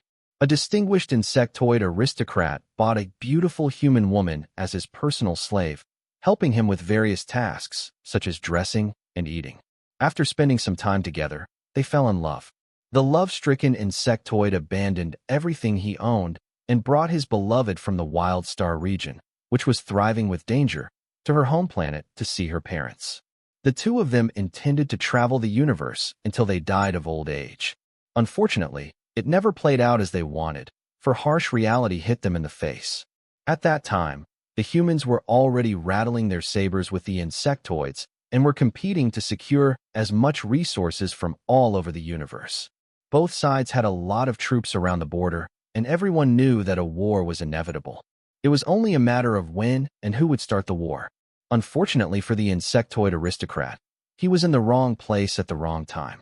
The moment he hit the border, he was captured by the Alliance and sentenced to death for espionage, and the woman was sent back to her home planet.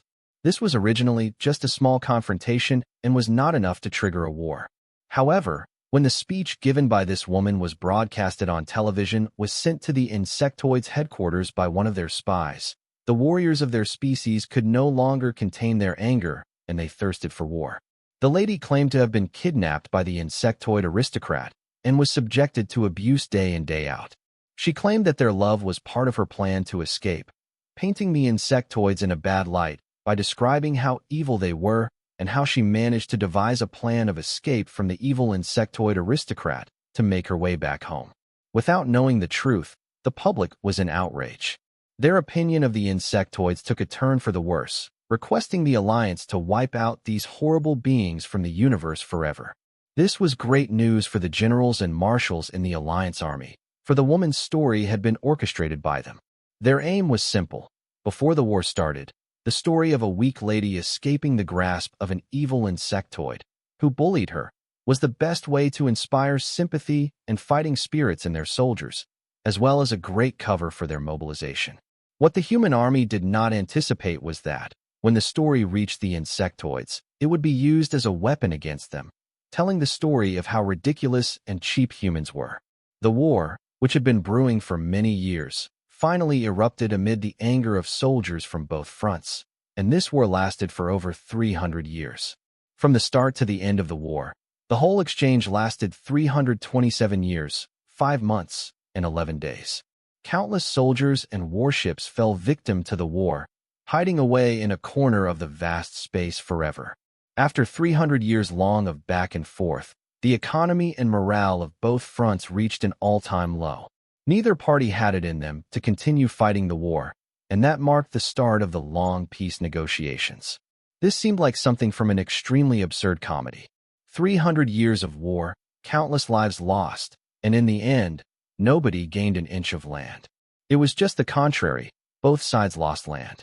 The Wild Star region, which was split evenly into both sides, became a military buffer zone, becoming a paradise for pirates and thugs. Of course, this was what Xia Fei had learned from the secret documents in the library. Just like any other government, the Human Alliance would never admit their wrongdoings, only whitewashing the facts with pretty words. Xia Fei recalled the details of the war as he boarded an Amar executioner frigate. This was rented from Andy for $5 a day. He would be using this to fly toward the battlefield from over 2,000 years ago in hopes of finding parts that he needed.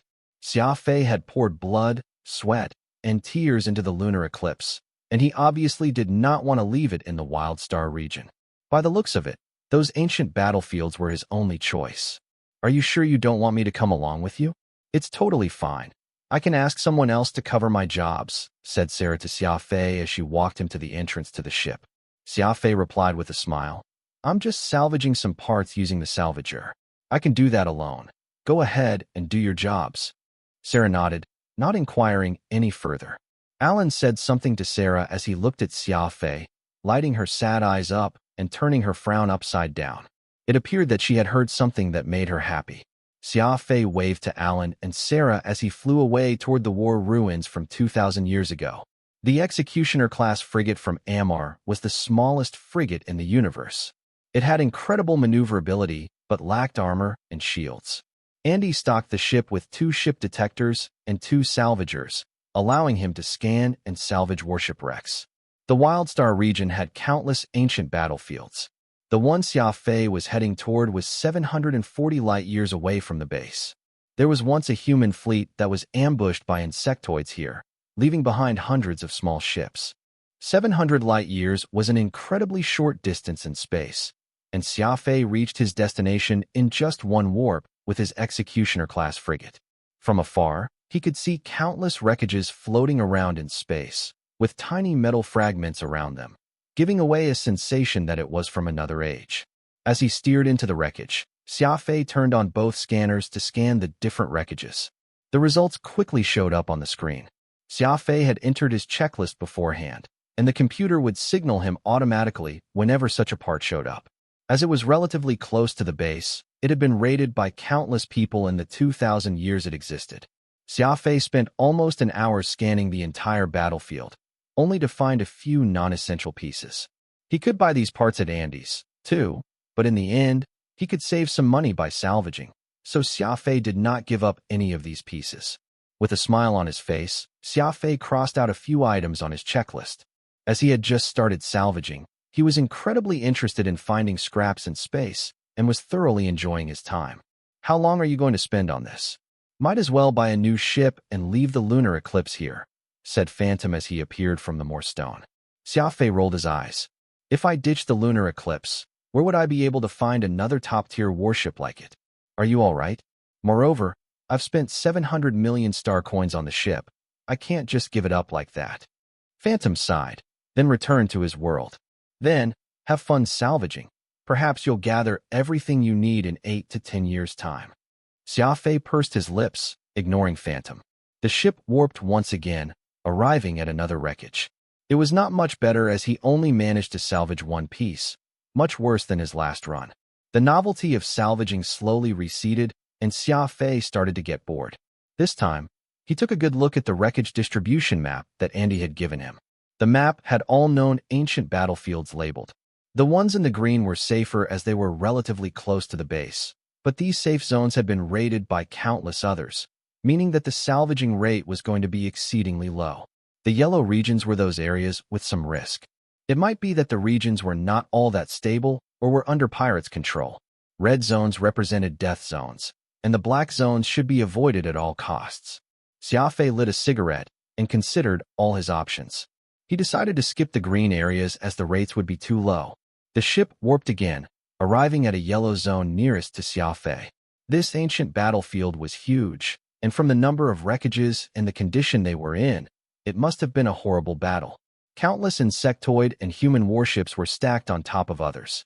Both parties were exchanging fire incredibly close, perhaps even too close. The scanner was activated immediately. A red beam of light came out from the top of the ship, reporting the status of each of the wreckages and the usable parts to the AI computer. Xia Fei changed his strategy this time around. He decided to ignore pieces he could buy, leaving just the 34 different essential pieces on the search list.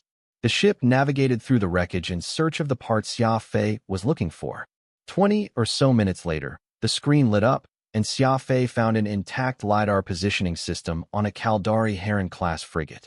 Although the system was a bit old, it was still usable on the lunar eclipse. Xia Fei was exceedingly happy. He tapped on the projected screen to start the salvaging operation immediately. The salvage happened in 3 steps. First, the system would confirm the position of the item. Second, a laser would be shot out from the salvager, making a round hole through the thick armor. Then it would whittle away anything preventing the piece from getting extracted. Third, a traction beam would attract that part to the ship. The whole process, which was managed by the AI computer, would only take minutes without any need for intervention. Another hour or so later, Xia Fei discovered and salvaged another piece that he needed. Just like that, he jumped from one area to another. Xia Fei slowly discovered the hope of fixing the lunar eclipse. He warped from one wreckage to another within the yellow zone, but slowly but surely, he was edging ever close to the extremely dangerous red zone. Just like a treasure hunting game, Xia Fei, who was searching through the ancient battlefield for the parts he needed, could not help but cheer every time he found something. In truth, any residents with experience would not be as optimistic as Xia Fei. The shipwrecks did have many treasures awaiting discovery, but the dangers far outweighed the joy of the hunt. Terrifying electromagnetic storms could happen any time, and then there were the merciless pirates who could pop up anywhere and everywhere. The cargo hold was now filled with various parts, all of which had been produced ages ago. They were not as modern or advanced as the parts equipped on the lunar eclipse, but at least these parts would allow his warship to move and leave the Wildstar region. Xia Fei checked the condition of these parts in detail. Luckily, as space was in a vacuum, although these parts had spent thousands of years floating in space, they were as good as new. "We are 7 parts away from leaving this place," said Xia Fei happily. Phantom nodded indifferently. "Pick up the pace. I don't want to stay in this deep-ned place for too long." Xia Fei smiled. "You're a phantom. It doesn't matter where you are. Plus, can't you create a virtual space that fits your fancy?" "It's not the same." Phantom shook his head solemnly. "There's no smell of the sun in virtual spaces. I actually don't like them at all." After doing some inventory, Xia Fei went back to the command deck and looked around on the map. It had been over 9 hours since he departed at Red Rock Base, and Xia Fei had finished scanning through all the yellow zones around it. There were 2 choices. One would be to travel to yellow zones further away. To do this, he would need to vast warp, able to cover greater distance in one go. Setting aside the huge time expenditure, he had to generate a large energy signature, which could expose him to pirates, making this quite the dangerous option. Alternatively, he could try to enter a red zone 4,000 light-years away. Red zones were unstable areas or pirate hotspots, and this was also very dangerous. There was still the third choice of heading back to Red Rock Base, which would mean he conceded defeat. Xia Fei did not even entertain this choice. He would never give up now that he was 7 parts away from getting lunar eclipse to fly again. After thinking on the captain's seat for a while, Xia Fei decided to venture into a nearby red zone. The reasoning was simple. If both choices were equally as risky, why would he travel farther? Why not just travel to the closest point? Moreover, the energy signature from a 4,000 light-year warp was smaller than a vast warp, meaning a smaller chance of being detected. Xia Fei stood up at the control panel and prepared to initiate the warp. At this moment, a ray of silver light could be seen from the right window, and the red emergency lights started flashing, too. Xia Fei was extremely alarmed. He could see that a ball of silver lights gathering some ways away from the ship. The sight was incredibly dazzling, a sign that an electromagnetic storm was brewing. This was the most famous natural phenomenon in the Wild Star region, dubbed the Wrath of the Goddess of Destruction. Activate emergency systems. Perform random warps immediately. Xia Fei ordered quickly. Affirmative. Emergency systems activated, warping in 15 seconds. An emergency wormhole opened in front of the ship, and the Amar Executioner frigate traveled toward it at full speed. The electromagnetic storm, which was brewing far away, suddenly exploded, traveling toward Xia Fei at impressive speeds like a huge cloud. 10 seconds till warp. 5 seconds till warp. The electromagnetic storm was nearing, yet Xia Fei's ship had only just started entering the wormhole. The wormhole started closing after the ship entered it. At the same time, the electromagnetic storm swept over like a massive tidal wave. Then, the wormhole started shaking like crazy. The ship was also shaking with it. Everything was shaking. Xia Fei clenched his teeth as he held onto the control panel for dear life. When the frigate finally started its warp sequence, it was no longer influenced by the crazy electromagnetic storm. The electromagnetic storm was caused by the acceleration of the magnetic field due to some unknown reason, strengthening any radiation and polarizing electromagnetic fields it massed through, generating an incredibly destructive EMP. When caught in an electromagnetic storm, if lucky, only all the equipment on the ship might be destroyed, and if unlucky, the ones on board might die right then and there, becoming specks of dust among the stars. After letting out a long sigh, Xia Fei sat back down in his hair. Thankfully, the emergency warp sequence was always ready, or else the unspeakable might have happened. The destination of emergency warps like this was decided by the random number generator on the ship. Nobody knew where it would send Xia Fei. Under these circumstances, warps usually would never exceed 50,000 light-years. However, he could not be sure of this as the wormhole was greatly affected by the electromagnetic storm when the warp started, meaning that the wormhole might have been twisted and distorted. It might even send Xia Fei millions of light-years away. When Xia Fei went through the wormhole opened by the insectoid ship, it was the twisting of the wormhole that had sent him into the Wild Star region hundreds of thousands of light-years away from where he was then. Xia Fei lit a cigarette to calm his nerves. It was the only thing he could do at this point. About 2 minutes later, the Executioner frigate exited the wormhole. Looking outside the window, Xia Fei's heart, which had just returned to normal, started beating out of his chest again. Before his sight was the wreckage of an entire combined fleet of warships, floating in this pitch-black space. It was easy to tell if it was a combined fleet. One just had to look for the presence of a capital ship. There were almost 1,000 ships in the fleet in front of Xia Fei. More importantly, it had a carrier, a proper capital ship. Furthermore, the ship was in perfect condition. Why would there be a capital ship in perfect condition among the wreckages of an entire fleet? Xia Fei's eyes were wide open, seemingly unable to believe what he was seeing. Phantom let out a big gulp, heading toward the window to take in the massive carrier. How is that ship seemingly unharmed? Capital ships were different from other ships, as they had a size and firepower that dramatically exceeded other ships. Take this Thanatos-class carrier from Gaia Corps, for example. It weighed 15.75 million tons and was over 130 million cubic meters in volume. The other ships, such as the battlecruisers or frigates, were minuscule compared to it, so tiny they were not even worth mentioning. The small ships were in a circle, with the capital ship at their center, as if they were arranged in a strategic defense formation. Xia Fei stamped out his cigarette and started working on the captain's console.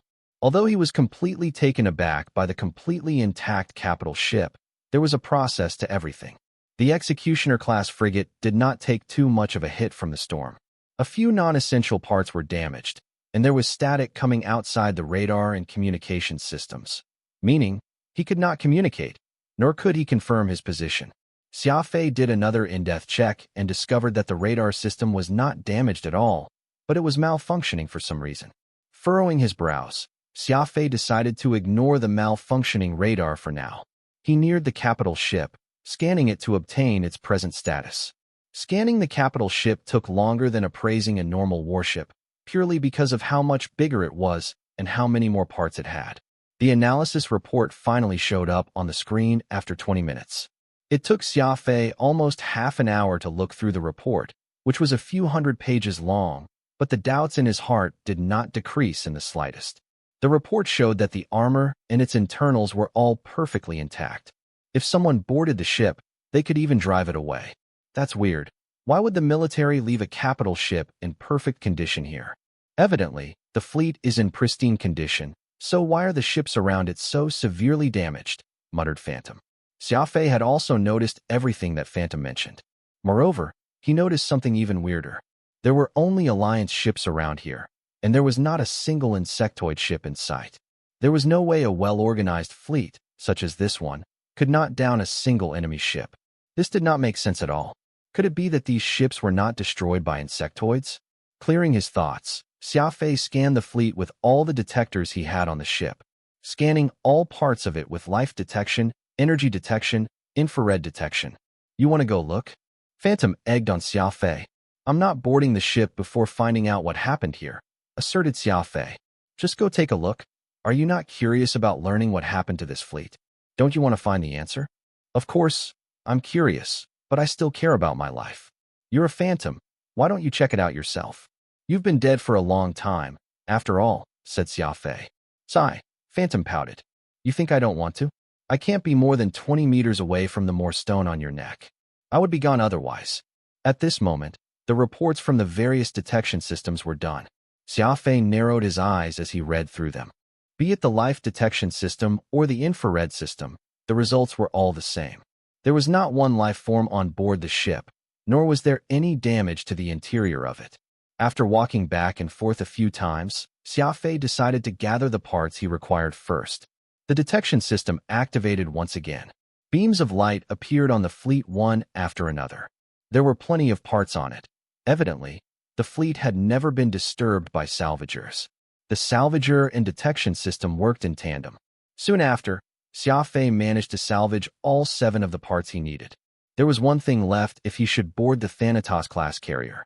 The capital ship that was just a short distance away attracted Xia Fei's attention like a magnet. Not only did he wish to find out why the ship was abandoned here, he was also interested in finding out if that ship could move. It was more likely for someone to win the lottery than finding a capital ship in the middle of space. How could Xia Fei pass up this opportunity when a carrier in perfect condition was right in front of him? Let's take a look. It's a capital ship, after all, so it's probably filled with many useful things. You'd be rich even if you just grabbed a tiny bit of it. Phantom continued to egg on Xia Fei. Xia Fei went through a few cigarettes as he contemplated his next move. Finally, the allure of the capital ship triumphed over the unknown dangers. Xia Fei decided to take the gamble. His eyes glistened with hope as he raised his head, muttering, "Fortune favors the bold. I'm just going in, so there's no big deal." Phantom was extremely happy with this outcome, praising Xia Fei's heroic decision. As he was a phantom, he had nothing to worry about when it came to considering the risk involved. It was not an easy task to board a naval capital ship. First, a connection needed to be established from the outside of it, commanding the carrier to open its landing bay hatch and initiate its life support and gravity systems. All naval fleets had their set of dedicated decoders, which were not something supported by civilian ships like Xia Fei's. Any command that Xia Fei sent to the ship would be completely useless. After some thinking, Xia Fei slapped his thigh. I got it. Using the salvager, Xia Fei salvaged naval decoding from the Dominix-class warships nearby and skillfully attached it to his. The old naval decoder was not perfect and had a fatal flaw in its isolation protector, so it could be hard-booted externally via the use of electrode activation. Meaning, anyone who had a naval decoder could use this vulnerability to install it onto their ships, making the Navy think that the ship was one of their own. Xia Fei had learned this from Porter's notes and did not think that he would be able to use that knowledge so soon. A few moments later, the naval decoder started working, and Xia Fei sent a request for entry to make repairs on board the Thanatos-class carrier. Thinking it was from an Allied ship, the capital ship opened its landing bay hatch and turned on its life support and gravity systems. Xia Fei brought his ship into the maintenance hangar through the landing bay hatch before disembarking from it. The hangar was huge, extremely well equipped with various different types of maintenance equipment. Taking off his cumbersome work clothes, Xia Fei was now only wearing his Windshade Mark IV combat suit, with chasing light attached closely to his arm. After calming his nerves, Xia Fei started searching through the ship. One thing that Xia Fei did feel from the Thanatos carrier was how gigantic it was. It had countless passageways and cabins like a city. There's not even a single corpse around, thought Xia Fei. Normally, there would be soldiers in the tens of thousands working on management or maintenance, but Xia Fei did not discover a single corpse during his search. Could it be that everyone on this carrier had disappeared? In order to find out what had happened here, he first needed to visit the command deck to check the work logs, as well as the captain's logs, and Xia Fei was doing exactly just that. After taking a lift to the top floor, Xia Fei walked in a long hallway to reach the outside of the command center. A big warning sign, dissuading people from entering the command deck, was pasted on its huge, black alloy doors. Xia Fei walked inside the room after pressing a button to open the doors. Corpse. That was the first thing Xia Fei saw once he was inside the command center. The corpse was leaning on one side of the captain's seat. It was completely black and, like a mummy, completely dry, with two dark holes gazing into the endless space. Xia Fei walked around the body a few times to discover that its death was caused by suicide. A golden laser gun could be seen on the ground, which looked to have slid off the person's right hand, and there was a hole on his temple as well. Xia Fei picked up the laser gun. On closer inspection, the gun was really well built. Every part had been finely polished and felt heavy in his hand. There were even colorful gems embedded on the body of the gun, making it look just like a fancy piece of art. Guns were banned among adjudicators, but Xia Fei did not care, as a gun like this could probably fetch a big fortune. He put the gun into his spatial ring after a few moments of consideration. There was a control console in front of the captain's seat with belongings of the deceased arranged neatly on top. It had probably been placed there before his death. Xia Fei examined these items one by one. There were 2 golden navy stars, and judging from the color, shape, and pattern, the deceased was probably a lieutenant general. The highest position in the Navy was held by an admiral, and a lieutenant was quite highly ranked. There was a metal card dangling on a silver necklace. It was an ID card required for identification for high-level functions for this ship. This was incredibly important, as it meant that Xia Fei got hold of the command rights to this capital ship, allowing him to do as he pleased with it. With this card, the ship would self-destruct if asked. There was a collection of medals, such as Alliance Hero, Navy Bravery, etc., among the deceased belongings. They were considered as part of the lieutenant's amazing portfolio, representing his various military exploits. There was also an exquisitely crafted ring with a red gem carved in the shape of a heart.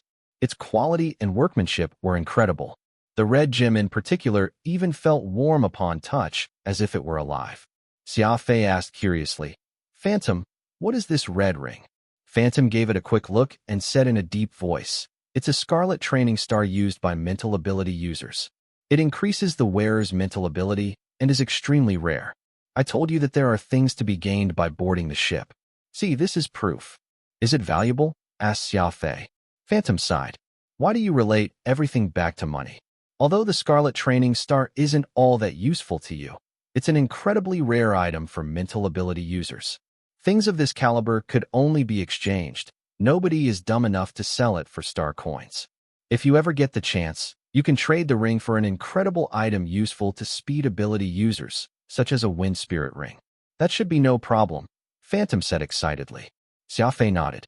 Other than trading for an item of equal value, it was uncommon for anyone to trade top-tier items for star coins, as a lot of them could not be bought with money.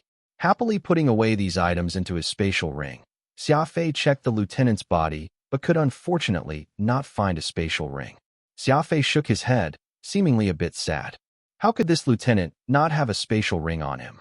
Phantom almost fainted as he could barely stand Xia Fei's greed. Xia Fei turned on the computer on the command deck in hopes of finding out why this capital ship was abandoned and where the other crewmates went. He inserted the lieutenant's ID into the card slot. Xia Fei managed to pull up the captain's log. From it, he gathered that the lieutenant was a man called Robert, hailing from the 5th Naval Theater of Operations. Xia Fei quickly scanned through the log before finding the entries he made before the ship fell. July 1st. The long-awaited transfer order has finally arrived. Tomorrow, I will lead the 64th Combined Fleet into the insectoid base from the flank so as to carry out a sneak attack on their supply lines. The troops have no idea how dangerous this mission is, but every one of them are extremely excited about it. I'm excited, too.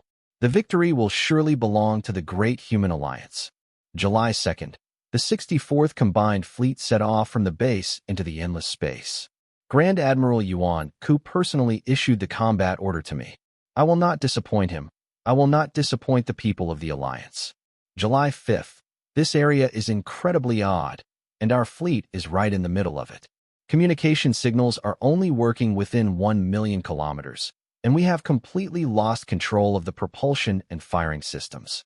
As a mental ability user, I can feel something of unparalleled pressure approaching us. I can't tell my soldiers about this. I must keep it to myself. July 7th. An uneasy atmosphere has been spreading on the fleet, and the situation never improves. Two of our ships fired at each other for reasons unknown, and we permanently lost them less than 10 minutes later. I heard the screams of my soldiers through the communicator.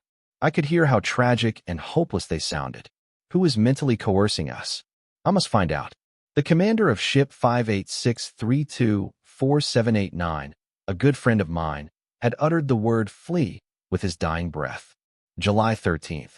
The fleet has been in this area for 8 days, and the situation is getting worse and worse.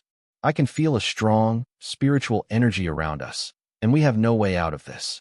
Ziyun, the pharmacist, handed me an antidote that can increase my mental abilities temporarily. We will never surrender. I must gather all mental ability users and resist the pull of that spiritual energy. We must try to fight it no matter what. Xia Fei had goosebumps all over him as he read that part. He had anxious eyes when he looked at Phantom. With a cigarette in his hand, Xia Fei continued to read through the log of Robert to find out what had led to his death. July 15th, the operation failed. We have 322 mental ability users combined forces to attack the mysterious force. We not just failed to stop its control over us, but also angered it further. Just what sort of spiritual energy can control not only humans, but machines as well? I'm not in a good mental state. Perhaps I should go to sleep. July 16th. Ziyun delivered a green potion this time. It's a mental ability boosting potion that is fatal. I can tell from her eyes that she has no will to continue living. The ships under this capital ship are still killing one another. That entity is just like a disobedient child, treating us as playthings.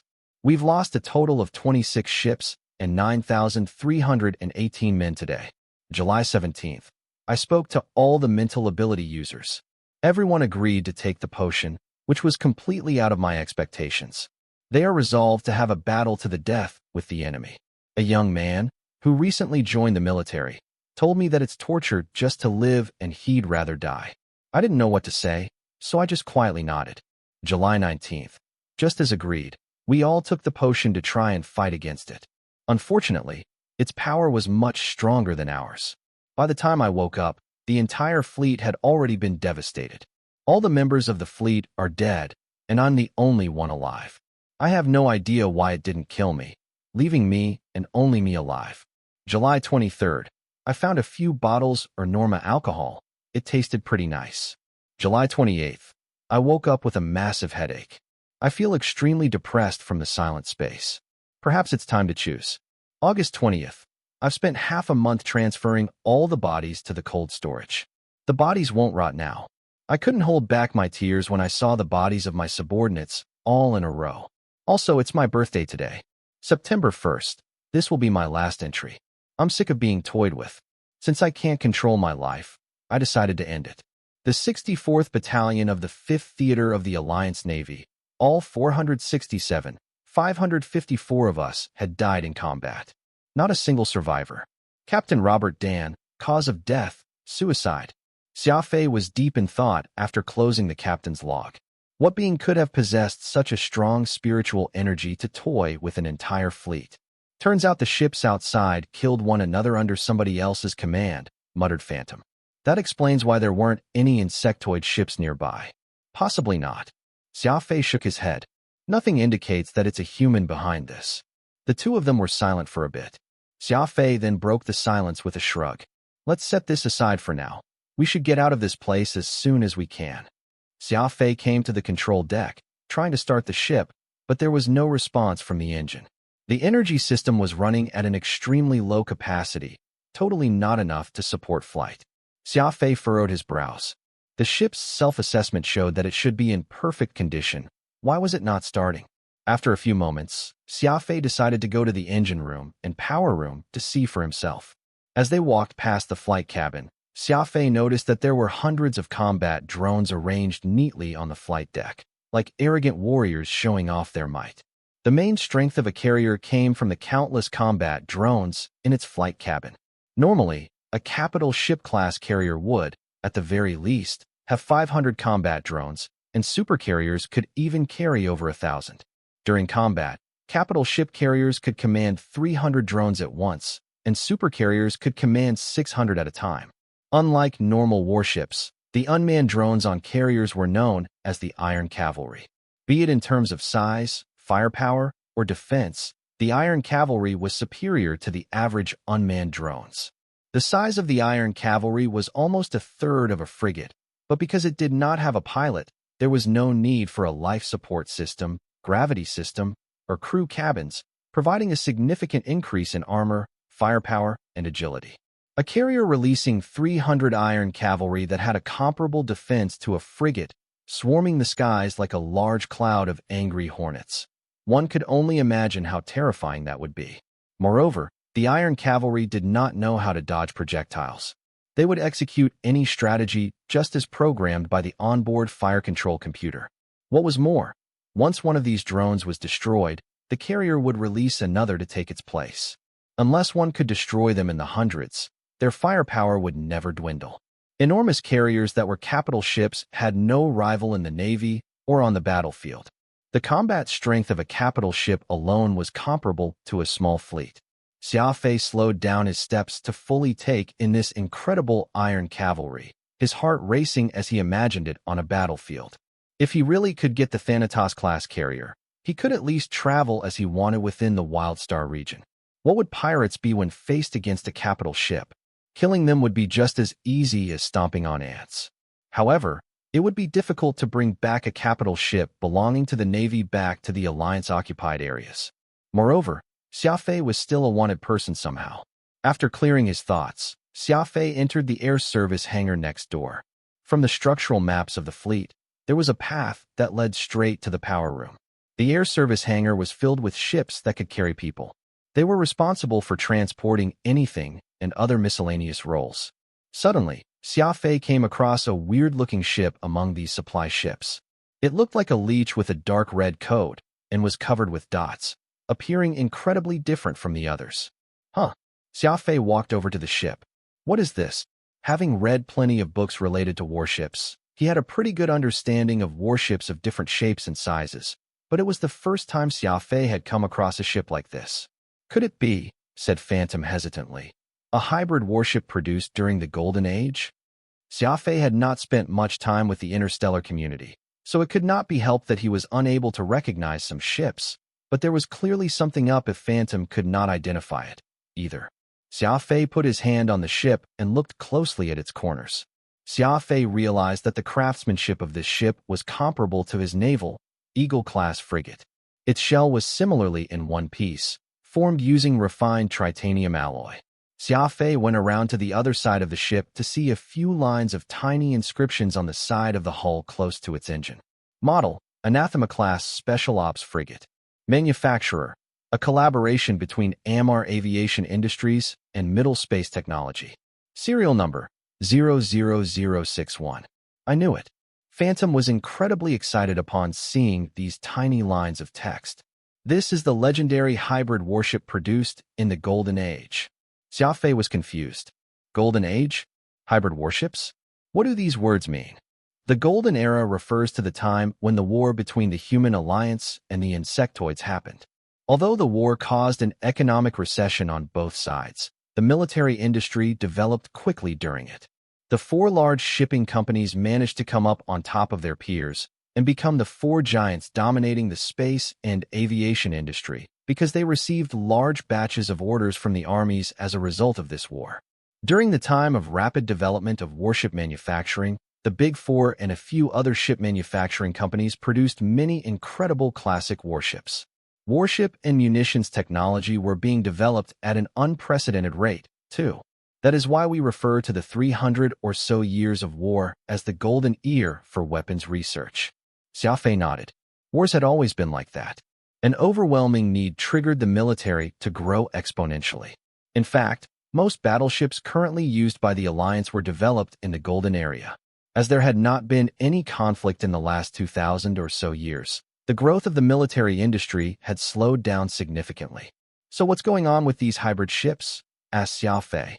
Each top battleship manufacturing company had their own specializations, and because of the competition, all companies would guard their unique skills closely and would never even consider sharing their knowledge. As with all things, there are exceptions. During the war, there was a large demand for high-performance warships from the military. They forced the Big Four to band together and develop special warships that were of even higher standards.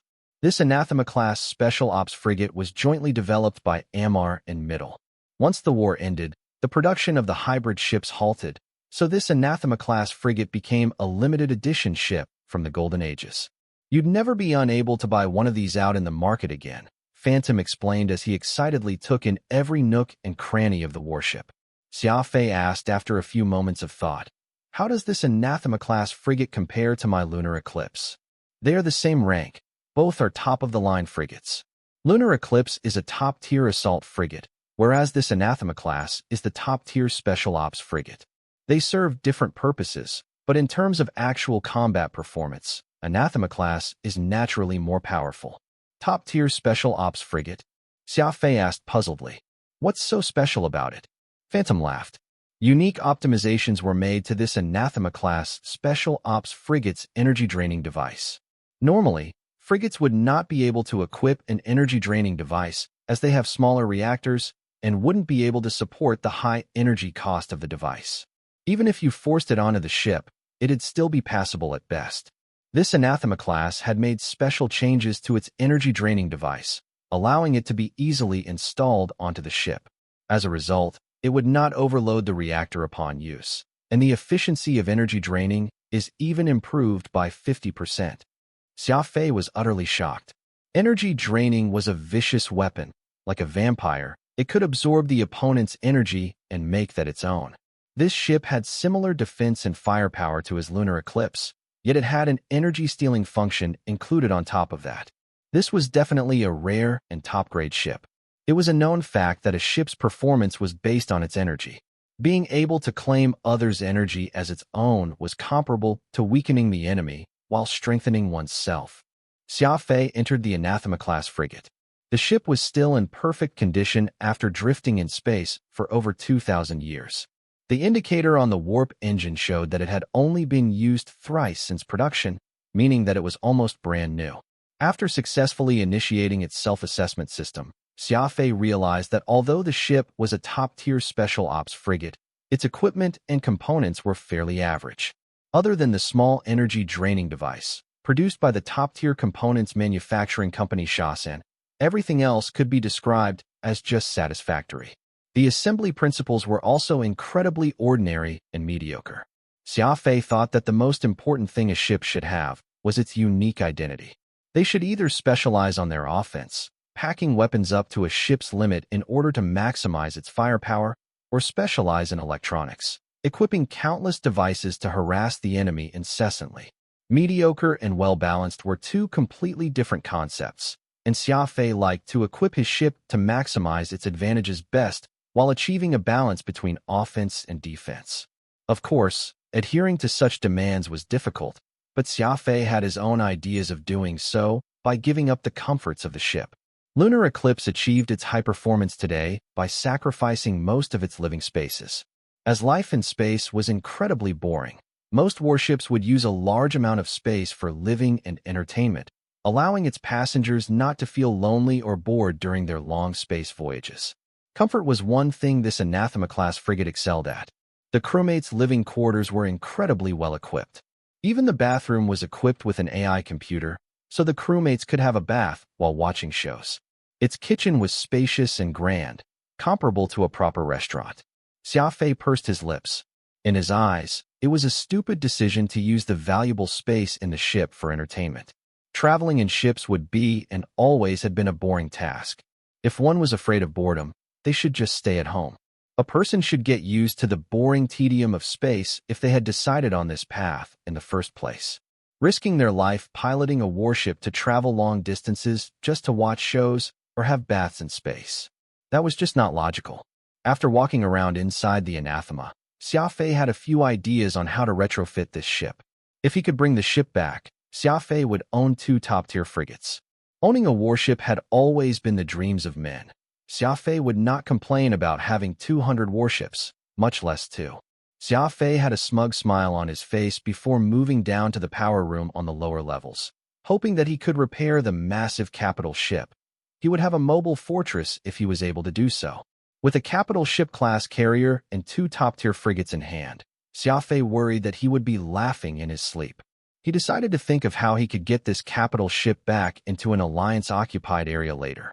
Suddenly, a tiny, undetectable wave of energy brushed across Xia Fei. At the exact moment, Xia Fei started using his breath control technique, blending into the environment as fast as he could. His breath control was getting ever closer to reaching perfection. He could now enter his subtle hidden state at any time without preparation. "What's wrong?" asked Phantom. Xia Fei shook his head. "I'm not sure, but I think I felt a small energy disruption from downstairs, which made me feel a hint of danger." Phantom did not say anything as it had been proven time and again that Xia Fei's perception was extraordinarily acute. It was something that could not be explained and could only be chalked up to an unintended effect of having his 7th brain region forcibly opened. Slowing down his footsteps, Xia Fei carefully walked down the set of stairs as silently as a leaf falling from a tree. This floor was where all the important mechanical parts of the ship were housed, for multiple alloy pipes went from one side of the room to another, forming a maze-like structure. As it was quite easy to hide among the messy pipes and machinery, Xia Fei sneaked along the pipelines, slowly approaching the power room. The closer he got to the power room, however, the more obvious the energy wave was. Phantom knitted his eyebrows. "Be careful. The energy doesn't seem to be coming from a machine. It's more like some sort of living thing." Xia Fei nodded as he extended chasing light, which was on his right arm. The capital ship's power source came from a massive main reactor and 2 emergency reactors. The room was located right in the middle with layers upon layers of reinforced alloys to protect it against outside attacks. As the reactor of a capital ship was huge, it would most certainly damage nearby friendly forces if it exploded, which was why it was so sturdily fortified. Xia Fei entered the first floor of the power room. This was probably where the staff rested and operated. The energy wave became more complex. Other than the disruption coming from the living thing, there was now the energy from the reactor. If Xia Fei's hunch was right, the weird energy wave was coming from the core reactor chamber. There were many windows in this operation room, allowing staff to see the conditions of the reactor. Xia Fei squatted near a window, poking out half his head, and started to inspect the premiere of the room. The main reactor was a semi-sphere like an upside-down bowl. A thick alloy shell secured the core components of the reactor. Xia Fei had seen the reactor before, but he had never seen the being on the reactor that looked like a huge bat. It had a wingspan of over 100 meters. It had striking edges on its body, which was black and shiny. The bat, which had 2 extremely sharp fangs, was currently lying sprawled across the reactor, sleeping with its eyes closed. Xia Fei's heart was almost pounding out of his chest because he already recognized this being. A Black Star Phantom Bat, an ancient space exotic beast. The Beast Spirit Codex had information on many different exotic beasts, and this looked just like the Black Star Phantom Bat shown in it. According to the Codex, the Black Star Phantom Bat was one of the oldest beings in the universe. Its skin was as hard as steel and could survive in the toughest environment. Not even the near-perfect vacuum of space could stop them. The Black Star Phantom Bat could absorb many different types of energy and could survive thousands of years without eating. They also had an isolation film on their skin, meaning no radar would be able to detect them, allowing them to fade into the background like a phantom at night. Juvenile Black Star Phantom Bat was playful and active, but it would become extremely fierce as it reached maturity. It mainly attacked using brain waves to send out messages and interferences that could firmly control its opponent. Countless beastmasters failed at taming this ferocious beast. This exotic beast, which was at the top of the food chain in the entire universe, was incredibly powerful and on a completely different level to humans. Luckily, Black Star Phantom Bats were rare and their mind control waves had a limited range, so they did not pose much danger to humans, unless someone accidentally ventured close to their nest. From its size, the Black Star Phantom Bat was pretty close to adulthood. It lay on the reactor to absorb its energy, which was why the ship did not have enough power when Xia Fei tried to start it. When Black Star Phantom Bats were absorbing energy from a large source, they would enter hibernation, and this state could last thousands or even tens of thousands of years until it accumulated a lifetime's worth of energy. Evidently, this Black Star Phantom Bat was still deep in hibernation, though it would wake up once it gathered enough energy from the reactor. Xia Fei quickly exited the power room and told what he saw to the Phantom. The entire fleet was killed because it strayed inside a Black Star Phantom Bat's nest, muttered Phantom. But how could a Black Star Phantom Bat control machinery? Xia Fei shook his head. It can't control machines, but it can control human thought. The crew members were probably under its hypnosis, so everything they saw was just their fevered dream. Oh, is that so? Let's leave before it wakes up. Phantom seemed to put two and two together. Xia Fei did not say anything, however, as he was deep in thought. The Black Star Phantom Bat was more than what Xia Fei could deal with. Unless he cultivated his beast spirit to the 6th stage, he stood no chance against it. There were no options in front of Xia Fei. First was to initiate Thanatos' self-destruct system and destroy it along with the beast. Second was to escape from this region, leaving behind the Black Star Phantom Bat, as well as this fleet, and only returning once Xia Fei had mastered the 6th stage of his base spirit codex, so he could defeat the monster and bring back this capital ship. The pros and cons of both choices were evident. The former would rid the Wild Star region of extreme danger, whereas the latter would leave him a promise of a Thanatos carrier in the future. Xia Fei was not a resident of the Wild Star region, nor did he need to think of the residents here. So he of course went against the idea of initiating the self-destruct system and decided to leave the ship for now. Instead, Xia Fei quickly headed back to the Executioner frigate and stored the salvaged items into his spatial ring. As there was limited space in it, Xia Fei had to make a trip several times for all the equipment to be transferred to Anathema's storage. Anathema was a rare top-tier hybrid warship, after all, and there was no way Xia Fei would give it up so easily. Even if he were to leave, he would leave using that ship. As for the Executioner, he would have to leave that here. At worst, he would pay Andy accordingly to compensate. What was an old, crusty Executioner compared to an Anathema-class frigate, anyways? Just after Xia Fei carefully exited Thanatos with the Anathema, Xia Fei initiated a warp at 10% of the engine's capacity. As he could not determine his location near the Black Star Phantom Bat's nest, he had to warp randomly and leave its territory before searching a way back to Red Rock Base. Just as the wormhole opened, unrivaled spirit energy swept over Xia Fei like a tsunami. Xia Fei jolted. Oh no, the Black Star Phantom Bat woke up. Just when Xia Fei was about to leave the area, the Black Star Phantom Bat awakened. A terrifying screech was heard throughout the Thanatos-class carrier, a strong mental pressure mixed in it. Xia Fei felt like countless bugs were crawling underneath his skin, inflicting brain-splitting pain on him. He was no stranger to this experience. He would undergo excruciating pain every time he cultivated to the next rank via taking Phantom's medicinal concoction. Xia Fei was already quite familiar with this sensation and knew how to deal with it. He looked sternly at the capital ship through the porthole, using his ocular cognition from the 2nd stage of the Beast Spirit Codex to try and fight back this intense mental pressure.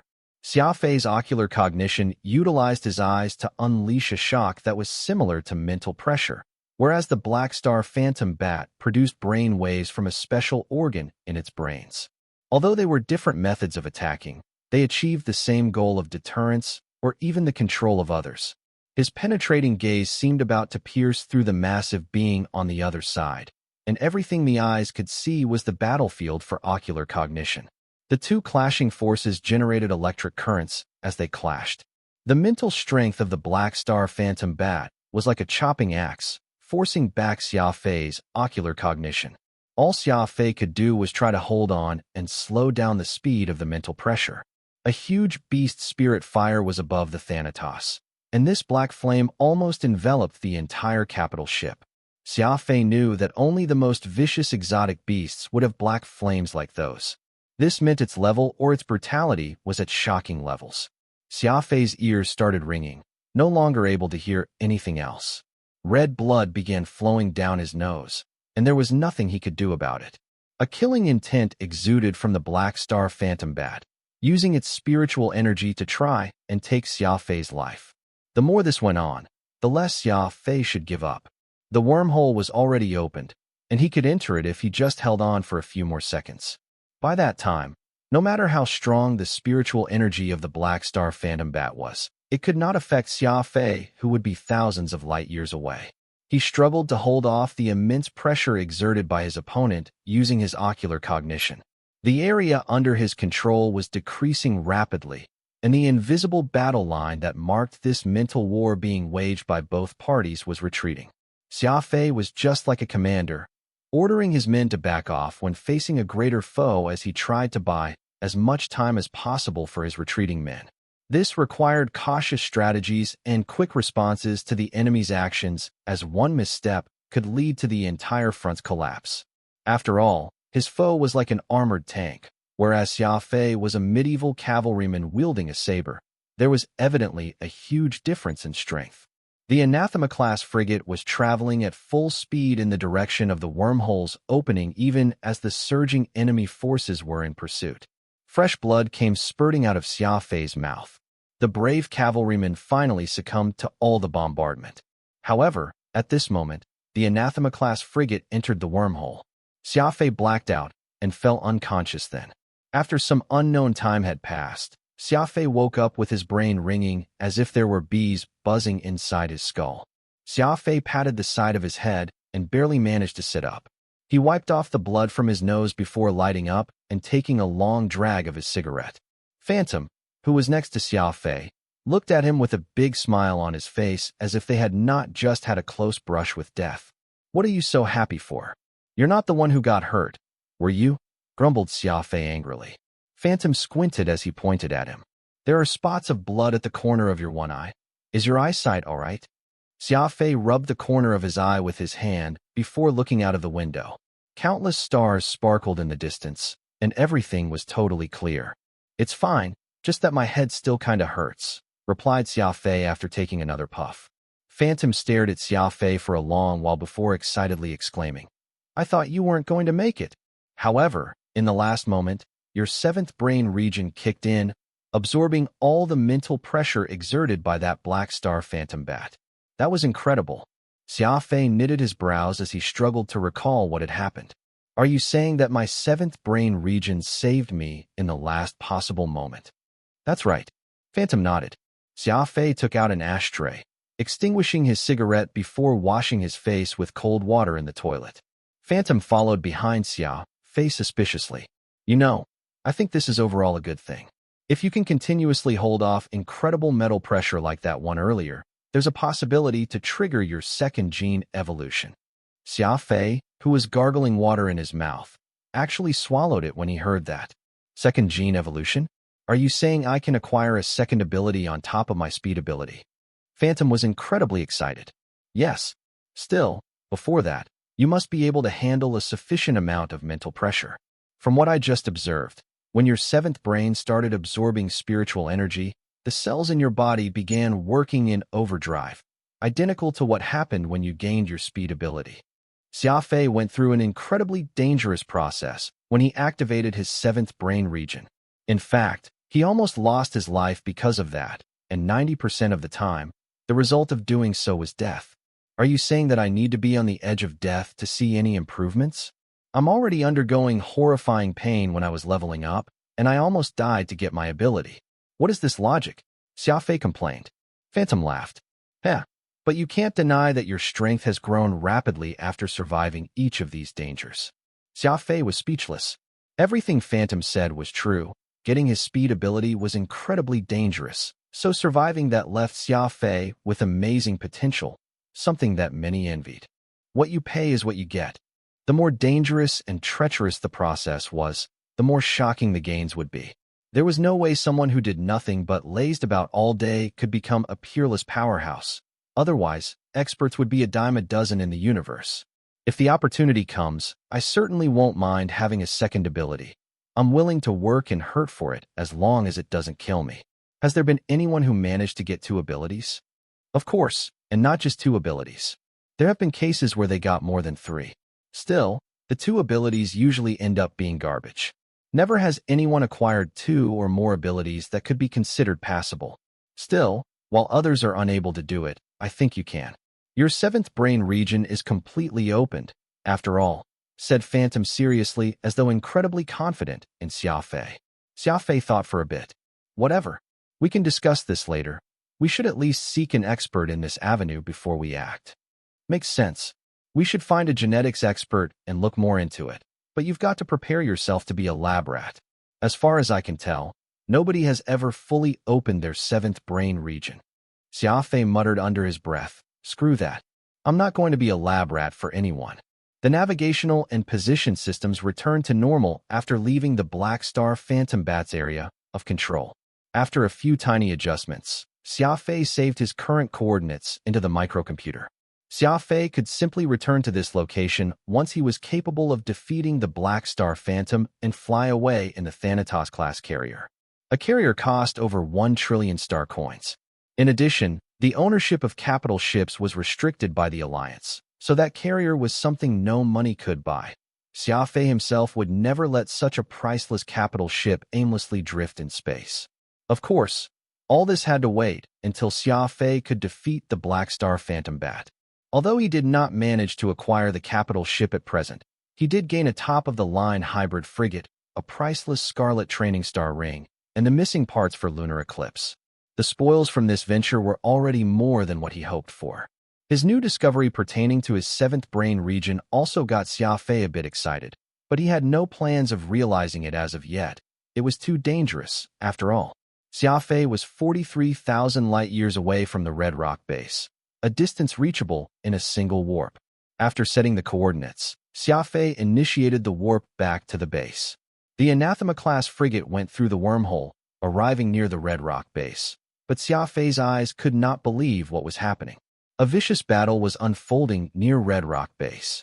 In the distance was a fleet led by 3 battlecruisers, currently besieging Red Rock base.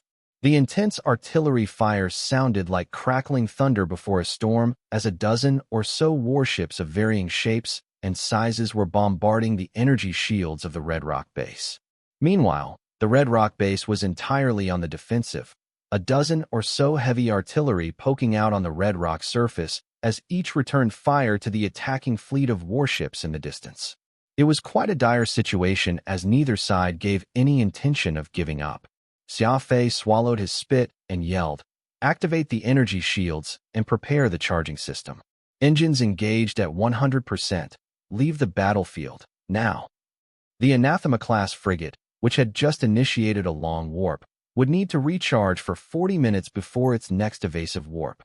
Therefore, all Xia Fei could do was create a safe distance from the battlefield and hope that they would not notice him.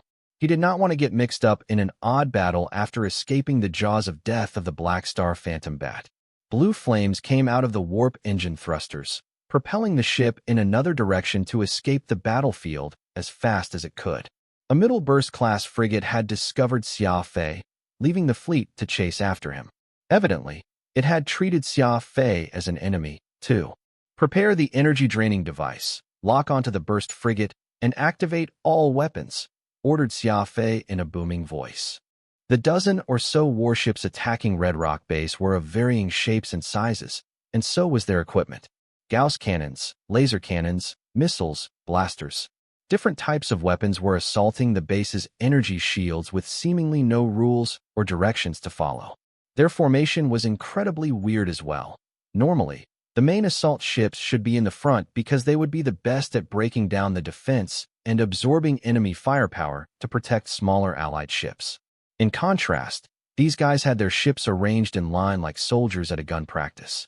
Any experienced commander would never use a formation such as this, for not only would it spread their firepower, It would expose the ships with weaker defense to enemy fire, essentially giving the enemies free fire at their allies. Red Rock Base was a combat station built by the military, after all. Although it had long been abandoned, nor was its present commander someone affiliated to the army, an old tiger still had its claws. The energy shields securely protected the base within. The return fire was also being delivered from the huge cannons with an implied message of "come at me." The commander of the base quickly found the enemy's weakness. Gathering 16 large Gauss cannons, he had the base's firepower focused on a smaller enemy warship.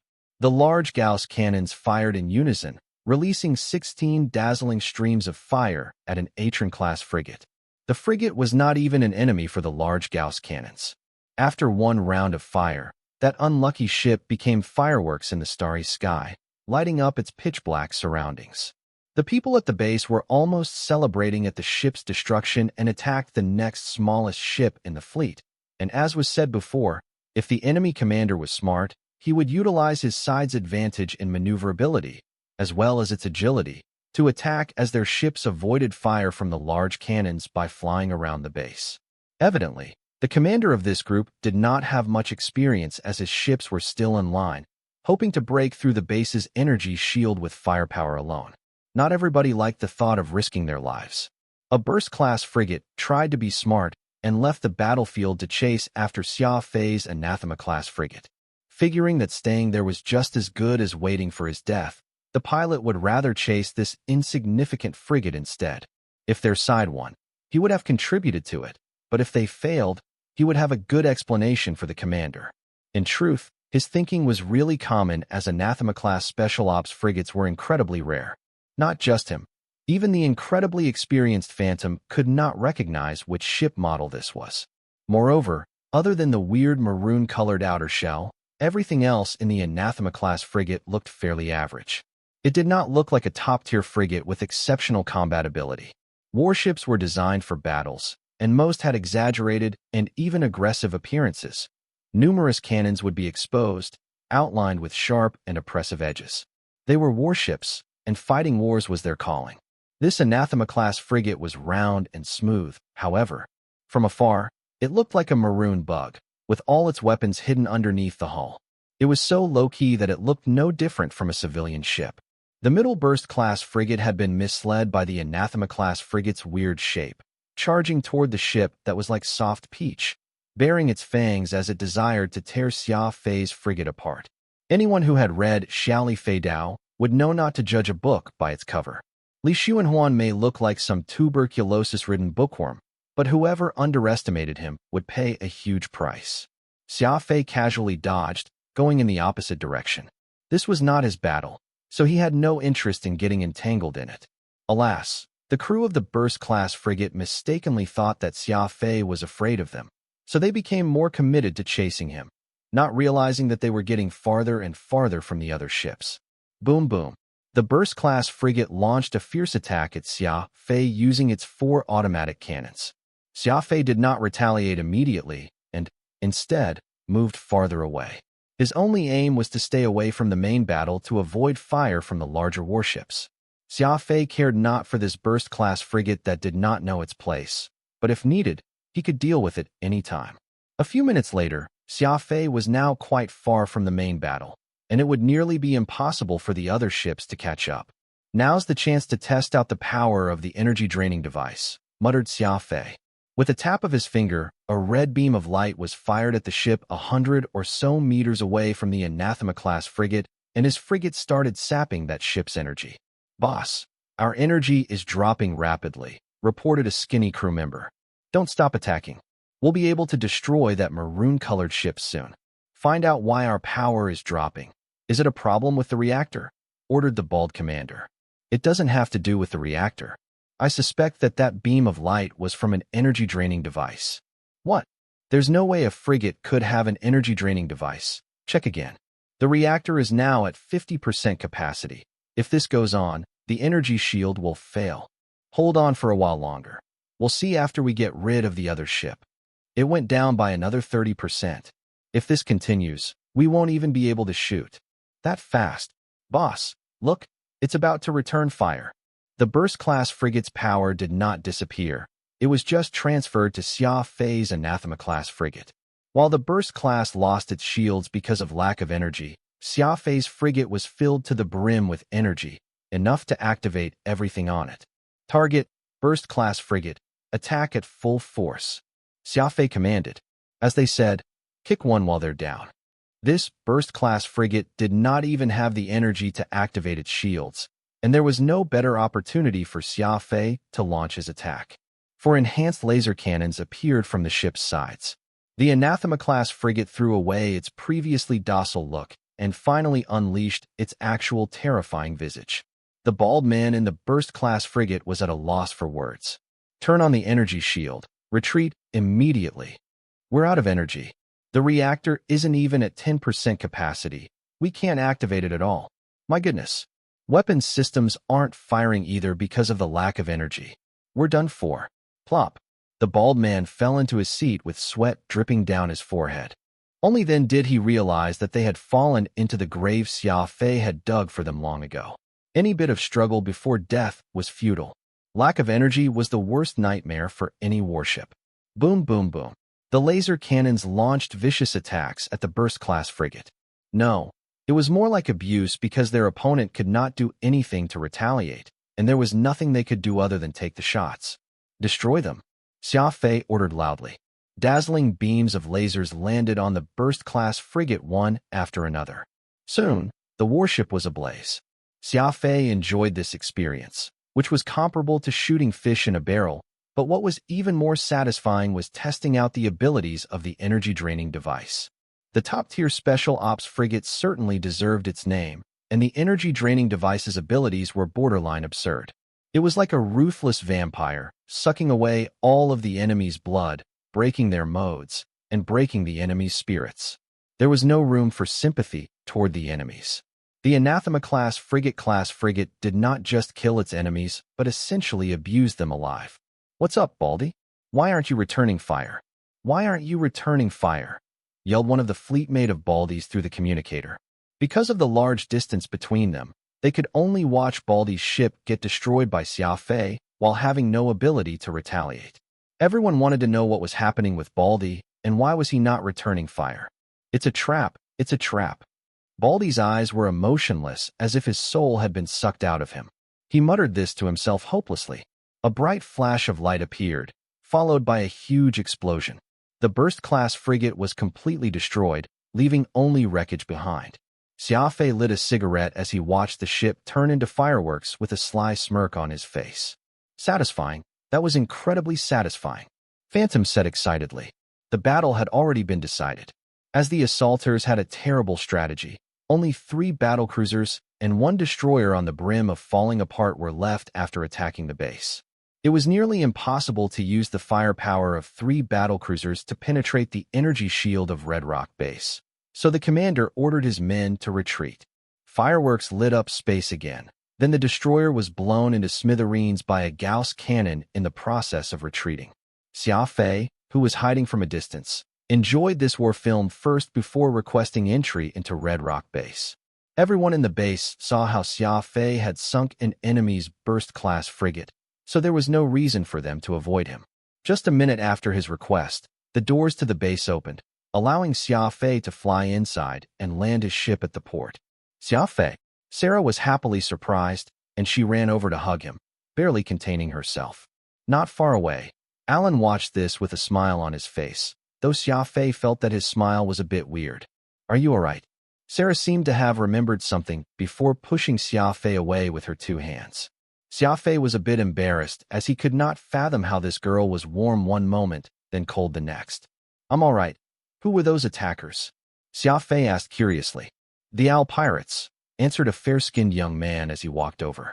Their tone was neither here nor there, but an undertone of harshness could still be detected. Xia Fei had heard about this person from Sarah before. This man was the Ning clan's only young master, Ning Dian. He was notorious for his bad deeds around here. Xia Fei also did not have a good impression of this man after seeing him bully a beggar on the streets. This guy is your nephew? Ning Dian asked as he patted Alan's back. Yeah, a nephew from afar. Alan quickly bowed and smiled. seemingly quite afraid of Ning Dian. Ning Dian nodded. He then quickly told Xia Fei, "Kid, my uncle has some business with you. Follow me." Alan signaled Xia Fei with his eyes, pleading him to listen to the young master. Sarah, on the other hand, was a bit worried, yet she bit her lower lip and kept her mouth shut. The lady who could not hide her emotions conveyed her thoughts clearly through her face. Xia Fei smiled. "Young Master Ning, what does the old master seek from me?" Ning Jian showed impatience as he looked at Xia Fei. "Why are you asking so many questions? You'll know once you come with me." The others standing next to this young master with slanted berets were also arrogantly staring at Xia Fei, even flexing their chest muscles. It appeared that if Xia Fei did not cooperate, they would make sure that he would. Xia Fei did not care about these guys at all. However, Alan and Sarah were tied into this now, and if he killed them before leaving, Alan and his family would certainly pay the price for it. Moreover, Lunar Eclipse was still moored in this base's hangar. Xia Fei did not have plans to give that up anytime soon. Among other things, he was unwilling to part ways even if it was just the Black Mamba 130 engine. "All right, I'll come with you," Xia Fei said with a smile. Alan breathed a sigh of relief, relaxing his previously tense body. Sarah, for her part, still looked quite worried. "I'll be back in no time. Prepare some food for me. I'm kind of hungry," Xia Fei said, patting his stomach. The Ning clan lived on the highest level of this base, taking up the entire floor in fact. As the owner of the Red Rock base, their clan was on a completely different level than the average residents. There were various plants in their yard grown using nutrient fluids. The flourishing leaves and branches gave the residents quite a bit of life. The ground was made of alloy with a layer of red slate on top of it. The paths had lines of trees and shrubs on both sides as well, reminding Xia Fei of what it was like back on Earth. It was a rare sight to see something like this in the dark space, and this suggested that the Ning clan knew how to enjoy life. Other than operating various businesses and trade, the Ning clan also collected 20% tax on all commodities that passed through Red Rock base, resulting in a huge annual income. Outside of spending it on maintaining the base, they had over 1,000 or so mercenaries under their employment to maintain peace around here. They even had a few warships to help with security. It could be said that the Ning clan was in charge around here. Ning Dian brought Xia Fei into the living room and pointed casually at it. "Wait in there." The living room was extremely big, with a floor space of about 300 square meters. There were 7 or so round tables in the center, and dishes filled with various nuts and snacks placed on top. There were already 20 or so people in the living room. They looked like tough, brutish men with their intimidating appearances. Many of them had weapons hanging off their waists, huddled together while chatting and laughing with one another. The room was immediately silent the moment Xia Fei stepped in, and many sets of doubtful eyes focused on him. Xia Fei smiled to show that he was harmless.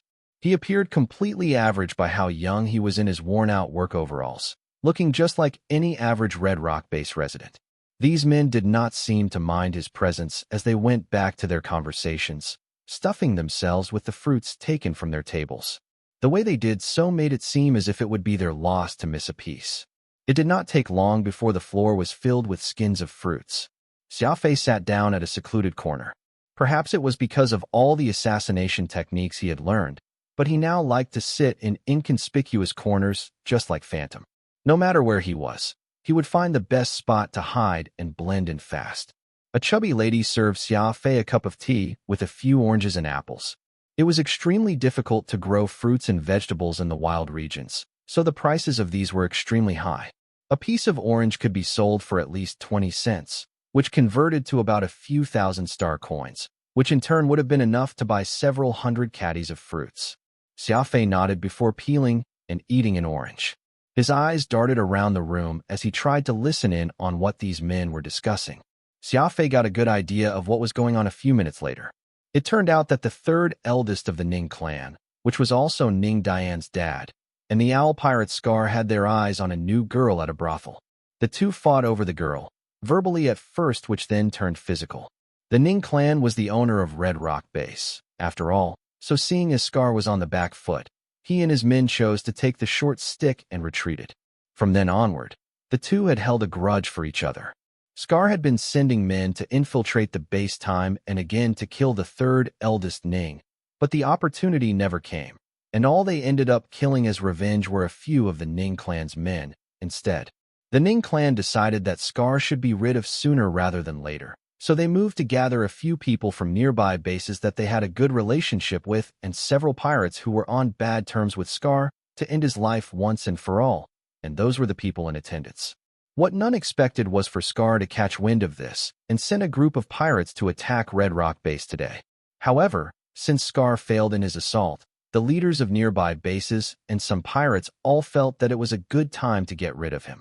They were currently discussing how to split the spoils after this operation, as well as how much money the Ning clan was willing to pay. Xia Fei lit up a cigarette, quickly figuring out why he was called here. As he destroyed one of the enemy pirate ships, accidentally aiding the Ning clan, while all along thinking that he was Alan's distant nephew, they automatically treated him as part of their force. The strength of the Ning clan was mainly concentrated here in Red Rock Base, but once they went outside, it was all in favor of warships. The warships the Ning clan owned were completely average, so including Xia Fei would greatly strengthen them. This band to deal with Scar had been gathered at the last minute. Everybody here had their ideas, but they only had one thing in mind: money. If Scar was willing to pay a higher price, it was entirely possible for them to turn around to kill the Ning clan instead.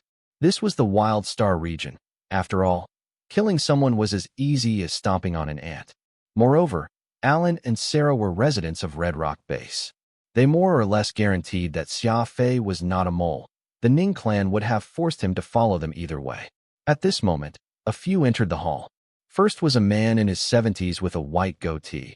Following him were three middle-aged men. The youngest, Ning Dian, walked behind them. Everyone in the hall stood up in greeting to the old man of the Ning clan. The old man sat down at the main seat in the living room with his three sons on either side of him. "I'm sorry that you guys had to wait so long. Scar and his cronies have just tried to attack my Red Rock base. Thankfully, the excellent defense system of this base managed to withstand and defend against their assault. Nonetheless, Scar has been stirring up SHD in the Wild Star region for a long time now, so I don't think that this will be the end of it, but, rather, just the start. I urge everyone to take care," the old man said slowly. What he said was almost poetic. Owl pirates had sustained heavy losses and barely escaped with their lives, but the Ning clan's old man said that he had barely held on, not taking any credits for the victory this time. He then quickly switched topics and urged everyone to take care, not forgetting to attack Scar, for he knew they were gathered here to deal with that notorious pirate leader. Since everyone in the room was on the same boat, there was no point in fighting with one another. Old man Ning is right. I've never liked Scar. He's done terrible things in these few years. Luckily, his side sustained heavy damage today, so now is the best chance we have of getting rid of him, declared a short-haired bloke as he stood up. We, as the leaders of nearby bases, have to guarantee the safety of our residents. I wholeheartedly support Old Man Ning's plan to get rid of Scar, chimed in a leader from a nearby base. Everyone there called out Scar and his bunch of pirates as scums who did terrible things. They all thought that they should deal with him to return peace in the Wild Star region. Xia Fei thought this was funny. Was this not a case of dog-eat-dog? Why made it seem like it was justice-driven? In the Wild Star region, pirates were the people and the people were pirates.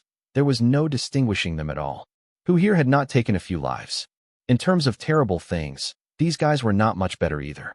The matter was obvious. This was just a bunch of pirates banding together to rob another bunch of pirates. No matter which side they were on, they were still pirates. Without any obstacles, the Ning clan and these representatives quickly formed an alliance. The bunch had the Ning clan's old man to be the commander of this operation, coordinating everybody's movements and strategy. Since everybody already understood their aim, next was how to split the spoils. This was what everyone was here for. Nothing else mattered in the Wild Star region other than money. The hall became exceedingly quiet, waiting for the old man to announce how the plunder would be split. Everyone thought to themselves that they would give up if the pay was not satisfactory. They were not about to give up even a penny. Old Man Ning was wise, of course. He knew what these guys were thinking of. He waved his hand at his youngest son, who then walked out of the hall. Not long after, he walked in with a metal plate. It was covered with a piece of red fabric, so who knew what was underneath it? The third eldest Ning placed it on the table before returning to his seat. Old Man Ning stood up and scanned the room with a hint of slyness in his murky eyes. It was just like an old sly fox looking at a bunch of young sly foxes. Everyone, if this operation succeeds, the Ning clan won't take a cent plus. I'll give this to whoever takes Scar's head. Old Man Ning spoke with a straight back before removing the red cloth with his right hand. The silence in the hall was deafening as surprise and greed could be seen in everyone's eyes. The hall now was filled with nothing but heavy breathing. A purple rock sat on the center of the plate. It was shiny and slightly larger than an adult's fist. Purple Heart of Spirit. My goodness, it's massive. Such a thing actually exists? I thought it's just a legend. After a few quiet moments, everybody got riled up as their greed grew, drooling as they stared at the Purple Heart of Spirit. Hearts of Spirit can be purple? Xia Fei asked Phantom in his consciousness. Phantom seemed to have been reminded of something as he replied with a tone of sadness. Yes, hearts of spirit can be blue or purple. Apparently, purple hearts of spirit contain 100 to 150 times more energy than their blue counterparts and are exceedingly rare, though purple ones are a lot more volatile than blue ones, so they don't really have much use. They're usually collected as rare minerals. My master had a purple heart of spirit, too. He would always fiddle with it and would never let it out of his sight. My master once told me that blue and purple hearts of spirit contain the energy of the universe, but the purple ones are closer to the true face of the universe, mysterious and full of intense energy. If you want to understand the ultimate secret of the universe, you will first need to consider the existence of the purple heart of spirit. Phantom sighed. This purple heart of spirit is almost 3 times larger than the one my master has. If I could bring this thing back to him, he'd be extremely happy. Phantom's eyes were glistening. Xia Fei did not know whether to laugh or to cry. Who knew that an incredible assassin known throughout the universe would have a side like this? If somebody else found out, it would surely be treated as a joke. With a flick of his wrist, Old Man Ning covered the purple heart of spirit with the red cloth again. Everyone, I, Ning Baichun, is a man of my words. Anyone who wants this purple heart of spirit will have to provide me with Scar's head in exchange. Everyone in the hall was excited. With this big payment in front of them, they were eager to get Scar's head. No matter what Scar does this time, his death is all but assured. Old Man Ning's sure is vicious, ensuring that he'll get Scar's head by bringing out this purple heart of spirit. Ning Baichun was incredibly sly. He thoroughly understood the greed in humans' hearts. By bringing out this huge reward, it did not only guarantee that Scar would lose his life, but also separated the people from each other. There was only one purple heart of spirit, so anyone who wanted a chance at it would need to defeat their competitors. This way, the Ning clan did not need to worry about this bunch banding together to work against him. All he had to do now was sit back and wait to collect Scar's head. The purple heart of spirit was precious if well hidden, but it was like a hot potato once exposed. However, it was an unlucky item, too, for no matter whose hands it ended up in, the others would surely feel unsatisfied. When the time came, whoever became its eventual possessor would come to regret it. A simple, dog-eat-dog operation turned into a ruthless life and death situation under the careful planning of Old Man Ning. It could be said that the old man was truly ruthless with his methods. The maids then served liquor and dishes to entertain all the big wigs that came from all over the Star region. Just as Xia Fei was considering leaving, the eldest son of the Ning clan approached Xia Fei and called him to the yard. "You're Alan's relative?" asked the eldest Ning tentatively.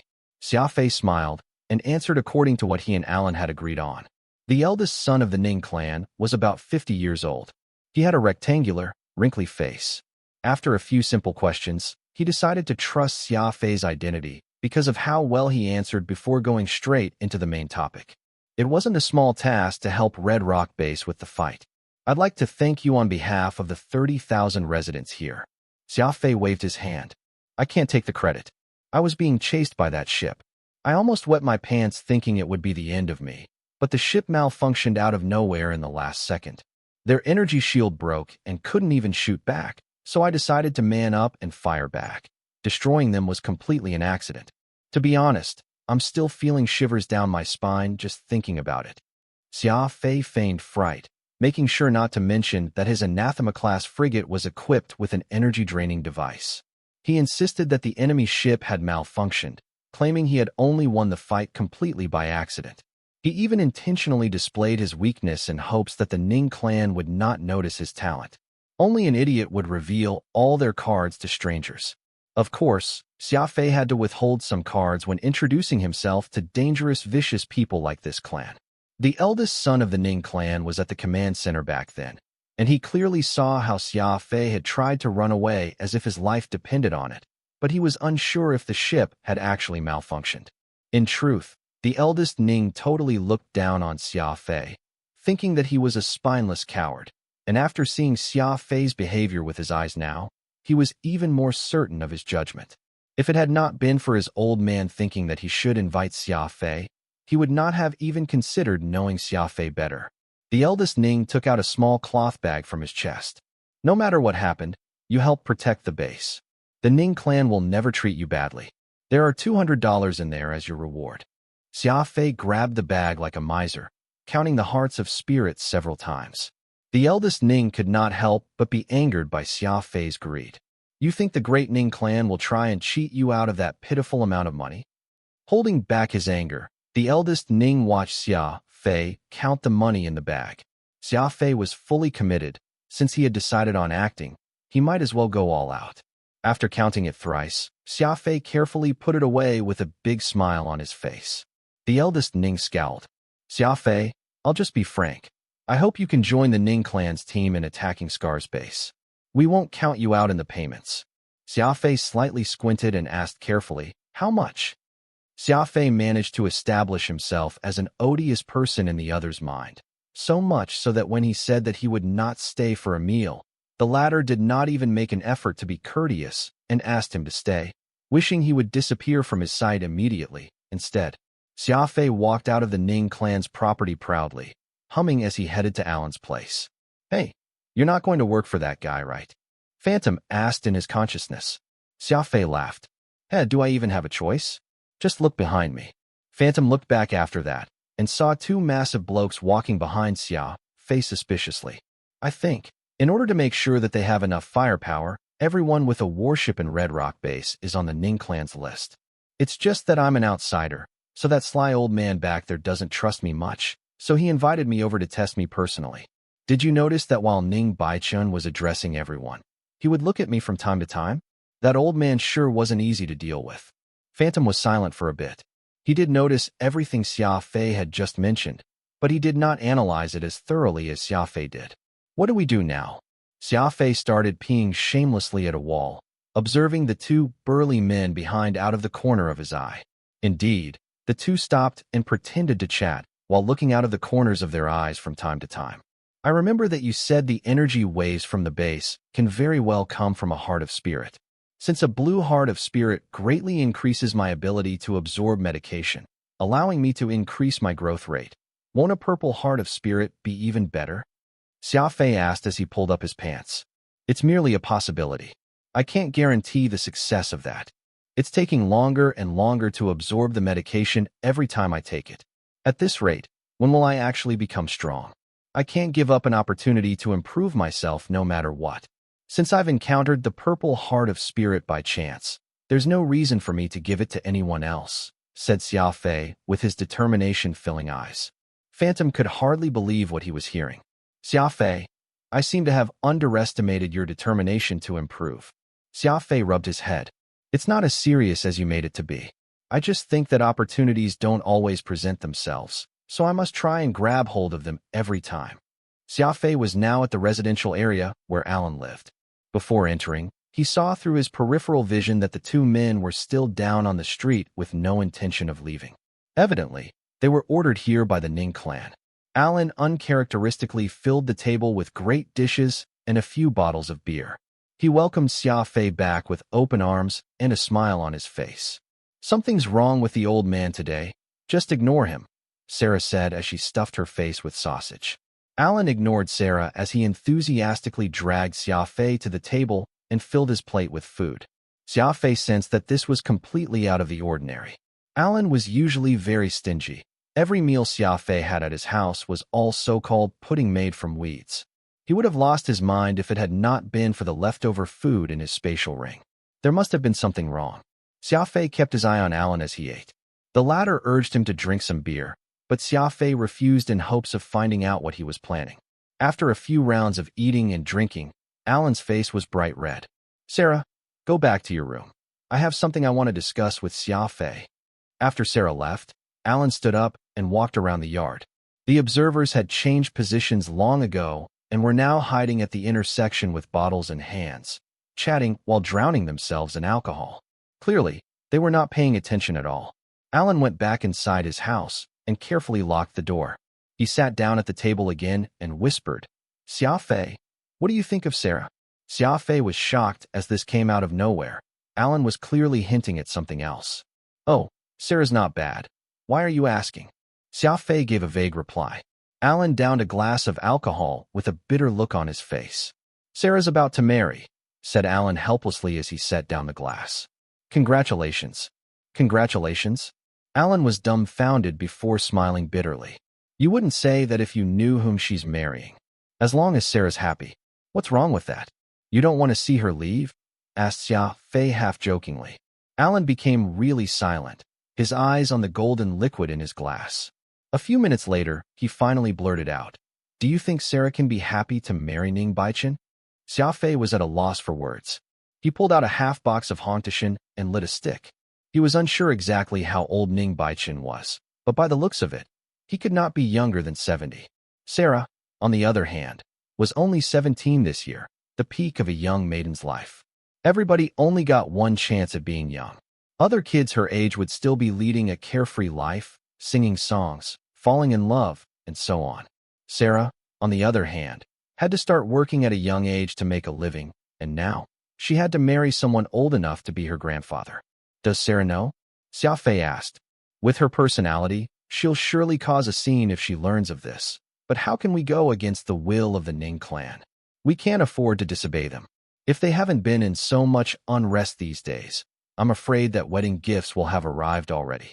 Now that Ning Baichen has resolved to get rid of Scar, once the owl pirates are destroyed, Alan choked up halfway through his sentence. He lowered his head, sipping his alcohol with red eyes. Xia Fei knitted his eyebrows and felt his chest tightened. Sarah and Alan only relied on their crappy, industrial ship, delivering goods for others to get by. Their lives were already difficult as it was, and somehow, they got even more problems on their plate now. Since you've decided to talk to me about it, I guess you've already made up your mind. What's your plan? Asked Xia Fei. Alan started at Xia Fei and answered in a deep voice. You should be leaving soon. If you're willing to take us with you, I'll tell you everything we know. Xia Fei did not want to stay in the Wild Star region longer than necessary. That insectoid ship was no doubt caught, but Xia Fei was unsure if Xiaoyu was on the ship, so he hoped to return to the Alliance soon. You've been hiding at home all day doing this? Xia Fei asked, smiling. Alan did not say anything as he brought out an old AI computer from his room. I'll send you everything I've gathered. Perhaps it'll be of use to you. It was currently night. Xia Fei was lying on the sofa, struggling to sleep. He turned on his microcomputer and looked through the information provided by Alan again and again. Alan had done a lot of work regarding Sarah's escape plan. There was a lot of the required information collected, making it way easier for Xia Fei to formulate his combat strategy. Xia Fei looked through the star map again and compared it to Alan's information. He now had a better understanding of this dog-eat-dog operation. There were 6 different bases in a 200,000 light-year radius: Red Rock, White Rock, Green Rock, Blue Rock, Black Rock, and Yellow Rock.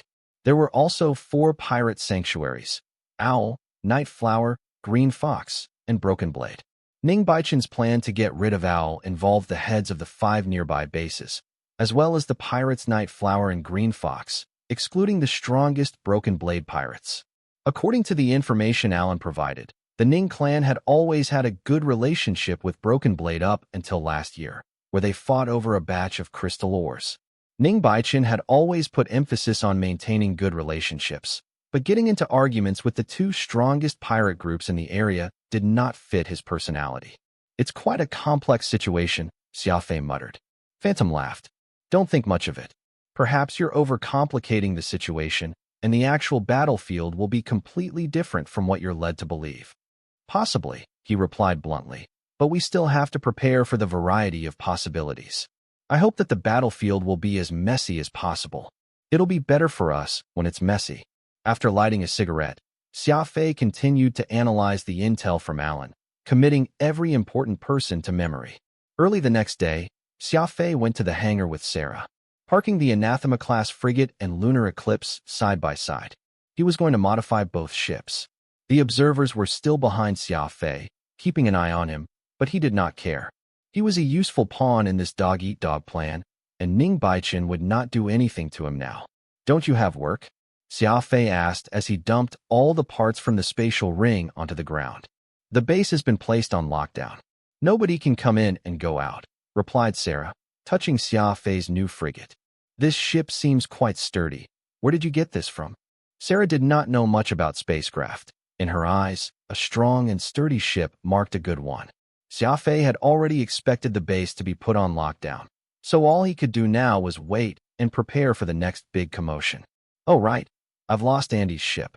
Could you ask him how much I must pay to compensate for it later? I'll pay however much he asks for. Also, could you help me borrow a few tools? Pay anything he asks for, too."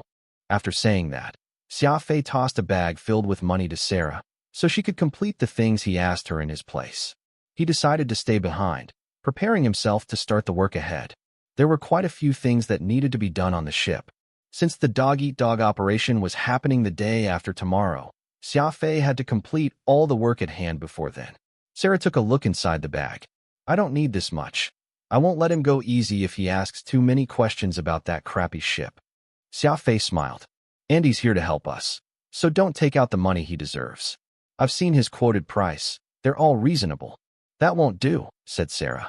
"I know you have the money, but you should try and save some. Making money is harder than spending it. After all, growing up in an environment like this, Sarah had naturally developed a frugal lifestyle. It did not feel right when Xia Fei looked at his pair of leather boots in awful condition. 2 hours later, Sarah returned to the hangar in a hover truck filled with parts and tools Xia Fei asked for. Xia Fei passed Sarah a bottle of cola. "You must be tired. Have a drink and grab some rest. I'll deal with the rest of the maintenance." Sarah grabbed the drink with a big smile on her face. Carefully opening the bottle, she took tiny sips, all the while looking like a happy little girl. She might look wild on the outside, but she was not much different from an average girl on the inside. It was not her fault that she had a personality like this. It was a result of the environment she grew up in. "This is tasty. It'd be great if I could drink this every day," muttered Sarah under her voice. "You sure have simple wishes," said Xia Fei while laughing. "Tomorrow will be better than today." Opening the carriage, Xia Fei lifted a high-density welding machine, which weighed several hundred kilograms, off the truck without much effort. "You may not look like it, but you sure are strong." "It took 4 people to load that machine into the truck," Sarah said with glistening eyes. Xia Fei was a speed ability user. Although speed and strength were 2 different abilities, both were closely connected, requiring the user to push the limits of their body. It was just like a professional sprinter. Although they would not be as strong as a professional lifter, they would not be weak by any means. Xia Fei was close to star domain rank. It was natural for his strength to grow at the same rate. Several hundred kilograms were not heavy to him. Though Lunar Eclipse and Anathema were both frigates of the highest tier, and Xia Fei liked both, he had to make a choice. In the worst-case scenario, he might have to get rid of one of these 2 ships. Xia Fei needed to pick one main ship and another as a reserve. Obviously, the Anathema-class frigate, which was fitted with an energy-draining device, was more practical than Lunar Eclipse. Moreover, the former was a brand-new ship, meaning that it was better than the latter in many aspects. Lunar Eclipse had sustained quite the damage in its armor and machinery, as well as in its electronic components, so it was impossible to return the warship to 100% in 3 days. Xia Fei took out Lunar Eclipse's Black Mamba 130 engine and installed it on the other. Then he put the Anathema-class frigate's normal engine onto Lunar Eclipse.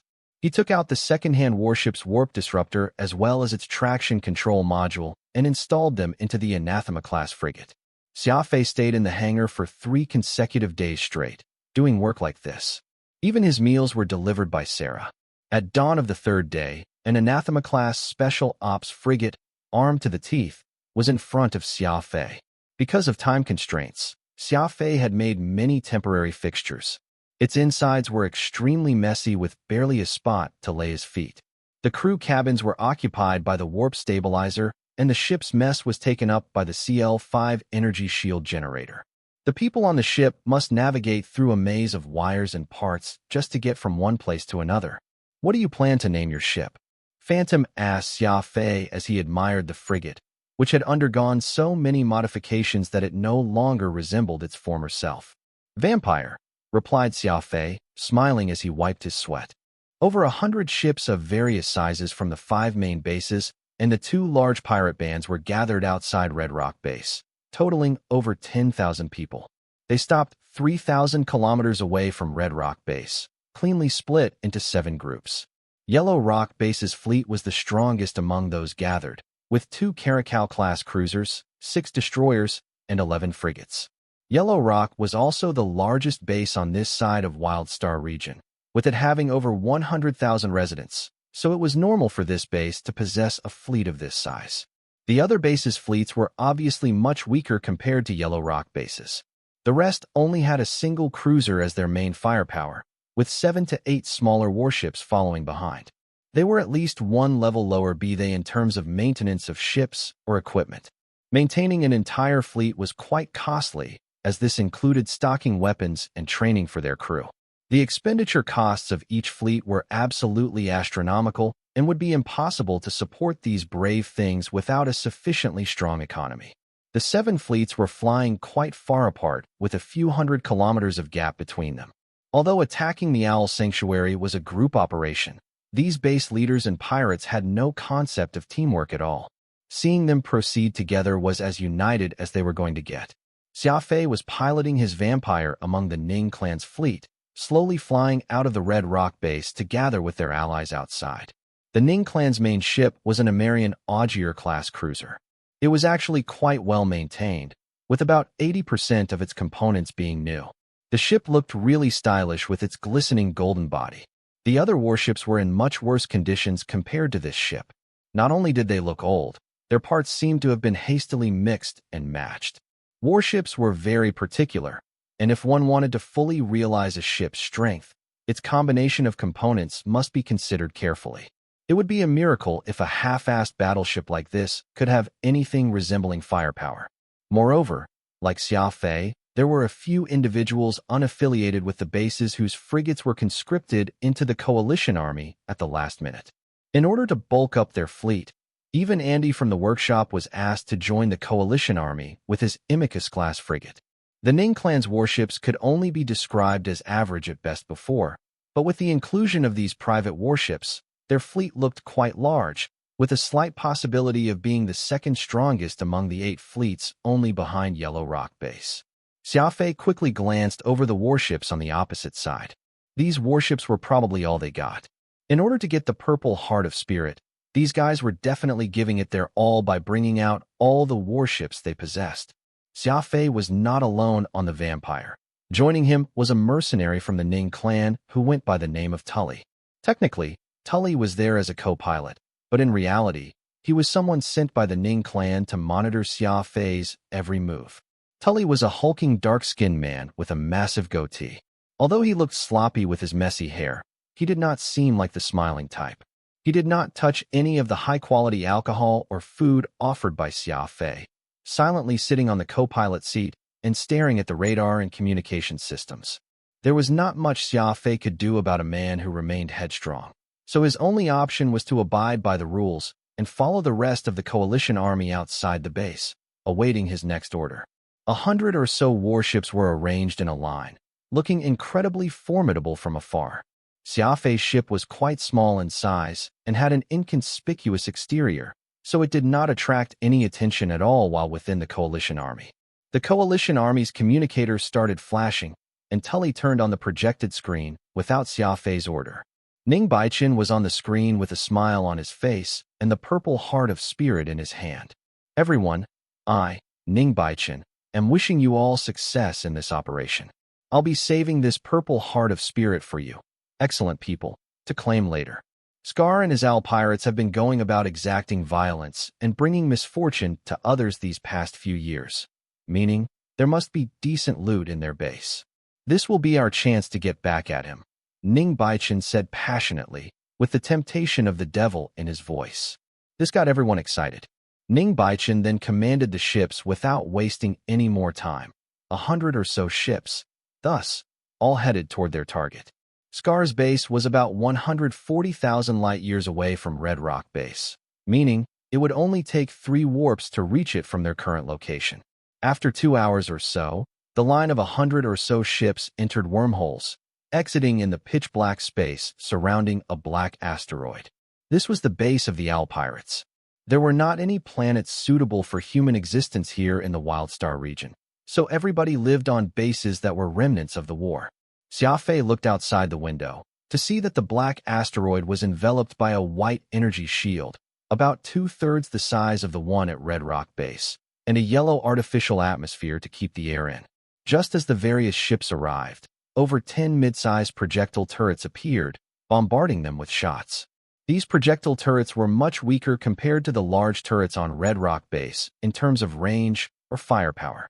This artillery fire did not threaten the cruisers at all, and at best, it could be used to deal with smaller warships of or below destroyer class.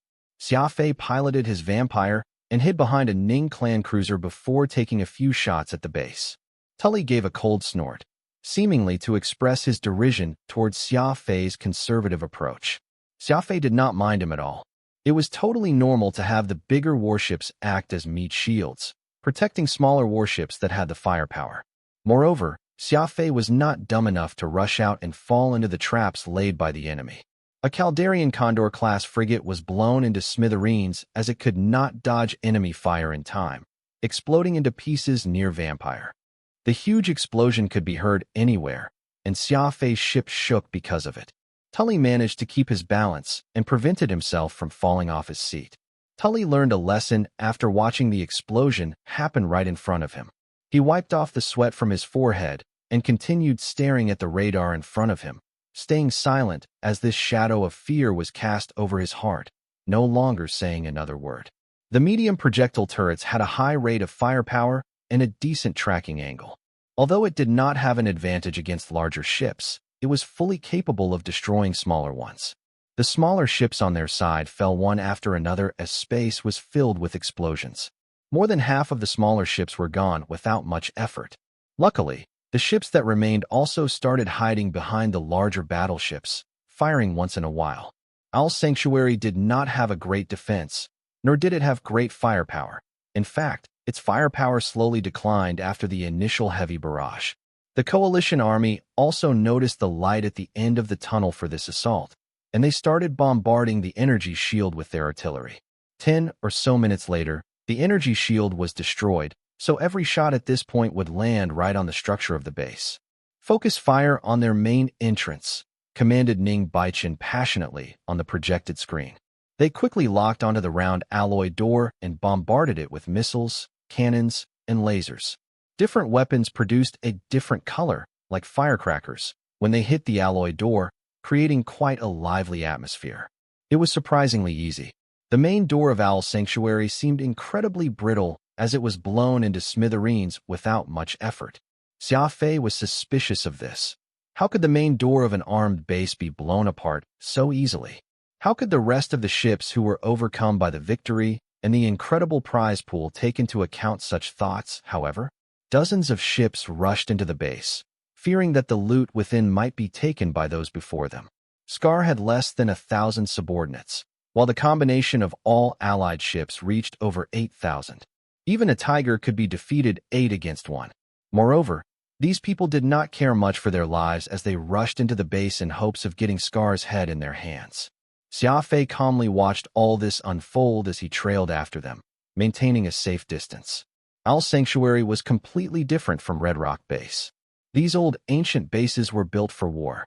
There was a limited amount of living space within Red Rock Base due to the complex roads and it being riddled with pipelines and warehouses. It was only through years after years of modifications that Red Rock Base slightly resembled a city instead of an army base today. In order to gain more living space, the complex pipelines were all removed, and many things that did not have use were disposed of as space trash. Owl's Sanctuary, on the other hand, had fewer residents, so there were fewer modifications made to it. The interior was incredibly messy and narrow, equipped with many useless things. Unless one had lived here for a few years, anyone new would surely get incredibly confused and lost. The coalition army stopped at the port as people rushed off their ships with various weapons in hand, quickly occupying the dock area. Scar's men put up a pitiful defense before shamefully retreating deeper into the base. Everyone, let's go to the command center to get Scar. We'll have a lifetime supply of money if we get Scar. The Owl Pirates are done for. Start looting. A few managed to contain their excitement, but everyone clearly was unable to do so as they rushed to pillage and loot deeper into the base. It was as if treasures were within an arm's length away from them. This is for you. Tully handed Xia Fei an armband as they got off the ship. The armband was made from a piece of red cloth. The coalition army was a combined force of 8 strong groups, and many of them did not know one another, so they agreed to wear a red armband in order to help identify allies. Xia Fei smiled before putting it on his arm and chasing after the others. Just as everyone was focused on trying to plunder and catch Scar, nobody noticed that a white light screen slowly rose, enveloping the entire base. I'd love to hear from you. Thanks so much for watching. Did you enjoy this video? If you did, make sure to hit that notification bell so you never miss an update. And don't forget to subscribe and give this video a big thumbs up. Your support means the world to me, and I can't wait to see you in the next one. Thank you.